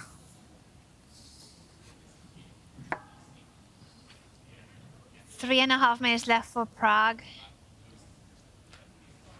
He was one of the greatest prodigies that since I've been following chess closely, and now finally this is one of his biggest moments. It's a huge moment in his career indeed. He was one of the youngest grandmasters in the world when he won his final norm to become a grandmaster at the age of 13, and now still only 20 years old. He's about to win the biggest super tournament in the world. We see a rook move to the corner. Is it good, the rook move? Yeah, I mean, white is up for choice here. Bringing the rook to the party is also very natural. I mean, you can just include the rook if the black king tries to jog up, then the white knight is gonna move back with a check. So it's a very natural move, bringing the rook in. Just activating all the pieces. But your move, Simon, bringing the king 1 square to the right was also pretty strong. Thank you, Aryan. Appreciate you. free masterclass here, right? Yes. I've learned a lot. I mean, I hope I'm ready to play over the board. I just want to mention, by the way, that in the Norway Chess Women, all the three games are going to be decisive. White is going to win all 3 of them. Incredible huge, turn of events. We were looking at Anna's game earlier. Great winning chances. She's converting it against Divya. Jiner is converting her game against Humpy, Koneru. And Wenjun has a winning position against our champion, Norway Chess Women's tournament leader and first place guaranteed player, Bibisara. So there's just absolutely so much going on. We're going to stay here because this could be the final moments in this game, and Praggnanandhaa is about to win Norway Chess, but huge for both Jiner and Anna Muzychuk as well. Their wins, and Wenjun getting a final win in a tournament that has been not very easy for the women's world champion. The knight of Vincent is offering a trade, so white could take either the knight or the bishop, or use the rook to pin the knight by going to the 7th rank. The simplest is just take the knight and then put the king on that central square, and he has no activity. He's pinning the knight with the rook, so the knight cannot move, the black knight can't move because that would be in check. Vincent is stepping out of the pin. Exchanging everything, even sacrificing the rook here, seems to be transforming into a winning endgame. Is that right? Yeah, because you're going to pick up that pawn on the right side, so you're going to have 3 against 2. He's not going to do that. He's going to probably take the knight maybe and then bring the king to capture that pawn. But yeah, there's... Yeah, why to risk it, right? Yeah, there's so many ways. The knight is giving a check. King comes back to the 7th rank. Oh, okay, I see what he's going to do. He's going to put his rook on e7. Yeah, e7 now. He's winning a pawn by force. Targeting the black pawn. Really? I don't see it. Yeah, no, now Vincent is about to lose a pawn. I think this is the moment he's going to resign. Okay. And he is resigning. Praggnanandhaa does the incredible. He wins his 4th game in a row and makes history by winning Norway Chess, taking down Magnus Carlsen in 2 games, winning 4 classical games in a row after having lost 2 games early in the tournament. He has written his own destiny, and he is our Norway Chess 2026 champion. Taking Magnus Carlsen's spot. Taking Magnus Carlsen's spot. Magnus has won the tournament 7 times, but this year, our hero of the story, the champion of the tournament, is 20-year-old Indian star Praggnanandhaa. What a remarkable performance. Unbelievable, unbelievable. Huge victory for Praggnanandhaa. We are hoping that he will soon tell us about his thoughts and feelings, because we are expecting him in the studio. This is the biggest victory in Praggnanandhaa's career. He's still only 20 years old, and he is on his way to us here in the studio. Ladies and gentlemen, that's our champion. He's walking to our studio here from the playing venue. Everyone wants to talk to him. All the reporters, the interviewers, the fans.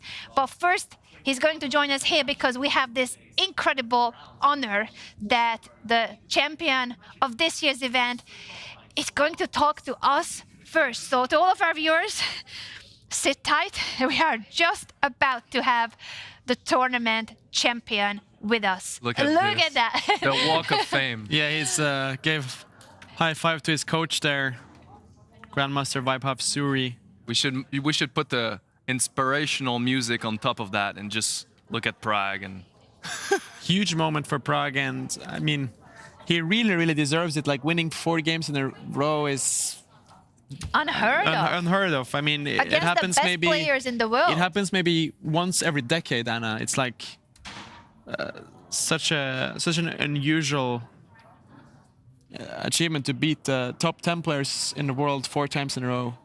Huge, absolutely huge. And 2 times with the black result. pieces. Yeah. All cameras on him.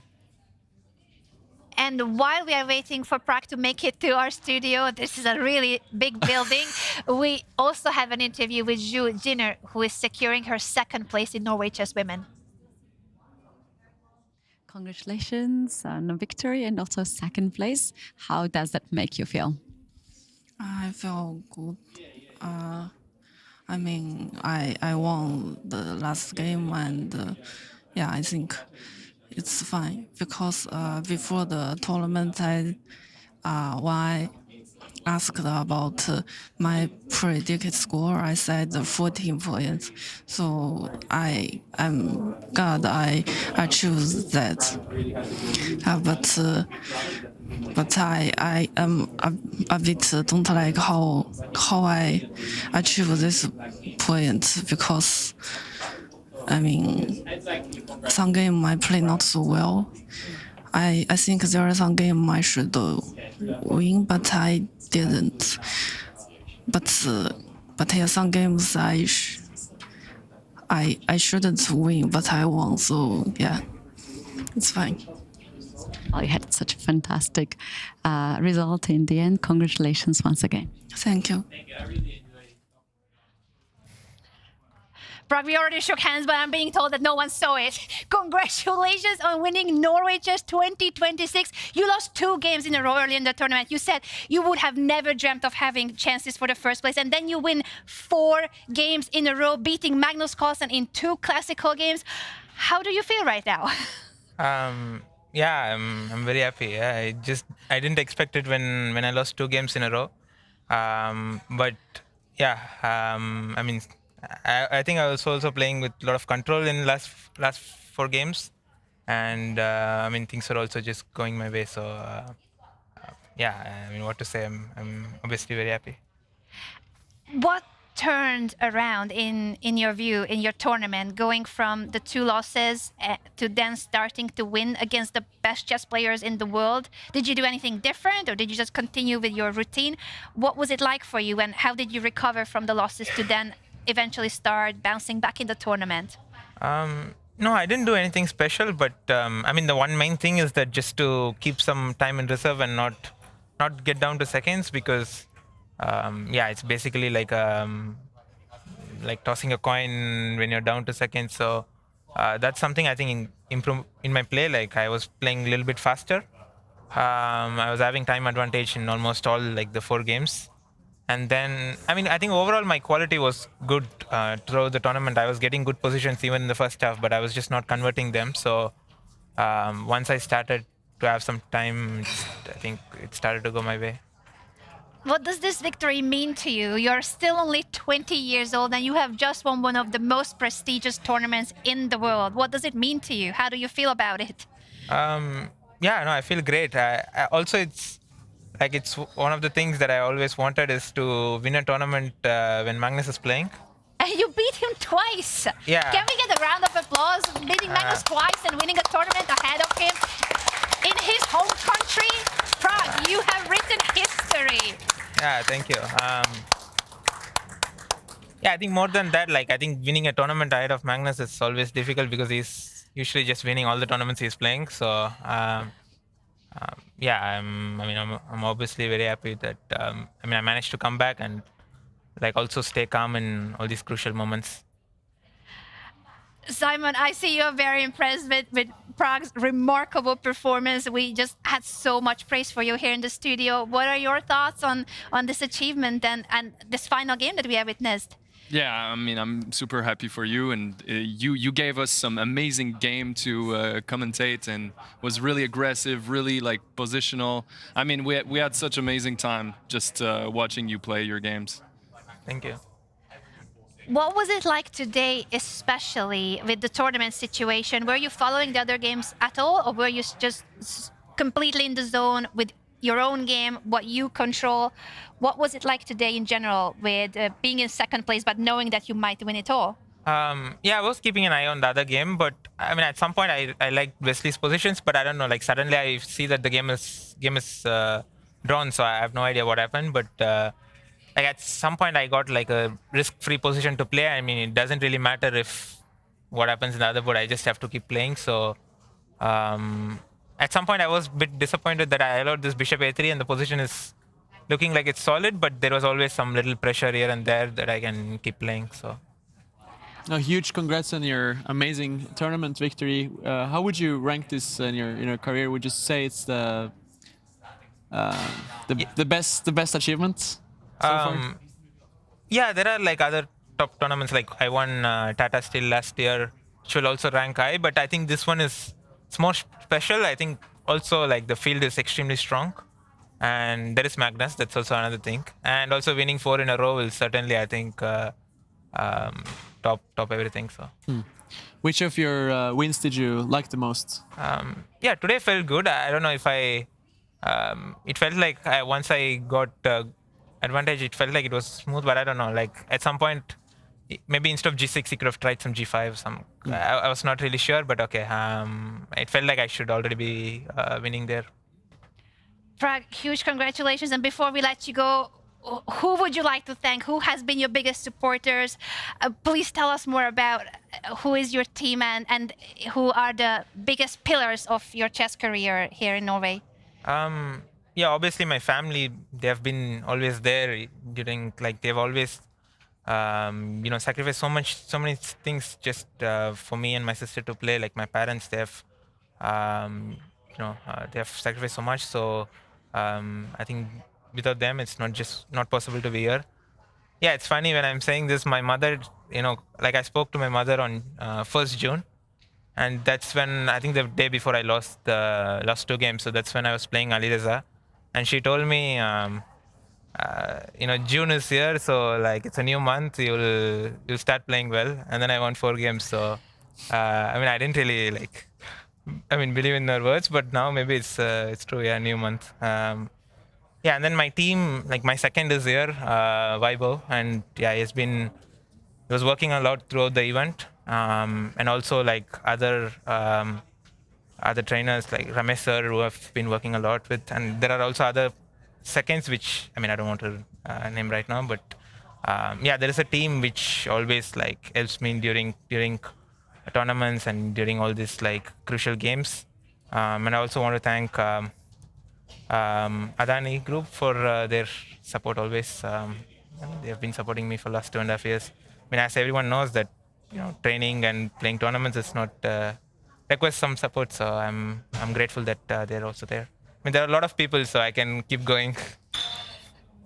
It's just great to hear how you have your sponsor, your team, your mom and her wise words about June being a new month. And it has been truly inspiring to see you fight in every single game and win it all after coming back from a really difficult spot, being at the bottom of the standings, winning 4 games in a row, 2 classical wins against Magnus Carlsen, and winning the tournament ahead of him and ahead of the rest of the field. Congratulations again, Pragg. And can I get a round of applause in the building for our champion, Norway Chess 2026?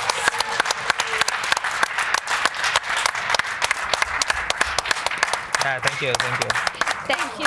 Thank you so much. And we do have an interview with our second place, our runner-up, Wesley So as well.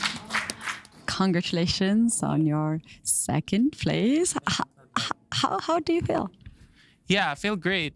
I can't really blame my play. No losses and 2 wins. +2 is really... I couldn't hope for better. If you have to start the tournament again, I'll take this any time of the day. But at the same time, of course, I'm a bit disappointed because I was so close to the title, which I've never won before. Also, after my Armageddon game, Firouzja, I congratulated him on a great play, and also he did me. But we said that we really had no chance to win for first if Pragg scores 12 in the last 4 games. He can't really catch that. He had to win 2 black games against Magnus and against Gukesh.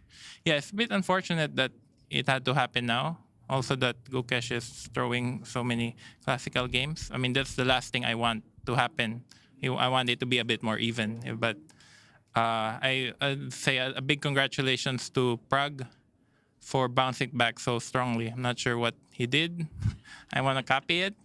But it seems after 6 rounds, it seems like he had a pretty miserable tournament, and that's very hard to bounce back. But he's a great little kid. He's a fighter. He fights for a win in no matter what color, no matter good position, worst position, he tries to beat you. He's a super aggressive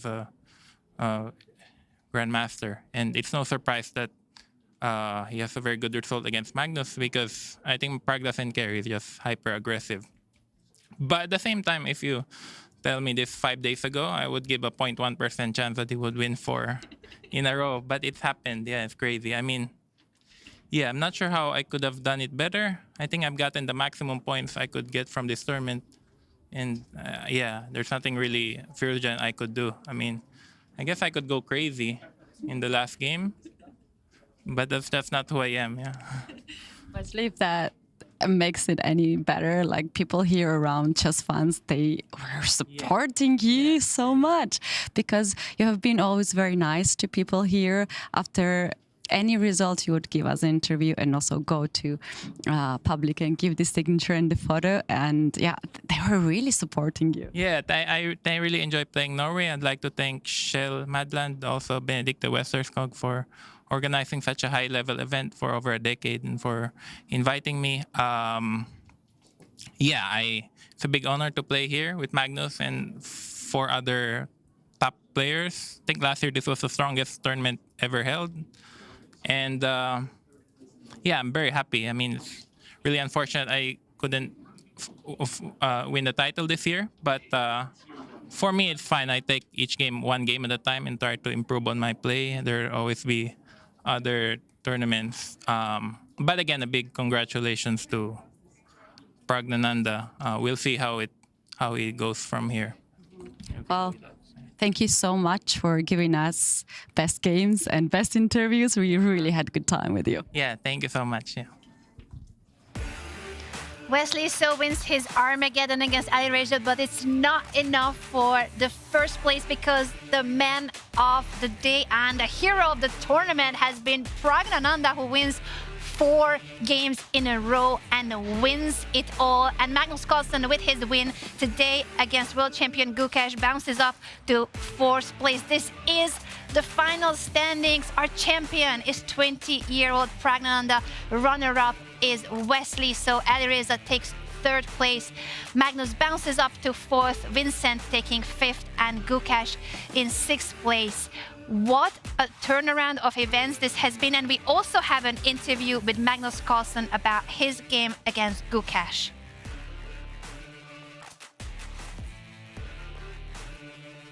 Magnus, happy. How did you play today against Gukesh? Yeah, it was all right. A little bit slow as usual, like to get into this incredible time pressure, and every time is not necessary. Like I do it, but it shouldn't necessarily be that way. Apart from that, I felt up to a certain point that I played all right. I think he made like a couple of lackadaisical decisions. For instance, like giving up a pawn when knight takes d4 was unnecessarily. Yes, his position would be unpleasant regardless, but didn't have to be that bad. But I assume like he was not in a mood to like defend to kind of the best of his ability today. I think he was kind of fed up with the whole thing. What do you think about Pragg's performance and just in general the final standings? I have no idea. Who won the tournament? Oh, that's incredible. So he won the last 4 games in Classical? That's pretty insane. Yeah, I mean, that's as clutch as it gets. And it just shows that it would have been possible for me as well with a similar finish. But yeah, that's incredible. But it shows you the volatility of the system, and he is an incredible fighter. And yeah, it's fun to see him get rewarded for that. It means that I was probably 4th, I guess, since Vincent lost. Nah, it's better than 5th. Thank you so much, Magnus. Thank you. That has been incredible to witness Magnus Carlsen figuring out during the interview that Praggnanandhaa has managed to win his 4th game in a row, and Magnus's reactions to this incredible performance by Pragg and getting rewarded for his aggressive fighting spirit that the Indian star has shown during the entire tournament.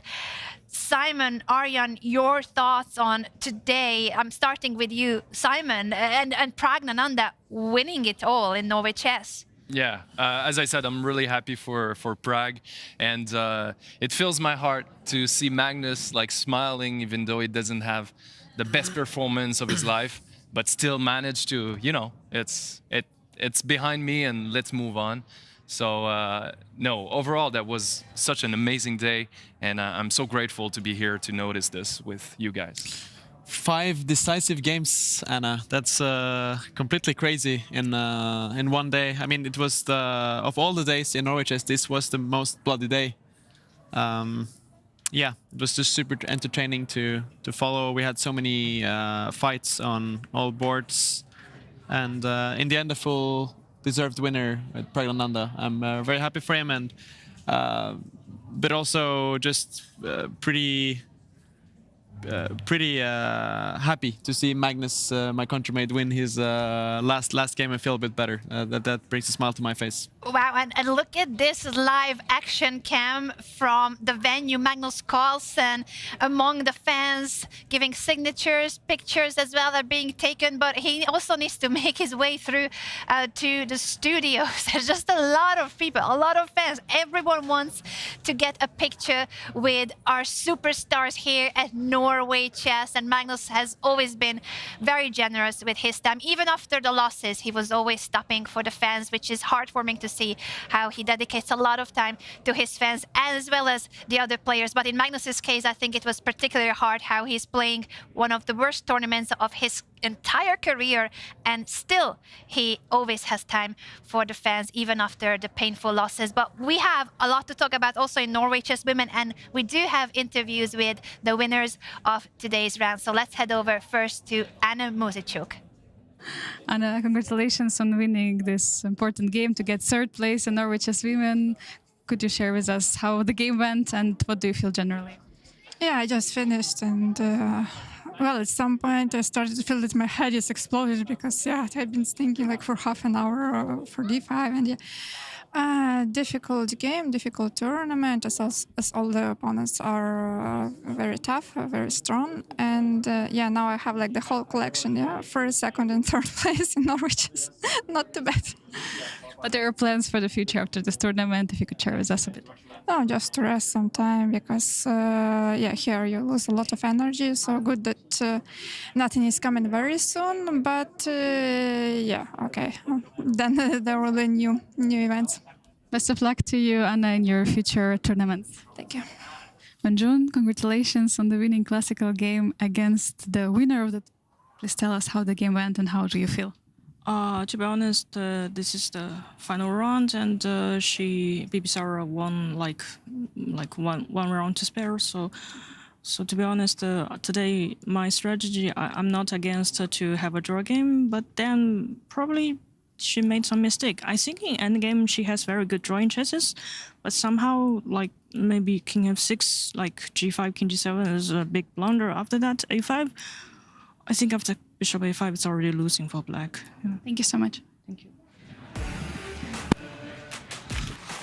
And with that, the results of Norway Chess Women are all decisive in classical chess. A win for the women's world champion Wenjun against the tournament champion Bibisara, who won Norway Chess Women with 1 round to spare. Jiner beat Humpy Koneru, and Anna Muzychuk beat Divya Deshmukh, giving the podium to Bibisara. As we have already known it, she won the tournament yesterday, but Jiner and Anna Muzychuk fought so hard for the 2nd place. At the end of the day, it's the Chinese rising star Jiner who is in 2nd place. As Anna mentioned, this was her 3rd time playing here in Norway Chess Women, and now she has the full collection. She won it last year, she already has a 2nd place from 2 years ago, and today she finishes in 3rd place. Wenjun is 4th, Divya Deshmukh is 5th, and Humpy Koneru is 6th. This has been a huge fight in both fields, Norway Chess and Norway Chess Women. We have seen the players coming back and forth, who was leading, who is bouncing back, and the players who won it at the end of the day, they weren't always at the top. Bibisara had really tough, but also fighting aggressive chess back and forth, winning a lot of her games in clutch moments, in time trouble, while Pragg had to make a huge comeback after having lost 2 games in classical. I think we all are just so thrilled that every single day has been really exciting. Aryan, what are your thoughts on the tournament as a whole, the games we have seen, and the 2 champions, Praggnanandhaa and Bibisara? I mean, overall, my impressions are that the format is really, really working out, and I'm very happy for Norway Chess producing so many decisive games. For me, this has certainly been the most entertaining event to follow over the year, and yeah, with this like Armageddon as well, and the three-point win for Classical. Just super entertaining. We got so much interesting fights. I mean, Magnus playing 10 classical games and only playing 3 draws and having 7 decisive games is completely crazy to me. And it didn't go, let's say, his way, but it's been a lot of fireworks in all games, and of course in the other games as well. And what stuck with me is the fact that you can have a bad start, but still manage to pull your way out of this and manage to win more games. And you see, Pragg is doing this is exceptional. So every time now I'm watching a tournament, I'm gonna be like, oh, it doesn't mean anything. You can have a bad start, but still manage to finish first. And yeah, this Armageddon thing is so amazing. We had so much amazing time just watching it live, and it was so much action. Like, yeah, it was really exciting. Now, what if Magnus was giving his final thoughts on the tournament? Magnus. Well, that was a nice game against Gukesh, but yeah, I've heard that. Oh, Wesley. Oh, yeah, I didn't know. But yeah, good for Pragg, and yeah, good tournament so far. I'll be back for the future. He'll be back for the future. He'll be back for Total Chess. Let's remind our viewers one more time what is the next huge event coming up next. World Championship Tour for next year, but the pilot event already this year in November. This is what you need to know about Total Chess. Chess is changing, and this is the next big step.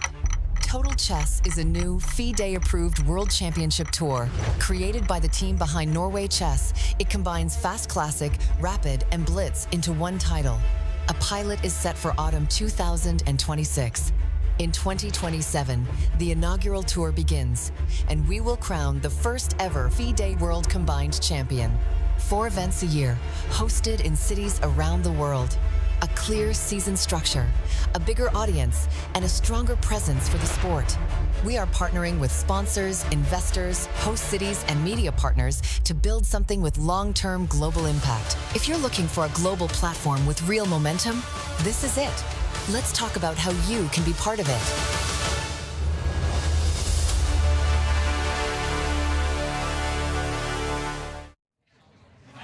We are also excited about Total Chess. It is the new World Championship Tour that will take place next year, but the pilot is already at the end of this year in November. Magnus Carlsen will be playing, the world's best will be playing, and everyone will try to get this new title in chess that combines Fast Classical, Rapid, and Blitz. And when it comes to Norway Chess, we've spent 2 weeks watching the best chess players fight it out for a huge prize fund, both in Norway Chess and Norway Chess Women. And we have our champions today. Praggnanandhaa, much-deserved champion. Bibisara, much-deserved win as well. Simon, your final thoughts on these 2 weeks that we spent here in Norway, and a huge shout-out, of course, to the viewers, because you guys made it what it is. That's exactly what I wanted to say. Thank you to the viewers. Thank you for everyone who were part of this adventure. It was truly amazing. With you, Anna, also with you, Aryan. Thank you so much for being here. And yeah, all the best for the future.